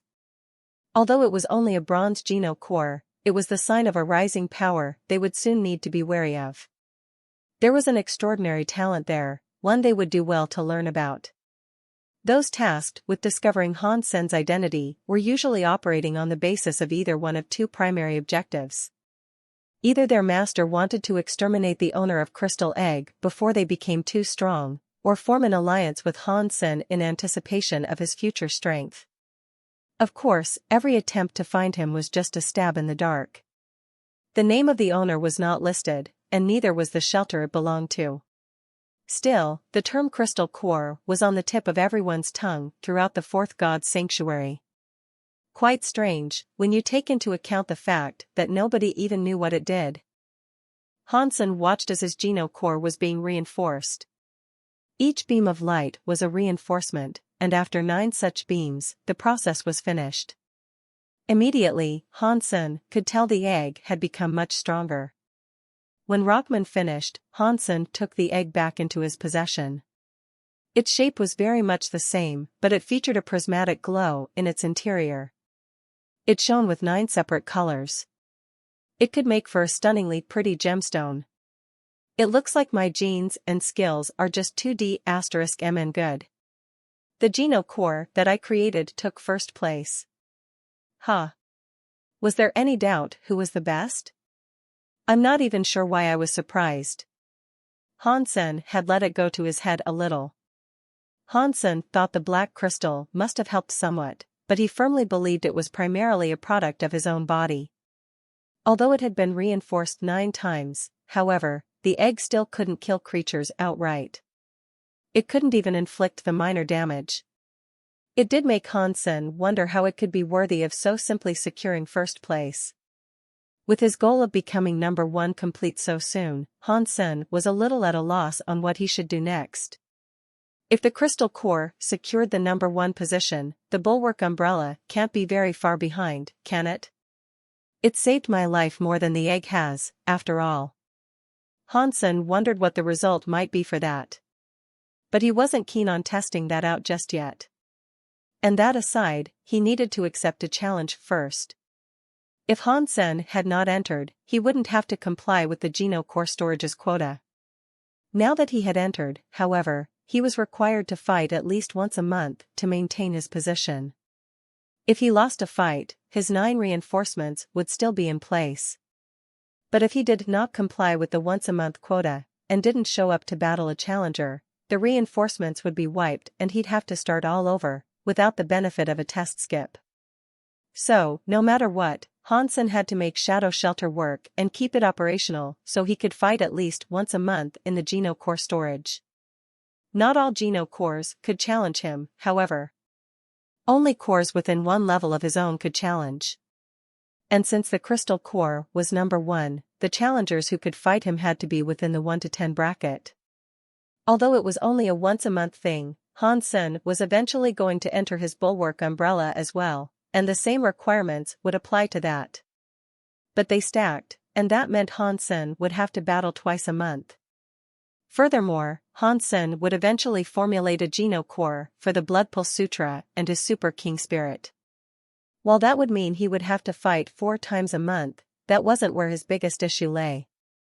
Rather, it would make hiding his identity a struggle. As Hansen mulled this over, Rockman suddenly spoke to him. He said, King Bell of the 2nd rank wishes to challenge you. Heartwheel of the 4th rank wishes to challenge you. Hansen was told that at least 7 others wished to challenge him. None of them were too concerned with becoming first place, rather, they just wanted to know what power the elusive crystal core wielded. Aside from Real Demon and the combatant at number 9, the top 10 had all requested a battle with Han. Senator Hansen viewed the list of competitors and pondered which he should fight first. It wasn't as if he could avoid the fight either. If he didn't fight, his reinforcements would be removed and he'd be back to where he started. He wasn't afraid, though. Hansen had a lot of confidence in himself, and he didn't think anyone of the Bronze Geno Core tier could defeat him.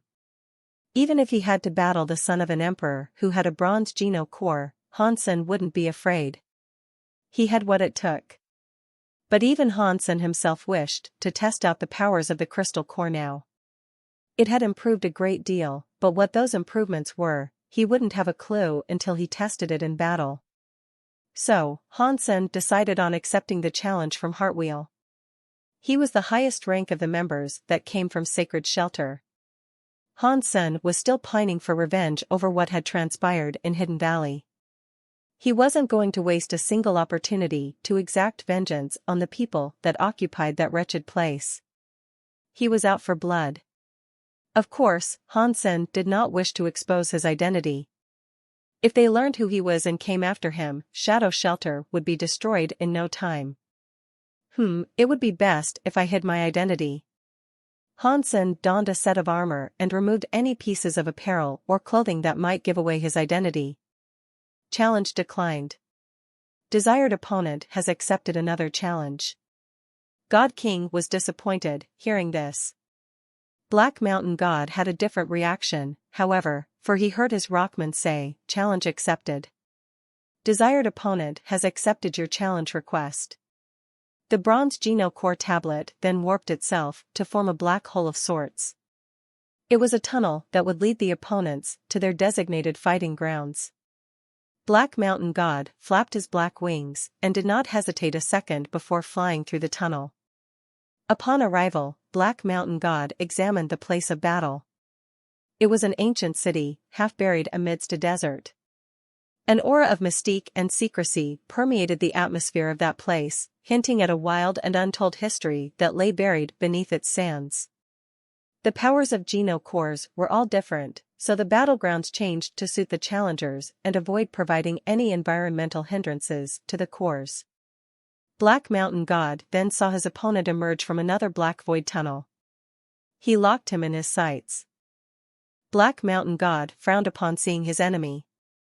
All he could see was a black shadow, and he could not even make out his opponent's face. Hansen had also used Dongxian aura to hide his entire body, since it had reached that level. He could be properly seen if his opponent was considerably stronger than he was.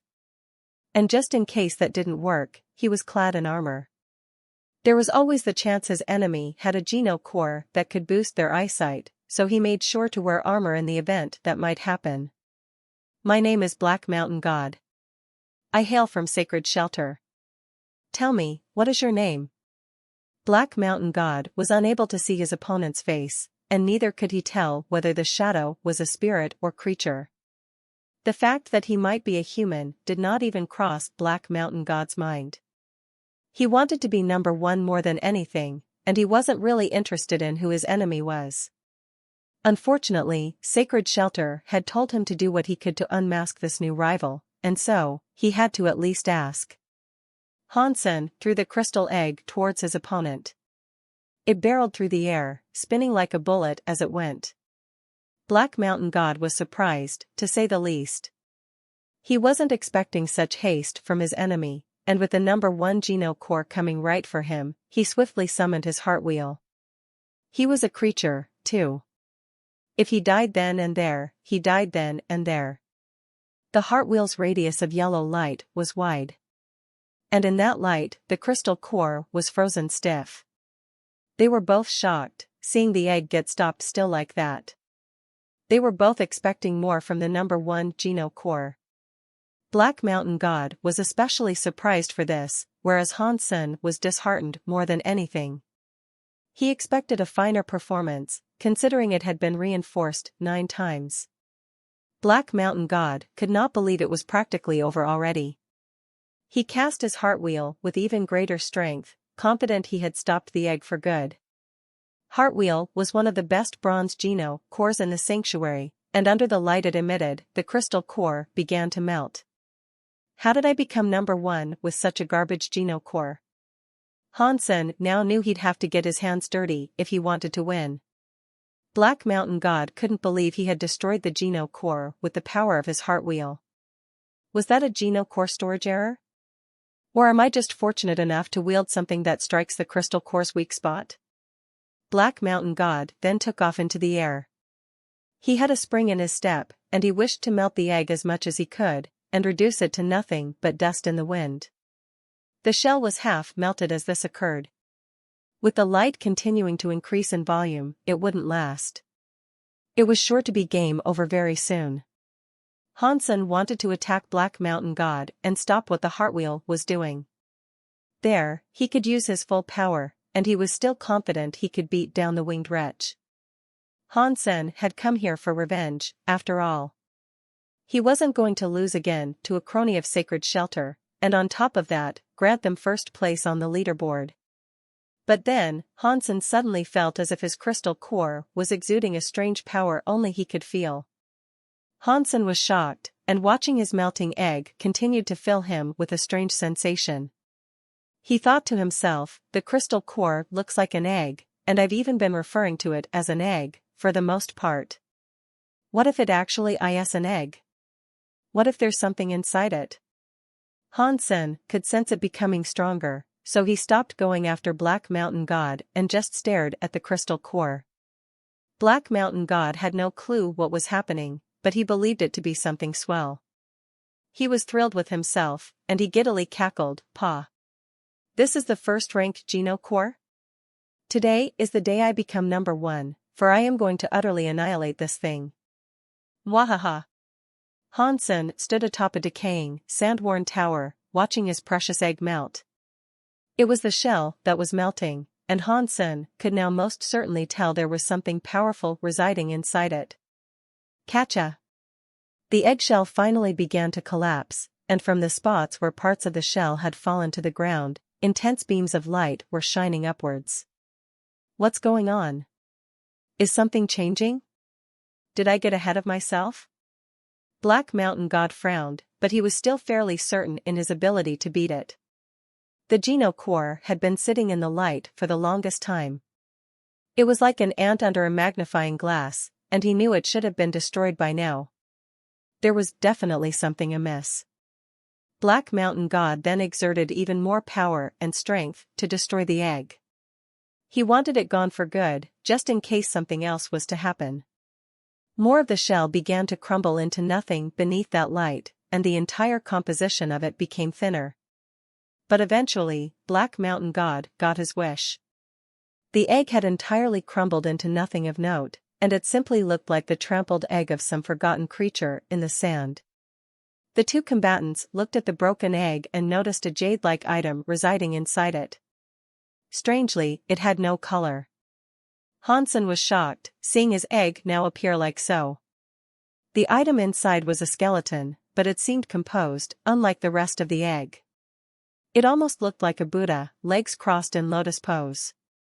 However, it exuded a strange aura. One that was equal parts holiness and genuine evil. Han Sen was surprised seeing this, and he thought to himself, did it break too soon? Was it supposed to be a Buddha, but only its skeleton has been left behind due to the light?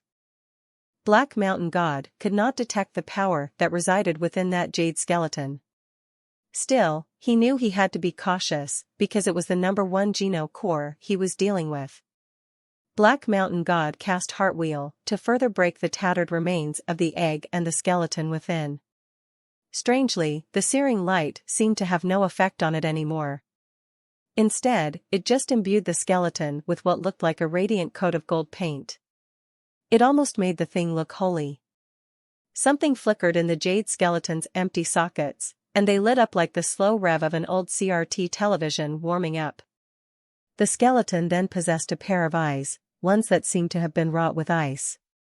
Catcha! Catcha! The skeleton began to move, with a number of xylophonic sounds singing from its creaking joints. The skeleton was small, like a little pygmy. But it seemed so alive, like a genuine creature of its own.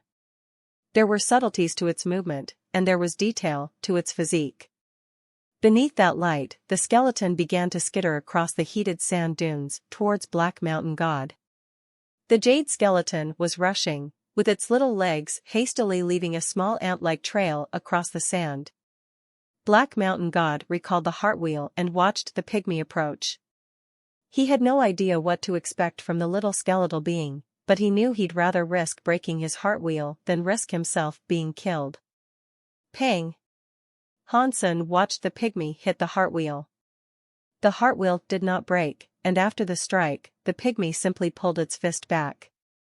Then, the eyes of the hollow being turned dim and eerie. Is that it?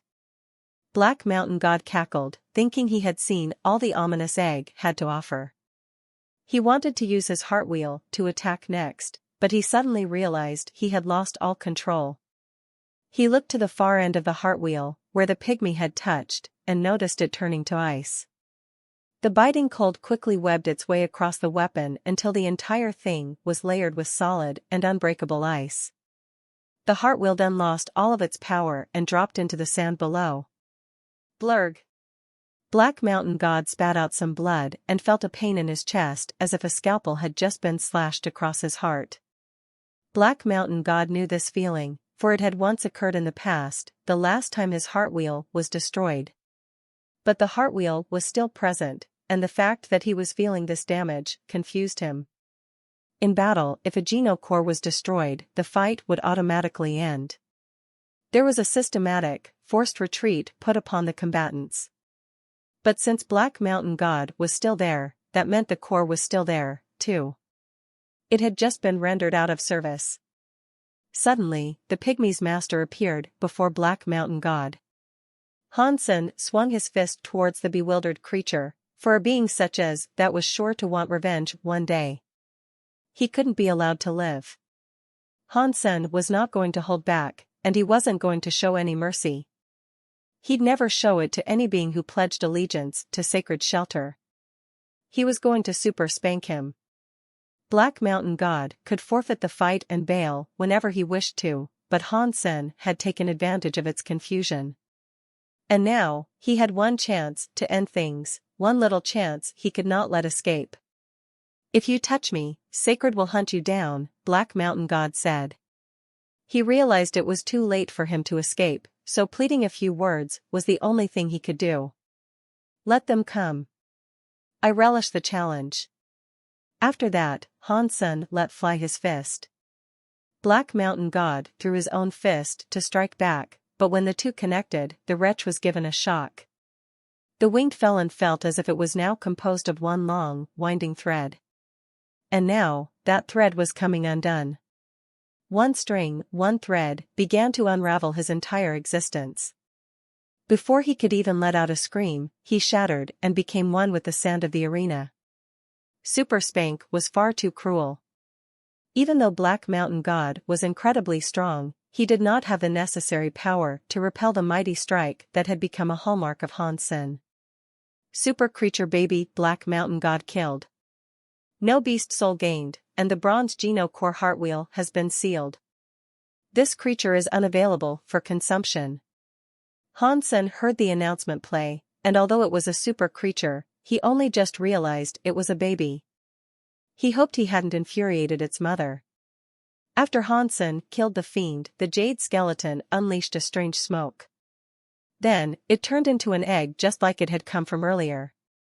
Hansen returned the crystal core and then moved over to pick up the heartwheel that was resting on the sand. God King and the others were all eagerly anticipating the result of the fight. They couldn't watch it unfold, and they did not yet know who had been chosen to challenge the crystal core. All they could do was keep their eyes peeled on the leaderboard. Suddenly, the Heartwheel at rank 4 disappeared. The crystal core ranking remained where it was.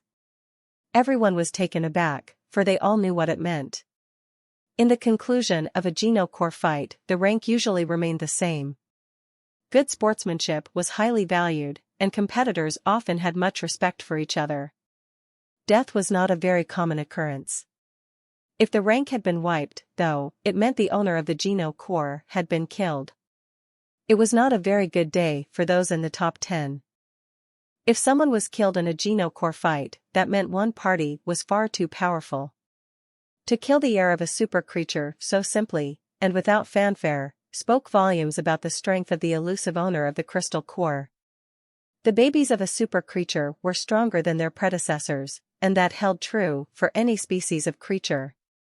Still, their self-Geno cores were still tiered, starting off bronze and in need of reinforcement. The Geno core that belonged to Black Mountain God had, despite being bronze, often been compared to the strength of a gold Geno core that was usually possessed by a mutant creature. He had accomplished much with his Heartwheel, and he had even been known to survive encounters with sacred blood creatures that possessed gemstone Geno cores. The fact he had now been vanquished by someone in the same tier as him was frightening.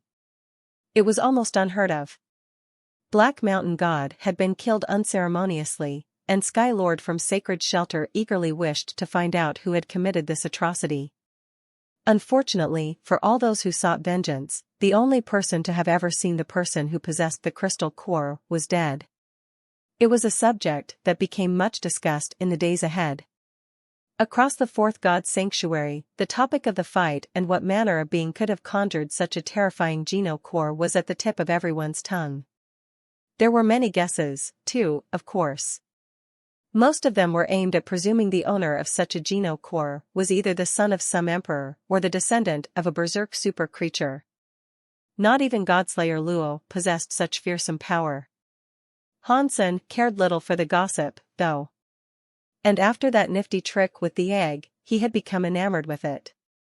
Still, he could never get it to replicate what it had done.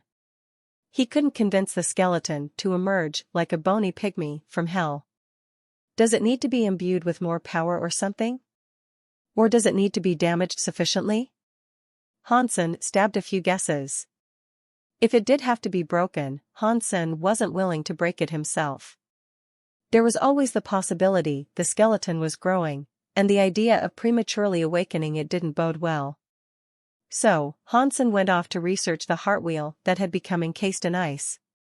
The Heartwheel was known to be a cruel circular blade, but it was a lifeless block of ice now, more than anything. It had been completely sealed, and with the pygmy having returned to the egg, its unsealing was a complete mystery to Hansen. Can the egg unseal it, perhaps? Hansen summoned his egg and placed it on the ice. It worked. The ice began to quickly thaw and melt away. Soon after, its gold sheen returned, and the weapon looked as mighty as it first did, gleaming in the desert sun. The egg can soften things, and the skeleton can harden things. Interesting, Hansen thought to himself. What had happened to the Heartwheel was a shame, however. It was a remarkable Geno core, but due to its master having been killed, it would remain as a bronze Geno core for the rest of time. The fact that the bronze Geno core of a super creature could compare to the power of a gold Geno core was an astounding fact, which surprised Hansen. It was even more of a shame that he most likely couldn't make use of the Heartwheel. Or at least, he couldn't use it willy-nilly. It was a widely recognized Geno core, and if people saw Hansen in possession of it, it wouldn't take much effort to put two and two together. So, Hansen went to the spirit hall, and there, he found Red Pony and Star Sea Beast drinking milk. Hansen still did not know what manner of power the Red Pony possessed. And as for the Star Sea Beast, it was too young to do much. The Star Sea Orb it had possessed was only bronze. It soon began to dawn on Hansen that he had no firepower. There was no proper muscle bolstering his ranks. Cheap Sheep could hardly even fight, and just went bah at the sight of someone stronger than he was. Should I get cheap sheep to obey sacred shelter? Maybe I won't even have to fight. Through the misfortune that follows him, he'd bring it down without me having to do anything. The thing is a walking thundercloud, after all, Hansen mused, in half-jest. Even if he wanted to do that, sacred shelter was a grand distance away from where they were. Hansen didn't even know which direction it was in. With the sheep being as weak as he was, he'd probably be looked down upon, too. He'd make for a nice slice of mutton and little more, Hansen ultimately figured. When I finally do reach sacred shelter, I'll make sure to bring cheap sheep. Maybe I can still work his curse on the wretched denizens of that place. Hansen entertained the idea and decided it was worth a shot. He could pull the sheep out of hot water if things didn't go according to plan. Hey, you two, do you know what it means to return a favor? Hansen directed his voice to Star Sea Beast and Red Pony. Hansen had planned to let them practice and train themselves in the safety of the shelter and land they occupied. Beginning training while they were young would yield the best results, after all. As a creature, you need to get better. This current milk-drinking laziness is a shameful display. You need to chip in and earn your bread, prove yourself valuable assets of the community, and more. This requires hard work, that is true, but it is for the betterment of us all, and yourselves, most of all. Hansen then led them outside the shelter to slay a few primitive creatures so he could max out his Geno point tally. Little Red, go after that thing. Little Star, prepare to heal your milk buddy. And heal him completely. I don't want to see a single scar or scabbing left on him, okay? While Hansen was having fun being a coach, he heard the sound of fighting echoing in the distance. He turned to take a look in the direction it was coming from, and he found himself quite shocked. Hansen saw Dragon Lady in full sprint, and right on her heels was a terrifying mantis out for her blood. The mantis kept on swinging its sides as it went, in large arcs that hewed the stones and vegetation all around her. Dragon Lady did not falter or slow, and she kept on moving as fast as she could, determined to get away. In her hands, she clutched a basketball-sized egg that belonged to the mantis she had angered. After a brief stare with his Dongxian aura, Hansen was able to tell it was a sacred blood creature. No small foe for Dragon Lady to consider taking on by herself.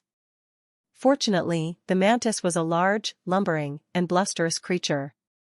It wavered from side to side as it went, trying to catch its prey that was swift of foot and as nimble as a squirrel. It was having great difficulty catching Dragon Lady, but even so, she was unable to completely escape its pursuit. And it'd only be a matter of time before the chef got winded or made a slip.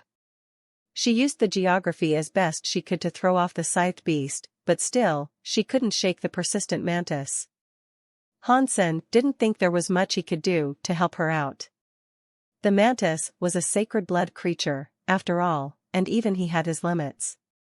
And even though Hansen could not see what Geno core it utilized, one thing was certain, it was a gemstone Geno core. And trying to topple one of those was a reckless endeavor with his current status. Get rid of the egg. Throw it away. Hansen yelled at Dragon Lady. The blades of the mantis had just sliced through an entire rocky outcrop, and the land tumbled and shook. Hansen wasn't going to step any closer. The sprinting chef wasn't following his command, though. She responded, I can't do that. It's only a sacred blood egg. Live to fight another day, geez. It's not worth it. Just get rid of it. Hansen wished to save her, but if she did not listen, there was little he could do. Even if Hansen threw his crystal core at the rampaging insect, it had an effective radius of 2 meters. It wouldn't be enough to soften and rubberize the entire thing. And that was assuming it could. It was a mighty thing, even by sacred blood standards. There was no guarantee his crystal core would soften it enough to be worthwhile. Hansen looked at Red Pony and Star Sea Beast and noticed how small and harmless they looked. Dragon Lady ran beneath the eaves of a nearby forest and kept on running into the dense landscape of trees. Still, it did not hinder her pursuer much. The mantis marched through the trees, slicing them down as it went. Any it missed were soon toppled by the weight of its body. I needed to get myself a gold geno core. Dragon Lady explained the reasoning for her risky venture, as she hopped across the overgrowth. There'll be plenty of opportunities for one in the future. It's not worth what you're putting yourself through. What's the point of getting one if you end up too dead to use it? Han-sen could understand her plea and desire, but he felt frustrated at his inability to aid her. But I've been here for so long, and I only just summoned this death demon dragon. I am not sure when I'll be able to do it again, Dragon Lady said. **T. You summoned that thing? It looks more like a mantis than a dragon, but still, whoa. Han-sen then recalled her special ability. It was possible for her to summon ingredients to cook with. This time, however, her ingredient was getting the better of her. It should have been the other way around, but now, the ingredient was about to gobble up the chef. It was nearly poetic. Pang!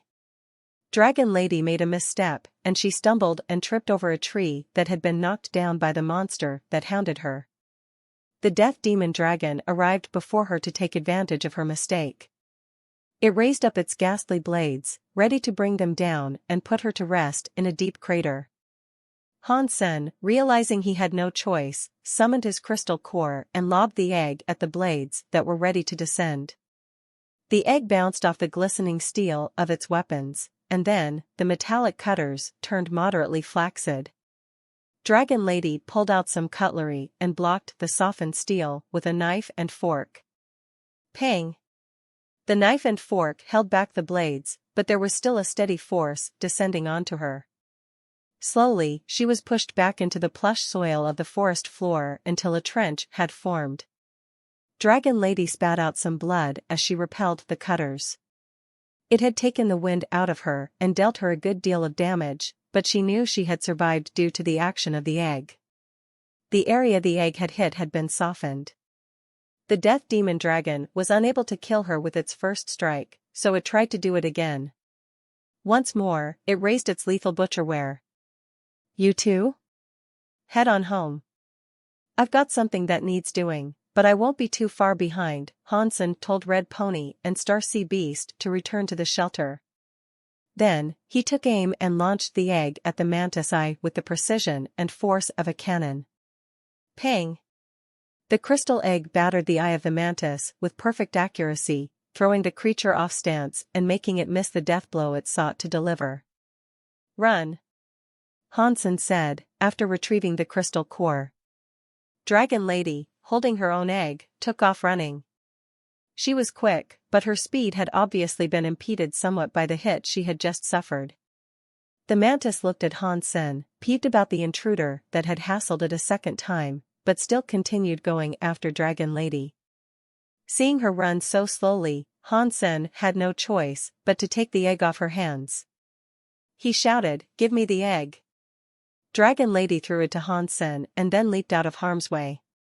The blades of the mantis were just about to descend on her head, but it was fortunate she made the jump. They cut into the earth and kicked up a plume of soil, twigs, and branches. Han-sen, egg in hand, then taunted the beast. He said, "Now, only one question remains, Mantis Boy, fried or scrambled?"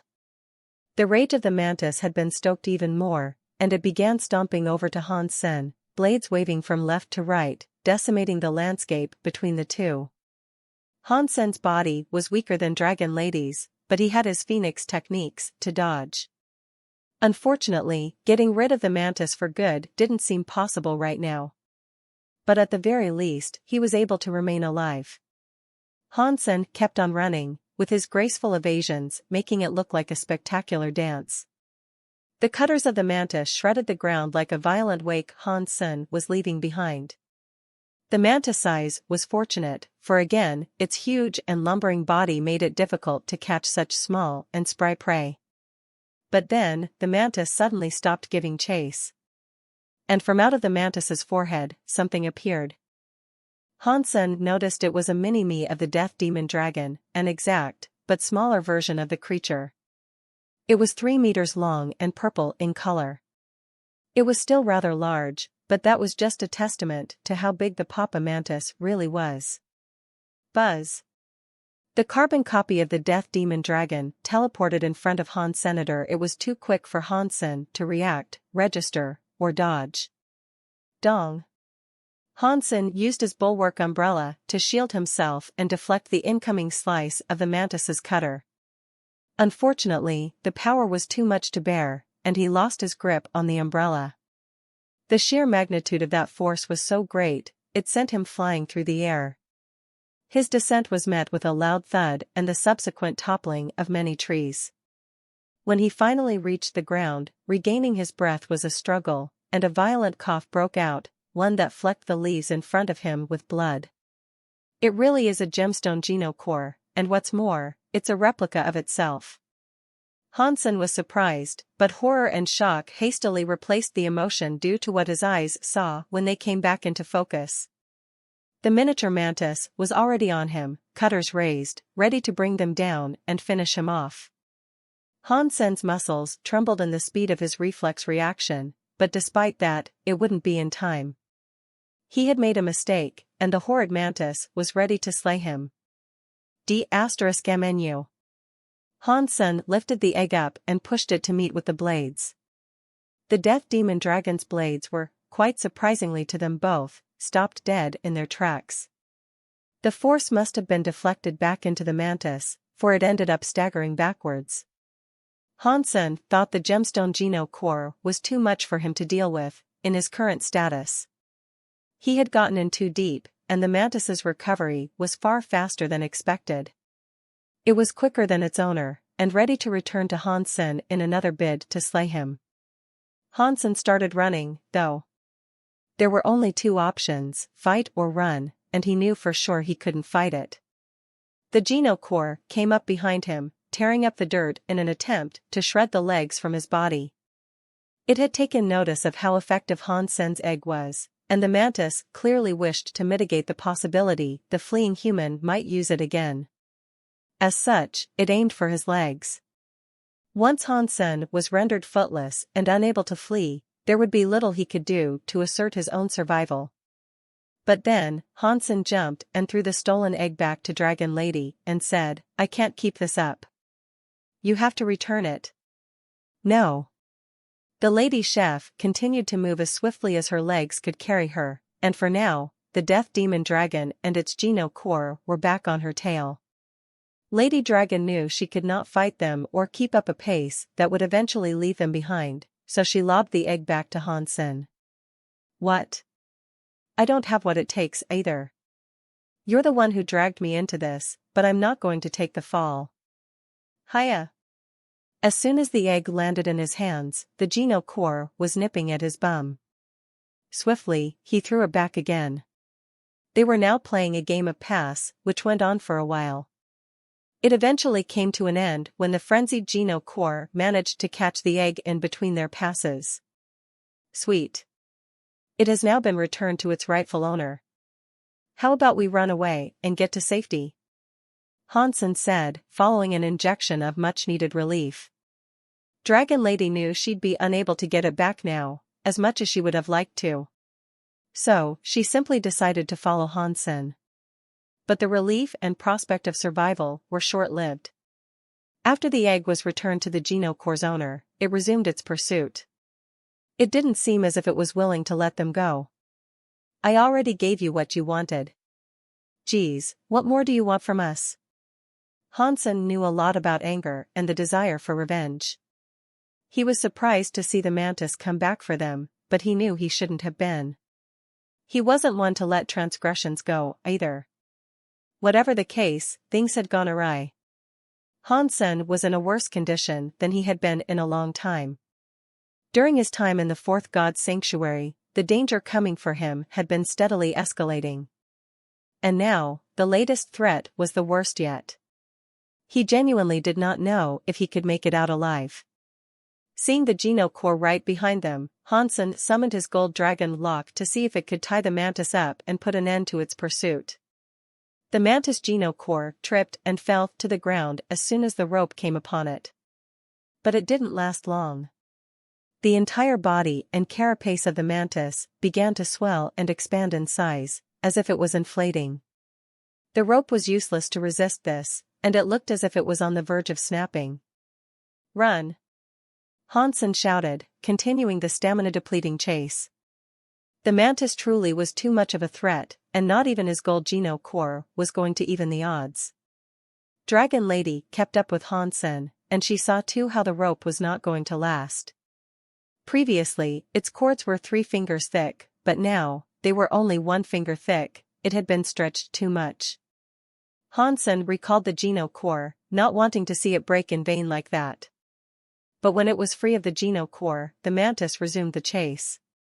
There was only one difference now, and that was the fact that Hansen didn't have a plan. There was no solution he could think of. "Go. I really should clean up my own mess." Dragon Lady stopped and did not even wait for a reply. She turned around, grabbed her utensil weaponry, and ran towards the rampaging Geno core. Dong! Her cutlery was shattered in an instant, and her Geno core was destroyed. She was sent barreling through the canopy of the forest, as blood oozed from the mouth. Hansen didn't think she'd last much longer, and it pained him to see her submit to such a fate.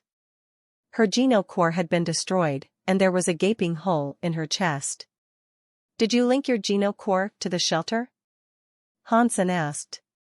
Dragon Lady did not answer this, and she just said, "Don't let this sacrifice be fruitless. Go now, before it is too late." Seeing the Geno core advance on the chef again, Hansen threw his lock at it once more and said, "No. You have every chance of surviving. We're in this together now, so don't give up and throw away your life so easily. It's a shame to die before one can get married." Hansen said a lot more things to try and convince her, but the Geno core would soon to break free and recommit to slaughtering the two. And soon after, the real body of the mantis arrived before them. Its towering height put Hansen and Dragon Lady in shadow. Hansen was at his wit's end, and this was a moment that required his all. He had a friend on the precipice of death, and if he wanted to save her, he couldn't hold back. He summoned every Geno core he possessed and activated Super King Spirit mode. Before Hansen could finish his transformation, though, he heard a scream. Then, a surge of power erupted from a nearby mountaintop. That power was like a shockwave or a tsunami that washed across the land, toppling trees and hewing rocks as it went. It seemed to have a target, too, Death Demon Dragon. The ferocious mantis swung its cutters through the air, acknowledging the force that was coming for it. It tried to swing and strike the ripple of power in an attempt to break it. Roar! Then, the Death Demon Dragon was done. It had been obliterated. Nothing but fleshy chunks of its being lay scattered around, in the ruined landscape that had now been painted with its blood. After it died, its Geno core shattered and faded away like a data purge. A mist, composed of its blood, choked the air for a while, limiting visibility, and giving Hansen and Dragon Lady chills. It was a surreal moment, and it was as if they had been taken to a realm of the dead. A solemn, isolated place that was broken, with its topography dyed a number of senseless, freakish colors. A sacred blood creature had just been one-shot. The power to accomplish something like that had to be extremely horrid. Run! I think I've heard this before, back when the snowstorm hit. Two powerful forces collided that day. Hansen pulled on Dragon Lady to move while they still had the liberty to. The lady chef was able to retrieve her egg before departure, too. Whether or not the venture was deemed successful, she couldn't be sure, but she was at least happy to keep what she had struggled for. The pair ran all the way back to Shadow Shelter without stopping. Fortunately, along the way, nothing else transpired. The elite that had destroyed the mantis was nowhere to be seen. Did we luck out? Did that thing try to help us out with the Death Demon Dragon? Hansen wondered to himself. It had seemed like a very convenient save. Back in the shelter, Hansen saw Starsea Beast and Red Pony grazing about. The fact they had returned as they were told, and were now safe and sound, brought much relief to his mind. Dragon Lady was in a jovial mood upon her return. With the egg safe and sound, she found a place to hide it. Han Sen had enjoyed her company thus far, but what had just occurred had made him wary. He thought Dragon Lady might be a walking time bomb, if she was indeed able to summon creatures that not even she herself could control. If she wasn't careful, and perhaps ended up summoning a super creature someday, it'd all be over for the lot of them. I need to talk to her, and advise that she doesn't summon her ingredients in the proximity of Shadow Shelter, Han Sen said to himself. Han Sen was hungry after the ordeal, so he chowed down on some primitive meat. He gorged on enough of the stuff that his tally finally reached 100 primitive geno points. This had netted him an additional 4,000 fitness levels. Still, actively going out to kill mutant creatures wasn't going to be easy. That was next on the agenda, but mutant creatures frequently lived together, and more often than not, they had a boss. Han Sen had been in the Fourth God Sanctuary for some time, and he was both surprised and disappointed he had yet to earn any mutant geno points from plants he might be able to consume. Han Sen always thought eating geno plants was the best way to collect genes. And even if it wasn't always the fastest, it was most certainly the easiest. If he was able to grow many such plants himself, things would be peachy. Unfortunately, Han Sen did not know how to grow such plants. And what's more, those plants took a very long time to grow. He'd still need a way of shortening their growth time. Although the black crystal was effective at doing this in the Third God Sanctuary, his shelter wasn't an isolated stronghold where he could make use of such techniques in secret. Others were sure to find out if he tried such a practice in Shadow Shelter. As Han Sen mulled these matters over, Green Cow informed him there was another human who wanted to see him. His name was Su Mianhua. Han Sen did not know there was another human in his shelter, but it was nice to know. So, he informed Green Cow to lead him forward. The fellow seemed a little old, and Han Sen guessed he might have been old when he first came to the Fourth God Sanctuary. Han Sen thought Su Mianhua was going to ask for his help, as most humans might look to do, but he was surprised to learn that this wasn't the case. After Su Mianhua explained his purpose and what he had been up to during his time in the shelter, and Han Sen wasn't sure whether he should have been plain shocked or absolutely mortified. Han Sen unsealed the teleporter after he claimed the shelter for himself, so Su Mianhua was able to return to the Alliance and conduct tests there. Unfortunately, the Alliance didn't have the materials he sought, and the breakthroughs he sought to achieve weren't possible outside the sanctuary. Su Mianhua had just come to Han Sen to ask if there was a way he might collect ingredients for his less-than-savory deeds. To earn Han Sen's trust, though, he had to provide full disclosure regarding the purpose and intent of his research. Any findings were shared and would continue to be, too, once he was able to continue. Let me get this straight, all these years, Nan Lydian has kept you in this place for the sole purpose of researching the corpses of creatures, all for geno fluid? Han Sen asked. Su Mianhua answered, I've made some decent progress. It involves the use of creature blood, in which we can gain the powers of the original creature for a temporary amount of time, Su Mianhua said. Will it permanently affect or maybe damage our bodies? Han Sen asked. I don't know. There weren't any other humans around, so I was unable to conduct tests. I have been testing this on monkeys, however. Their bodies do change following injection, and after a while, those changes fade away. Su Mianhua, to his credit, thought honesty was the best policy. He wasn't going to lie about his findings and progress. Does that mean angel gene fluid contains Shura blood? Han Sen said.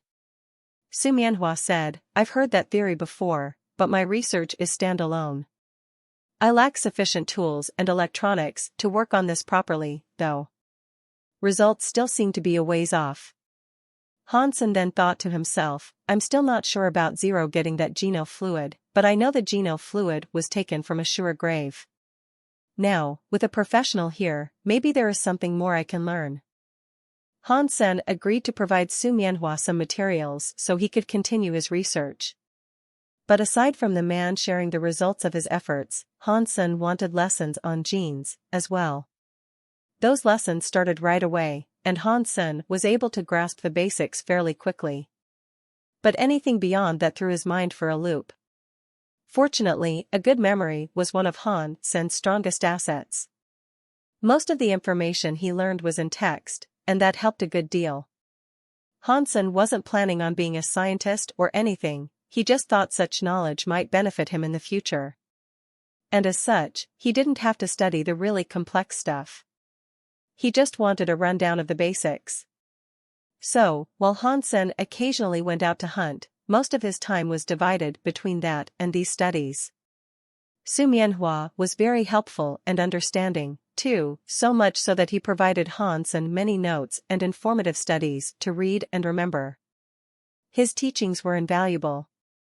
But it was a broad subject, and Han Sen understood that getting to grips with this stuff would be a long-term affair. And right now, he was invested in learning about the methods of research.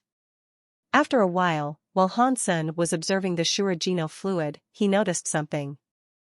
The purple juice that was called Shura-Geno fluid could be combined with human Geno fluid. And this mixture would provide users with elements of Shura genes. Isn't that the same as angel gene fluid? Han Sen frowned. There was a difference, though. Angel gene fluid was created with the blood of Shura, but Han Sen was actually observing the base Shura juice. It didn't list the effects, however. Might Zero be a human who has used it? Han Sen wondered. Finding out would not help Han Sen in any way, but knowing this information was still quite important. Her nature had always perplexed him. Angel Gene had researched this stuff for years, but they had not yet found this out. The information was precious. Han Sen could use this information to learn a lot of money, too. Not wanting to do that, though, he hid it and kept it to himself for the time being. Zhao 7 created Angel Gene, but it was a big gig. It took all his time, and as such, he had yet to become a demigod. Whether he wanted to was another question entirely. Becoming a demigod was a serious thing. It was a greater commitment than it was for any other sanctuary. Most people who became demigods perished, and for those that didn't, it could take them a long time to return to the Alliance. If Zhao 7 was absent for a long time, by becoming a demigod, the entire company could stumble and fall. It was like that all across the Alliance, however. The CEOs of pretty much every top company were weak, and even the president Ji Ruozhen was. Han Sen didn't want to be in the sanctuaries forever. He wanted to max out and accomplish everything that could be accomplished, so he could move on and do something different with his life. Right now, he was taking some time off. He was at home, and he was planning on making supper for Ji Yanran and his mother. Han Yan was still in the military school, so he could only see her on Skynet. Now that she was the leader of the Hand of God tourneys, and she was the prettiest woman in the Black Hark Military Academy, Han Sen was becoming even more worried over the number of men that might try and court her. Fortunately, Han Yan had the falsified sky powers.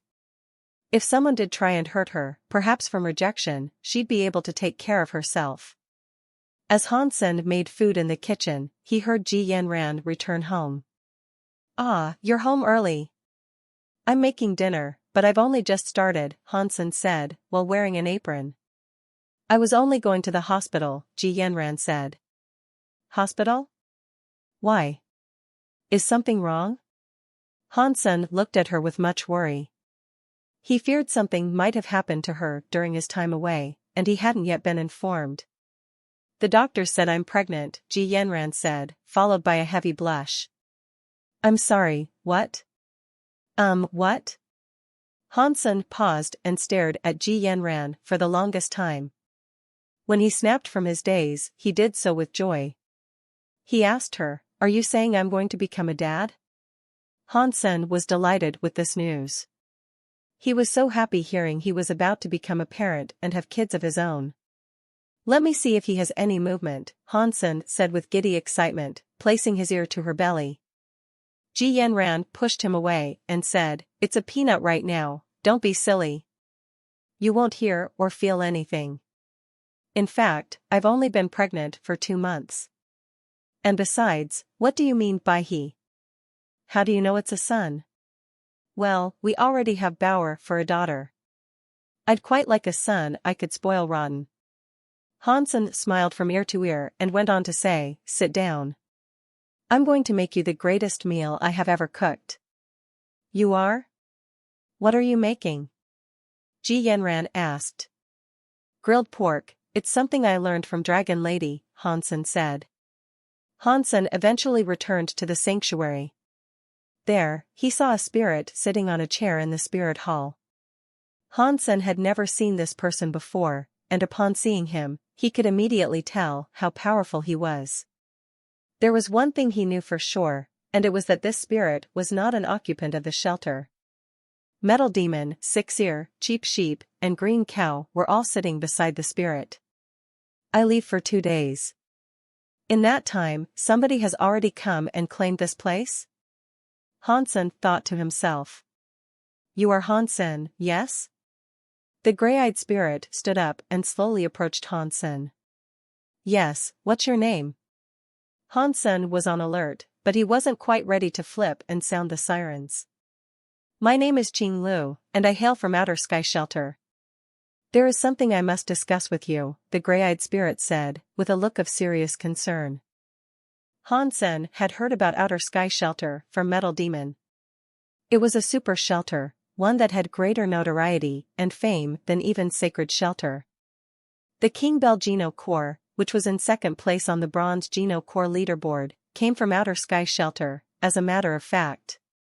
Qing Lu did not want to take over this shelter, and he hadn't come here with any hostile intentions. Shadow Shelter was already a part of their territory, and there wasn't anything particularly special about it. Qing Lu had come here in search of Nan Lydian, and he was dismayed to learn he had died.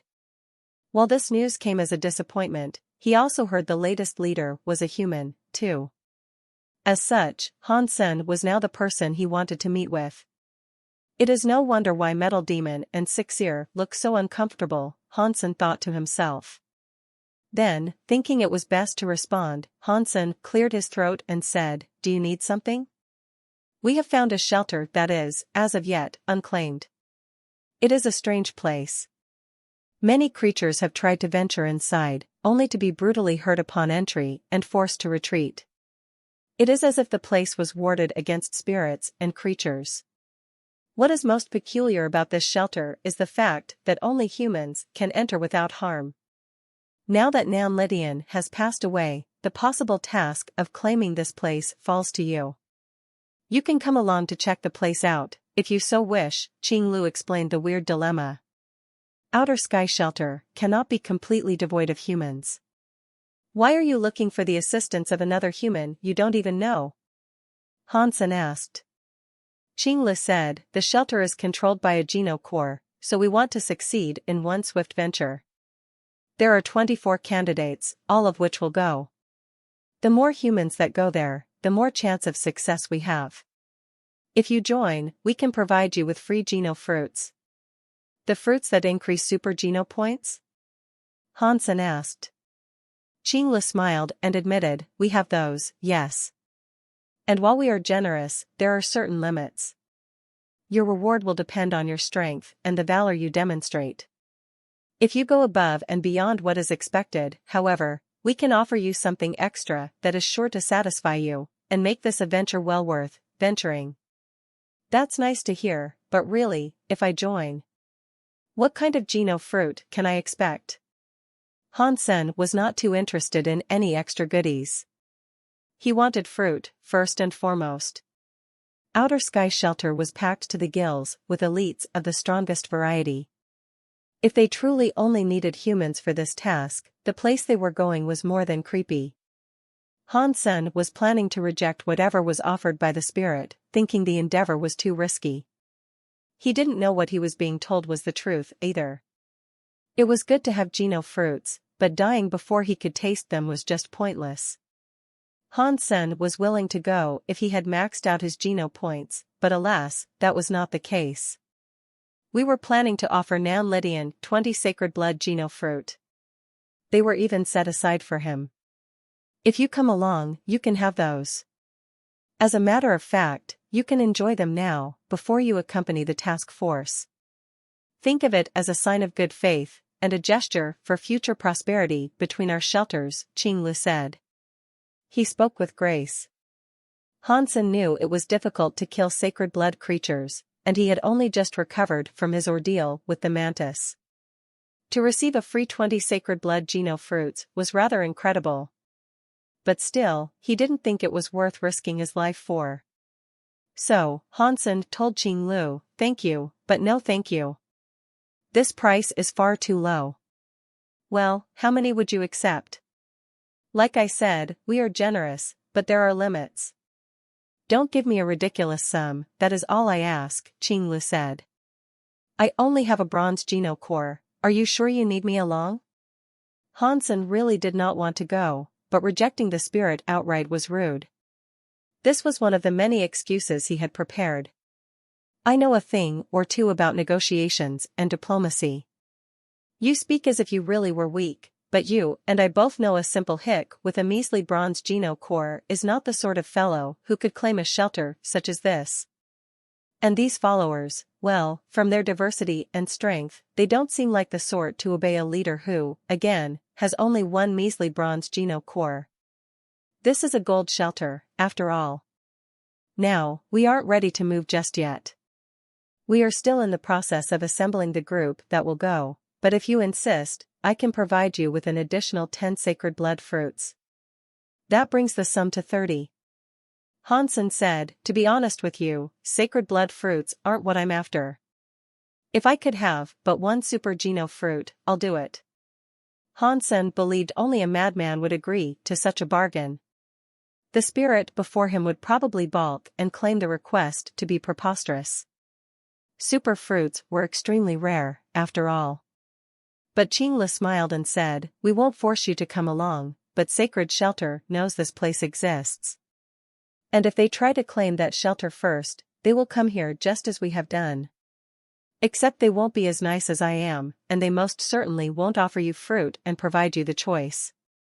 Then, Qinglu tossed something to Han Sr. "If you change your mind, take this to Qilua Shelter. I'm going around to ask other humans, in the meantime. If you wish to find me, once I am done, I'll be there." Hansen accepted it, and before he knew it, Qinglu was already gone. Hansen opened the parchment, and it was a scroll. On it, there was a drawing of the shelter they were supposed to go to. There were a few other drawings on it, too, each showcasing the shelter from a different perspective. They weren't the only ones who had found the shelter, so it most certainly wasn't a secret if they were handing maps like this out. However, when Hansen's eyes glanced across one drawing in particular, his pupils beaded. In the drawing, a building resided beyond the gates and ramparts, one that looked like a tower. It was very wide on the bottom, but became gradually thinner, all the way up. The entire thing looked to be approximately 50 meters tall. What stood out most to Hansen was the mural that had been wrought into the stone of the construct. It depicted an entity that very much looked like a human. It could have been a spirit or a humanoid creature, but to Hansen, there was a distinct human-like quality to it that he could not shake. Since humans were the only beings that would not get hurt when entering that place, Hansen thought that the massive stone drawing most likely really was depicting the human body. That made no sense, though. It was common knowledge that humans had only been in the sanctuaries for 200 years. If that was so, how could there be an aged shelter with a massive mural depicting a human there? What was most important and what was most striking about the construct, though, were the words written upon that mural. They were written in an ancient human language. "God has returned." This was the opening line of the Life Door text. As to why text from a Blood Legion technique would adorn the mural of a demigod shelter's wall, Hansen could not even hazard a guess. Another mystery for the pile, he thought. Hansen glossed over the rest of the scroll he had received, hoping there were more diagrams and drawings that might elucidate and depict other angles of that mural, but there were none. Weird. This building looks to have been constructed a long time ago, but why would Life Door be there, I wonder? This doesn't make any sense. I suppose there is the chance the leader of Blood Legion is a creature or spirit, especially given what the vice president was. Assuming Baby Ghost wasn't lying about his position in Blood Legion, this could very likely be true. Baby Ghost himself was a spirit, after all. Hansen racked his mind for any possible answers or theories he could come up with to explain the deepening mystery, which he was now starting to liken to quicksand. Due to there being only that one line of text to be seen, Hansen didn't need to examine the drawing for long. So, his eyes moved on. He noticed there were drawings of what appeared to be humans, all in the practice of life door. He could tell this by the different positions the humans had assumed, each one being a pose necessary for training life door. In total, there were 10 people. The fourth human he could see seemed to have been depicted with his life door opening. The fourth has opened his life door, but what about the other 6? Was Uncle Bug truly able to open his life door? Hansen frowned. Hansen was not intrigued and interested in the proposition of claiming another shelter. Instead, he wanted to learn more about Blood Legion and Life Door, and that expedition could reveal the answers he sought. Hansen now knew he was going to be a father, though. So, he decided on not following up with Qingli, despite his lingering curiosity. Perhaps I'll go there once they've done the heavy lifting and managed to secure the shelter. Going now is too much of a risk, Hansen thought to himself. The matter was settled. Hansen spent time with Ji Yanran every day after that and practiced his skills vigorously. His fitness level had reached the point where his Geno cores could become silver, but he still needed to obtain the bronze Geno cores of the Blood Pulse Sutra and Super King Spirit. The Blood Pulse Sutra's bronze Geno core, through Hansen's constant practice, was finally generating. It was simple enough to get one for the Blood Pulse Sutra, but as for getting one with his Super King Spirit mode, Hansen had no clue how it could come about. That was a power that operated differently, and it was a part of his being. He couldn't truly practice with it. "Bossman Bub, we've located a mutant creature," Cheap Sheep chirped, hopping its way over to Hansen like a grounded cloud. Hansen flinched, still exhibiting fear whenever he was referred to as a boss by the sheep. He had repeatedly told the fluffy thing not to, but it had trouble abiding. "What is it?"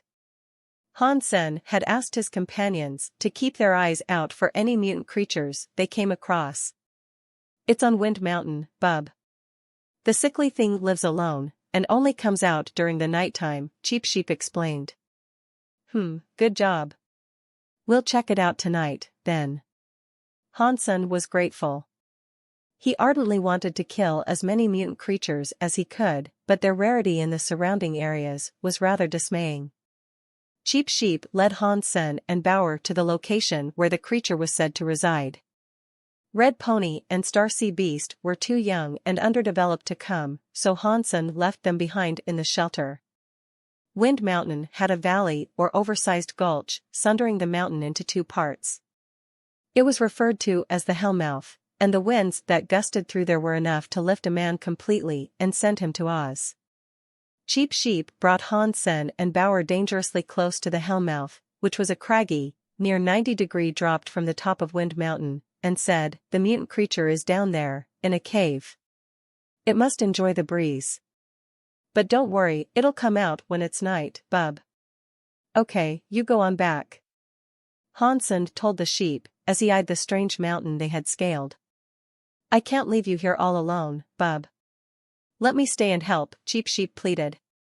Hansen knew the sheep was a scaredy cat, and this had to be an act to earn himself some brownie points. "No, you've done enough. Good job finding it, I'll handle the rest." Hansen, more than anything, did not want the sheepish character to bring him bad luck. His presence almost reminded him of his escapades with the terribly unfortunate Wang Yuhang. Cheap Sheep did as he was told, but he kept on looking back at Hansen during his departure. He was almost returning down the mountain backwards. Hansen found a place he could get comfy for a while, and there, he inflated an airbed for himself and Bauer to rest on. They spent the rest of the day admiring the sky. "Dad, is Mom having a baby?" Bauer asked, with a surprisingly serious tone. Yes, you will become a big sister, Hansen said, with a reassuring smile. Dad, when you have another baby, will you still want me? Bauer looked visibly upset when she spoke, as if she was on the brink of letting tears flow. Hansen stroked her head, suspecting such a question might arise. He assured her, of course I will want you. You're my baby daughter, and nothing will ever replace you. Bauer responded by asking, Mom can love the new baby, and Dad can love me? Okay, if that's how you want it. Hansen paused to think of how he might best explain such a situation to her, and when he decided, he told her, but there's enough room in all of our hearts to love each other equally. And what's more, you'll be a big sister. That means you'll have the responsibility of looking out for the new baby, as they grow up. I'll jam my gourd up the *SS of anyone who tries to mess with my future sibling. Bauer proclaimed, clenching her fist and making an upward motion. Hansen smiled hearing this. But then, he suddenly caught the sight of a big white lizard climbing up the rock wall. It was a 3-meter-long, scaled creature.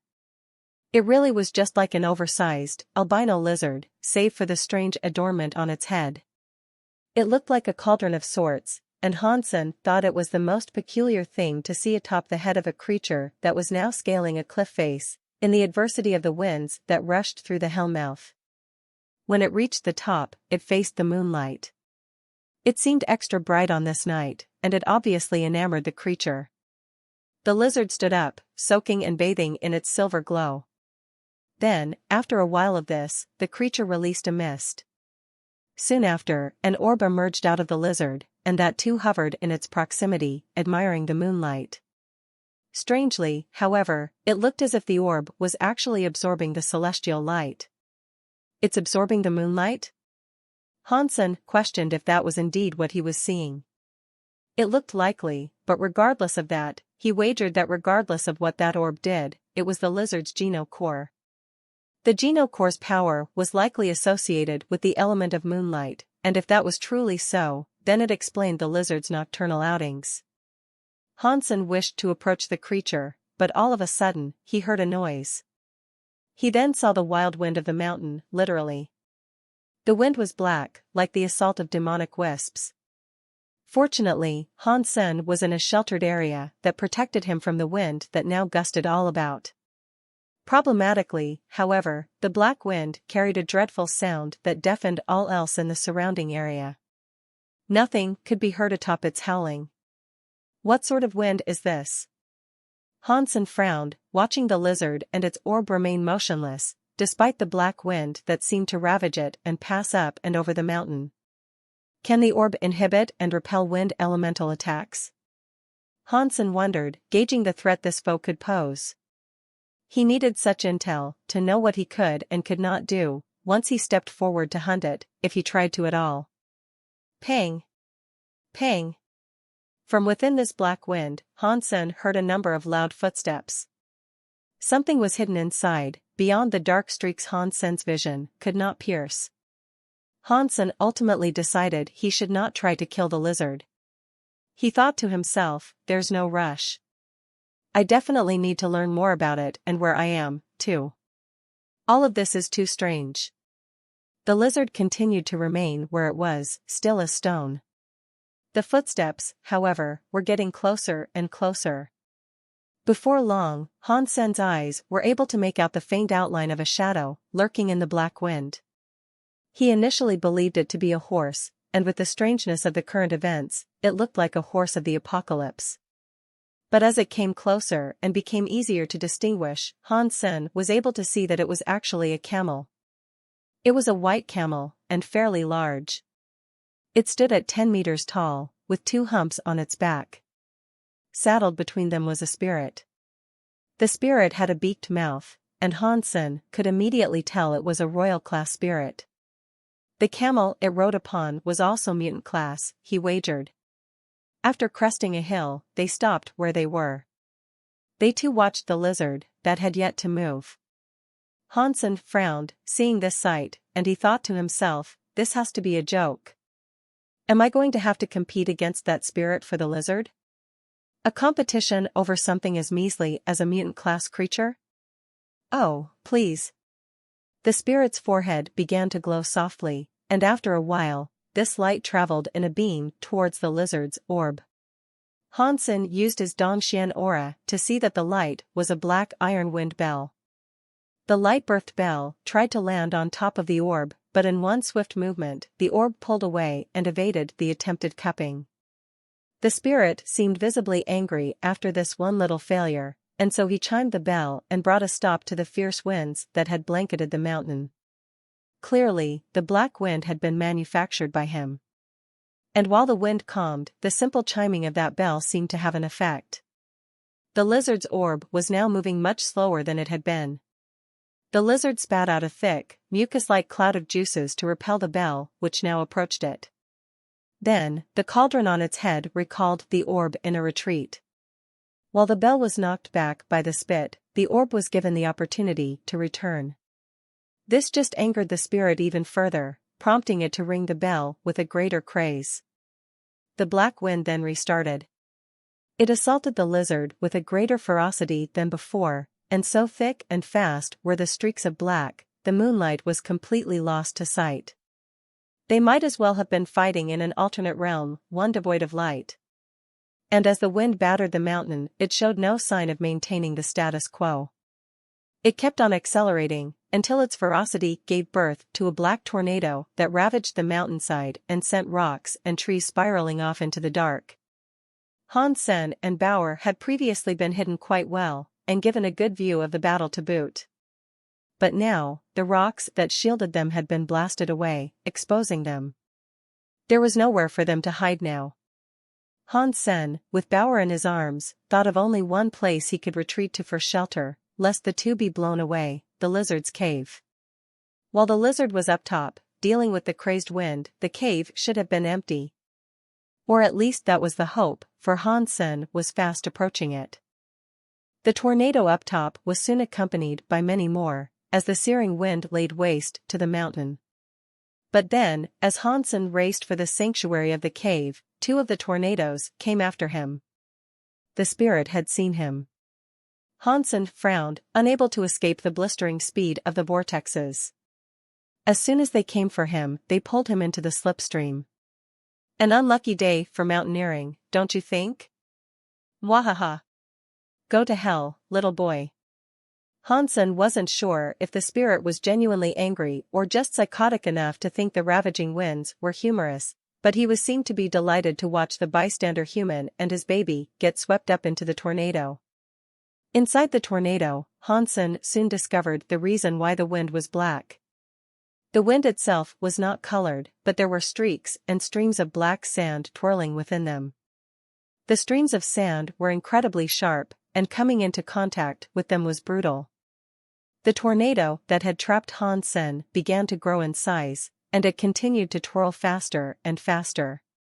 Steel could have easily been ground to dust inside it. The spirit no longer paid attention to Hansen inside there, though, most likely believing the human to have been killed.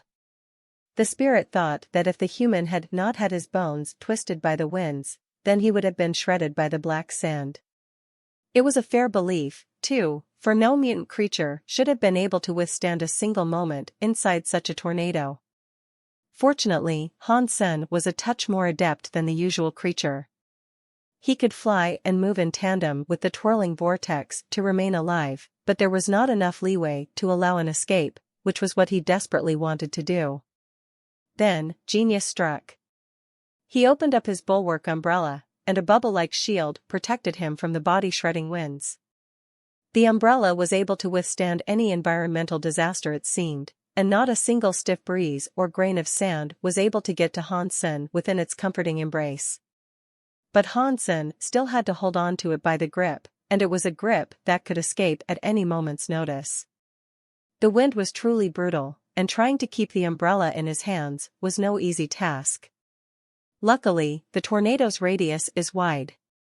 If it was smaller and more concentrated, I doubt I could hold on for as long as I have, Hansen thought. There was at least one thing to be grateful for, as sour as the ordeal still was. The power of a gold geno core was truly incredible. The strongest and most dangerous thing about the tornado was the black sand that twirled around like a black wind. If the sand was eliminated, the tornado wouldn't be much of a threat. Hansen maintained his clutch on the umbrella, but he knew he had to do something.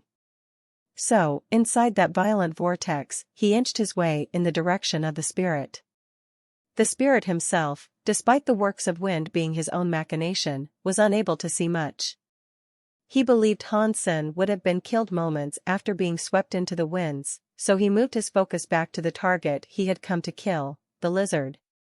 Two primary tornadoes now ravaged the mountainside, and the spirit focused his concentration on those. The lizard was atop the mountain, with its claws dug into the stone. Its cauldron still sat upon its head, shining. It was defying the wind fairly well, but it didn't seem to do all that much in retaliation. But perhaps that was because it had reached the end of its tether, and it had no space or strength to do anything else as the wind battered it. And soon after, the black wind and sand began to almost wholly encompass the creature. The wind streams that carried the sand were like whips, and each pass they made over the lizard was like a cruel lashing. It eventually began to settle on the lizard's body, as well, as if the grains of sand were magnetized to its body. It seemed as if they wanted to suffocate the creature. More and more sand came down then, to bury the lizard. And before long, it could hardly be seen, and it could no longer move. Haha. Another mutant creature notch for my belt. The spirit, seeing the lizard buried beneath the sand, cackled and ceased his chiming of the bell. Shortly after, the black wind and tornadoes all whirled out of existence. The sand of those streams dropped to the ground, blanketing the mountain in black. The spirit was going to ride his camel over to the lizard so he could claim his prize, but something occurred. All of a sudden, the camel squealed in agony. The spirit saw something appear before him. One of the being's hands clutched a horn, while the other clutched an umbrella. The horn had been driven through the camel, slicing its belly horizontally, from back to front. Then, all of its guts fell out in a sticky red downpour. The spirit was bucked off, thrown into the sand that had now been dyed red. The camel was a mighty thing, but Hansen had killed it with the greatest of ease. Assassination was one of Hansen's fortes. What he had done was take refuge in the sand that had cloaked the ground. He hid beneath it, and when the camel trotted past, he leaped up and struck. Hansen killed the camel first because he was aware of what the spirit could do, and he had more than a few ideas in regards to how he could counter the spirit's moves. He didn't know anything about the camel, so it was best to remove the foe from the board he was most uncertain about first. That was why he took out the camel so quickly. Mutant creature wind camel killed. No beast soul gained. Geno core destroyed. Consume its flesh to gain 0 to 10 mutant geno points randomly. Hansen didn't care about the dismal results of the camel's killing, though. Right now, he had more important things to concern himself with, like the spirit he had just made an enemy out of. Without relenting, he went for the spirit with his umbrella and horn in hand. The spirit was incredibly angry, and so he rang his bell to summon more tornadoes to prevent Hansen's approach. How dare you kill my camel? Do you not know who you picked a fight with? I am the Sandman. The spirit was hissing and seething as he spoke, and his hands flailed like mad in a frantic ringing of the bell. The tornadoes that spawned were wicked and wild, destroying all that they came into contact with. The spirit could not wait to see Hansen reduced to dust, but he was quickly delivered of fright when he saw the effects the tornadoes had on the human. Nothing. There was no effect. Hansen cut through the tornado, not having been licked by a single grain of sand. Impossible. Hansen's horn had come right before his face. The spirit used his bell to shield his pretty face and deflect the horn. You can't kill me, the spirit said. Hansen lifted his umbrella and threw it up into the sky. Then, he used his newly free hand to punch the spirit, right before catching the umbrella once more. I don't like sand. It's coarse and rough and irritating, and it gets everywhere. Hansen, umbrella back in hand, ran towards Wind Mountain. The spirit's face twitched and warped, but he was unable to move his body. Arg! After one brief scream, the spirit's body crumbled into dust. The spirit returned to his spirit stone, but Hansen expected this. Regardless, Hansen ventured up to the top of the mountain and began removing the black sand. There was a large mound of the stuff, and after much digging, Hansen was able to find the lizard that had been buried. The lizard was not dead yet, but it was in poor shape. The black sand had suffocated it and crept its way into the lizard's body. The lungs and organs were stuffed with sand, and its death was inevitable. The lizard's mouth and nose were wet, caked in sand. It was a bad way to go out. Hansen, wanting to put it out of its misery swiftly, took out his horn and plunged it through the creature's heart. Mutant creature cauldron beast killed. Beast soul gained. Gold Geno core acquired. Consume its flesh to gain 0 to 10 mutant Geno points randomly. Hansen was delighted at the result. Things had gotten a little heated, but aside from ending up a little windswept, he'd be walking away from the venture with 2 mutant carcasses, a new gold Geno core, and an extra beast soul to top it all off. Hansen summoned his black unicorn and bundled everything together with his gold lock. This was a fine haul of meat, and it'd keep Hansen full for some time to come. In the meantime, Cheap Sheep was still off in search of more mutant creatures for him. This would tide Hansen over until then, for sure. A month later, Hansen had almost finished consuming all the flesh. He had thus far received an additional 16 mutant Geno points, which brought his tally up to 25. Currently, Hansen was in the midst of his daily training regime with Red Pony and Starsea Beast.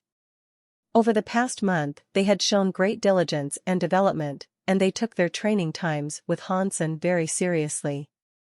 It made Hansen glad to see them behave that way. A, B, C. Hansen's training wasn't purely physical, and now he was holding up a board with the alphabet. A. Starsea Beast had been trying his hardest to learn, but it had been a struggle. He wasn't the sharpest tool in the shed, unfortunately. Hansen looked dismayed. Finding out that many demigod creatures couldn't speak was disheartening, and he expected a far better literacy rate in the fourth god's sanctuary. Come on, this stuff is basic. You guys are going to have to learn eventually. Now come on, follow after me. A, B, C. Hansen was determined to make his followers speak. Red Pony did not seem very focused on the lesson. It didn't speak, and neither did it follow along with Hansen's instructions. It seemed very disinterested. Starsea Beast, however, was trying its best. It was incredibly focused, despite being rather dumb. Still, all it could say in response to Hansen was, A. Suddenly, Hansen felt a wretched energy blanket the shelter. Not wasting any time in his response, he flew over to the gate to see what might have been approaching. There, he saw Qing Lu and another spirit marching towards the shelter. The scary, menacing power was from the spirit that accompanied Qing Lu. As much as he had thus far tried to resist, Hansen had the sneaking suspicion it was only a matter of time before he was forced to go to that spooky shelter that only allowed humans. Qing Lu. I've been waiting for you, man. Hansen forced the biggest ear-to-ear smile he could, and fluffed his voice to be as welcoming as one could be. Qing Lu looked at Hansen with one eyebrow raised high enough, it could have pierced the clouds. You were expecting me? Yeah. I've been so busy this last month, I was unable to catch up with you for that expedition you said you were planning. You know the one, the human team, the creepy shelter, the 50 sacred Geno fruits. I thought I said 30, Qing Lu said. They had come there expecting to use force to get Hansen to go along with their plan. This was most unexpected. Someone who was willing to go was always a better choice than someone who had been forced to. Communication was far better in such circumstances. I was going to accept the 30 you offered last time, but now that you're here. Well, I can only suspect you've been to the shelter and failed. Clearly, the risk and danger of that place are far worse than you expected. Add an extra 20 for the hazard pay, and I'm your man, Hansen said. My balls, consider them busted. Oh well, fine, I accept. 50 it is, the other spirit finally spoke. The way that spirit held himself was different from Qing Lu, and it was clear to see he was of a higher rank. How should I refer to you, sir? Hansen said, approaching the two in a casual manner. The Emperor's sixth son, Yu Xian. The spirit puffed his chest and put his chin up when he said this. Then, he lessened his threatening aura to one that was far more approachable. That's a mouthful. I'm Hansen, nice to meet you, Hansen said. Yu Xian then stepped forward to say, I like cooperating with smart men. Pack up your things, and we'll head out. Okay. Hansen returned Bauer to the Alliance, afraid there might be much danger on the road ahead. Particularly so, at their destination. Hansen didn't bring anyone else with him on that trip. He just went alone with the spirits. On the road, Qing Lu and Yu Xian explained many things to Hansen, and what had occurred in their previous attempt at taking the shelter. They had ended up sending 29 men to that shelter. 3 had returned from that place in a grievously poor condition. Even those were dead now. A few of those humans even had gemstone geno cores, but it hadn't seemed to matter at all. They had all been killed. Sacred Shelter had also sent a bunch of humans, as well. Only one of those managed to crawl out, then later died. It was impossible for them to find a decent pool of humans to try to take the shelter individually, so the 2 shelters had now decided to cooperate for their next venture. Yu Xian, now that I am a part of the Outer Sky Shelter territory, perhaps you could tell me more about what I will be walking into? The more intel I have going in, the better I can perform. Hansen knew the mission would be dangerous, so he would have preferred going in with at least some semblance of an idea of what he might face. Yu Xian looked at Qing Lu, prompting him to speak. He said, unfortunately, we don't know much about the shelter.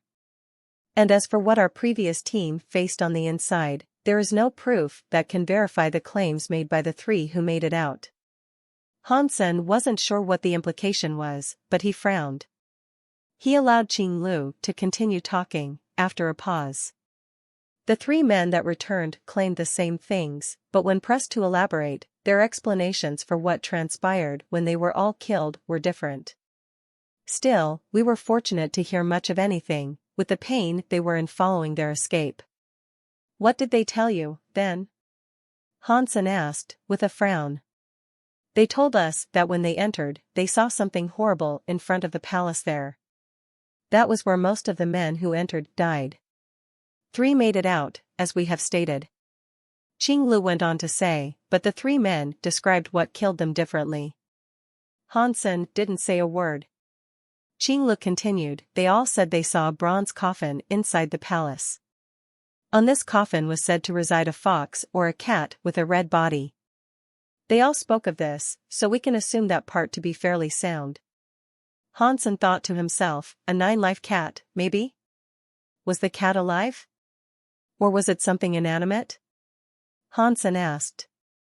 If it really was associated with Blood Legion, being a 9-life cat, there was every chance he could survive.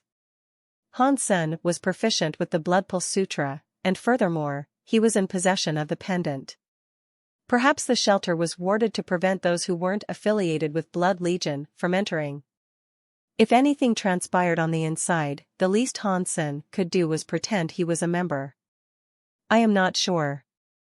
The details were sparse, Qing Lu said, shaking his head in regret. One of them said a beast emerged and slew everyone there. Another said there was the statue of a beast there, and that everybody simply started to die after they opened the coffin. The other person claimed that, after seeing a beast there, they all started killing themselves. Could they all be hallucinating different things? Hansen asked. It is not out of the realm of possibilities, but then, why would they have died after escaping with their lives? Yu Xian said. Hansen nodded. There was no reason for the perfectly capable humans to die, if all they had experienced were hallucinations. There was something wrong with all this, there was no doubt about that. How did they die? Were they severely wounded or something? Hansen asked. They had no wounds. Their blood crystallized, clogging the blood flow and preventing proper operation of their organs, Qing Lu explained. Hansen did not say anything, but he most certainly believed the shelter had a connection to Blood Legion. If the red beast or creature there was the 9-life cat, Hansen was starting to think he'd get the answers he had been waiting for. This was a big opportunity, and it would be silly to squander it. Yu Xian and Qing Lu did not take Hansen to Outer Sky Shelter, and they delivered him to that spooky shelter directly. When they arrived, Hansen saw 3 humans. They were right, saying it had been difficult trying to assemble a new team. There weren't many humans in the 4th God's Sanctuary, and the ones who had been killed on the last mission had been reported as missing in the Alliance. It was a spectacular feat, knowing they had managed to assemble nearly 30 humans for the last venture. But that also made it profoundly upsetting, learning what had occurred to each of them.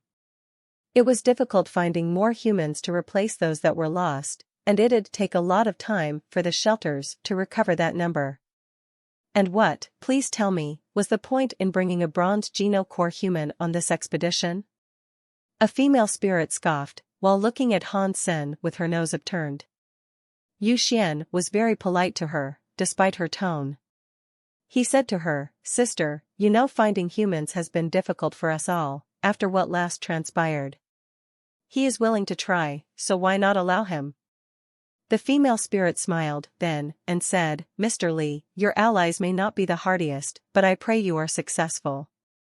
"I'll do what I can," Mr. Li said, with a coarse voice, not so different from toned grunts. Hansen looked at this Mr. Li, who was a human, and observed him. Hansen was surprised, seeing a human garner such respect. The woman spirit seemed to hold him in high regard. The man looked to be in his 30s, and he'd undoubtedly be an accomplished fighter. Just like Hansen, he was hiding the true extent of his power. The female spirit almost spoke like a student would, before their master. Next to Mr. Li were another 2 humans. One was old, and the other was young. They were both very powerful, from the look of them, and it was highly likely they possessed gemstone Geno cores. The 2 of them stood next to Mr. Li like bodyguards, though. Clearly, Hansen would be the odd man out. Hansen thought to himself, "It looks like this Mr. Li really is well respected. He and the others must be the big guns of the spirits.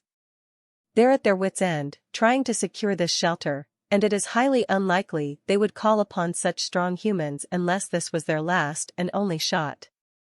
If these 3 really are that powerful, though, how come I've never heard of them before?"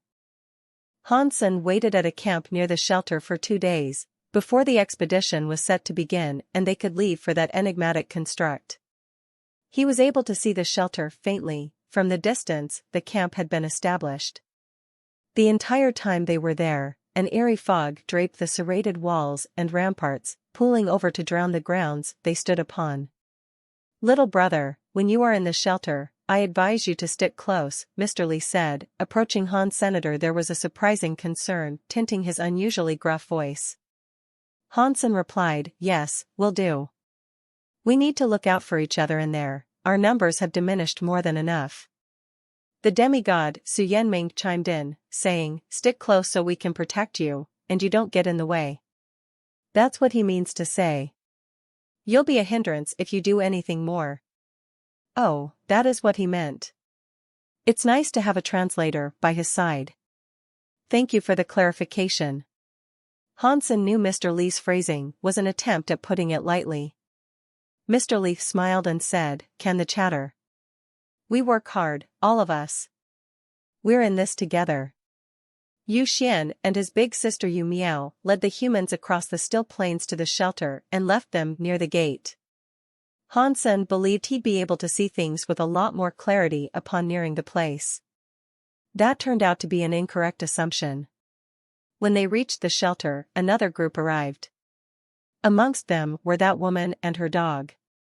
Goddess, you're late, Yu Miao said. Before she responded, her dog snapped, a doggo is never late, nor is he early. He arrives precisely when he means to. Han Sen observed the humans that had accompanied them, and he noticed that 2 of them were extra strong. He believed they were also in possession of gemstone geno cores. The dog sniffed Han Sen, then said, "Pa. You guys crack me up. You've enlisted a human with a bronze geno core? You think he'll help?" Haha. More people always equal a greater sum of power, Yu Miao said, in surprising defense. Han Sen then realized why Goddess and her dog had come to Shadow Shelter. He assumed they had gone there in search of Nan Lydian. Little did they know, he was dead. Deeming Han Sen too weak, they hadn't bothered recruiting his replacement. A weakling in a group is a weakling still. Regardless, let's proceed, Goddess said. Yu Miao allowed the humans to meet and greet and ready themselves for entering the shelter. When the first streaks of sunlight beamed over the distant mountains that dressed the horizon, they could see the shelter a little more clearly, and some of the fog that spilled over the walls boiled off. In total, there were 9 going into the shelter, Han Sen included. Outer Sky Shelter's people consisted of Han Sen, Mr. Li, Su Yanmeng, and Old Qiu. Sacred Shelter contributed an additional 5. Their names were Wang Zhao, Zhong Sanchao, Yu Jiyu, He Ji, and Xiao Liuyu. Mr. Li was the leader of Han Sen's sortie, whereas there was a joint leadership for Sacred's collection of people, in the form of Wang Zhao and Zhong Sanchao. There was a surprising amount of uneasiness creeping between the 2 teams, despite them all being humans and in a precarious situation that would require cooperation. It seemed as if there'd be fierce competition once inside. Han Sen wasn't too surprised, though. Whenever something was up for grabs, people of different factions were prone to compete. Little Han, don't draw too near to the mist. For all we know, it might reach out and grab you, Mr. Li kindly advised. Han Sen thought to himself, Yu Xian and Qing Lu did not mention that the Dongxian aura would not work here. Mr. Li, might we be forced to retreat if the mist grows thicker and becomes too heavy? It already hangs in the air like a suffocating mucus, Han Sen asked. Mr. Li replied, saying, it should lighten during the afternoon. The mist will return and thicken eventually, blocking our exit, though. It isn't a normal fog. Once we enter, we won't be able to return until the next day. Yu Xian and Qing Lu hadn't mentioned a single thing about this to Han Sen. It seemed clear now that Han Sen was the one going in with the least knowledge. He wasn't sure why he had not been informed as much as he could have been, but it wasn't fair to put him in such a situation. Han Sen chatted a bit more with Mr. Li, and he realized they were the only 2 talking. The others were dead silent. Once they were done talking, he noticed that the gate of the shelter was slightly ajar. Han Sen thought he might be able to see the life door with a peek beyond, but the fog was incredibly thick inside. His vision couldn't pierce the gray. It's just us now, stand easy, Mr. Li said, turning to face Wang Zhao after the spirits left. If we're to go in and make it out alive, it's best we pool our knowledge and come up with some sort of a plan. Cooperation is in our best interests, gentlemen. I agree, Wang Zhao responded. None of them had been in the shelter before, so everything they knew was told to them by their superiors who were spirits. Yu Miao and Goddess had delivered both sides the most of the details they could share. After the discussion, the desire for competition settled to a hardly noticeable simmer. The 2 human teams had merrily converged into one, wanting to cooperate and ensure survival, first and foremost. They approached the shelter together, with surprising unison. After hearing them talk, Han Sen had managed to learn much he had not been told before, concerning the shelter. Qing Lu had told Han Sen the humans reached the coffin with little to no trouble, but he had in fact glossed over the fact they were almost all practically at death's door by the time they got that far. With all this additional knowledge, and a mental map formed, they decided a route they should all take. Han Sen only had a bronze geno core, so he was not allowed any input. No matter which way they went, though, Their course would take them past the tower Han Sen had studied on the scroll he had been given by Qing Lu. And according to Mr. Li, that construct was an extremely dangerous place to venture. Han Sen followed Mr. Li closely, as they all entered and ventured between the narrow pathways of the shelter. They said that as long as they did not approach that one construct, their passage would mostly be fine. Still, that was no reason to shirk caution. Everyone was on high alert, and their eyes remained peeled for the slightest foreign motion, intently scanning every new viewpoint they could. This was not a place they could afford to let their guard down. The mist was encroaching on their right, so they sidestepped to skirt a few buildings on their left. They eventually got within 10 meters of the tower. Just like the scroll had depicted, the mural upon the construct displayed 10 humans. Well, he may have been scant on details, but at least Qing Lu wasn't outright lying to me. The worry in Han Sen's heart lightened a bit, and his pace quickened, upon learning that the authenticity of the drawings checked out. When they saw the other side of the tower, though, they were all struck with a gut-punching shock. There were 3 people in a sitting position, except they were dead. Eerily, it was as if they had been placed there. Han Sen was easily able to understand why Mr. Li had told them to exercise caution around the base of that tower now. Whoever approached might have very well been killed. Han Sen examined their bodies the best he could, from the distance he was standing. He was unable to determine a cause of death, and the bodies hadn't been ravaged in any way. But there they were, lifeless and sitting. Han Sen did not know why they were in such a position. And while it would have been a ghastlier sight to see a few corpses mutilated or decapitated, it would have at least been easier to suspect what sort of foe might be awaiting them.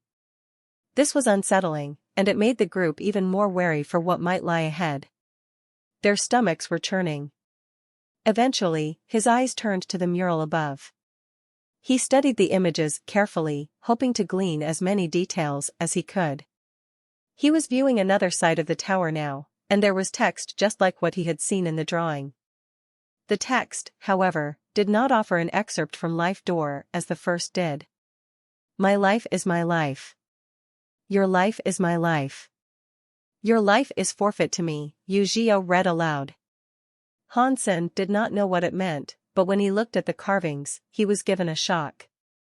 10 people were shown, all lifeless and sitting like the 3 bodies they had just seen.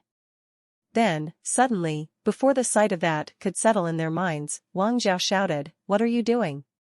Get back!" Han Sen didn't know why Yu Zhio was walking towards the tower, but he had begun to do so in a trance-like state. Yu Zhio reached the wall, turned around, and smiled at them. Then, he sat down and closed his eyes. A chill ran down the spines of all who watched this act. A living person had just approached the construct and died, with no genuine cause to be discerned. It was as if, like a zombie, he had accepted death. Yu Zhio was not the strongest amongst them, but he had a gold Geno core. For him to merrily die in such a way was strange, to say the least. He was sitting in a position just like the ones shown on the mural, and just like the 3 they had passed. Whatever you do, do not read the writing, Mr. Li said to everyone. It was then that everyone realized Yu Zhio was the only one who had read the words written in the text. It couldn't have been a coincidence he was the first to kick the bucket. Wang Zhao then said, "Be careful. For once, illiteracy might be a boon. If you read any text here, it could lead to your death, and none will be able to save you." Everyone was afraid following that freak occurrence, and no one dared to look at the tower now. People believed that if you were strong in the 4th god's sanctuary, death never came easy. Seeing someone die in such a simple, strange manner was unnerving. It was by some magic none had witnessed before, and it was the inability to know and understand that always scared mankind the most. Han Sen, however, made sure to take a mental photograph of the murals he had seen thus far. With haste, they managed to pass the tower by. But from that position, if they chose to turn around, they could view the back of the mural. Only Han Sen dared to stop and get a good look at it, an action that displeased the rest of his company. There were no words written on that side, just the depiction of a congregation of humans. Many of them were sitting, while many others were standing. Hansen made a note of it, and then felt desperate to see the fourth and final side he had yet to get a look at. "What are you doing?" Mr. Lee believed Hansen had read something and been robbed of his will to live as had just occurred. He quickly grabbed Hansen's arm to pull him back. The tug was strong, and he was sent staggering a few meters back. Everyone stared at Hansen with wide-open eyes, thinking he might have been possessed. "I'm fine. I just wanted to take a look at the other side of the mural. It may have information we'd be better off learning. It is obviously a construct of great importance to the shelter," Hansen explained. "Why can't you just shut up and follow us?" "You'll get Mr. Lee and the rest of us killed," Su Yenming sternly said. "I want to take a look." "You can stay here, but do you mind waiting a moment?" Hansen asked, addressing Mr. Lee directly. Mr. Lee answered, "Okay. You might be correct, and examining it might indeed prove useful. You can go there, but we've already been told what's on the other side." "I'm not risking things any more than I have to," Zhong Sanchao said. Wang Zhao chimed in, agreeing. No one else wanted to risk venturing there. "Then I will go there with little Han," Mr. Lee said. Su Yenming blurted out, "You're crazy. Don't listen to him. We've already cleared the tower, and now you want to return to it?" Mr. Lee patted him on the shoulder and said, "I just want to take a look. I'll be fine, okay? We both will." "Me and old Chiu can come, then," Su Yenming said. "It's fine. Stay here where it's safest," Mr. Lee said, already walking away alongside Hansen. When Hansen reached the other side of the mural, he was delighted at what he saw.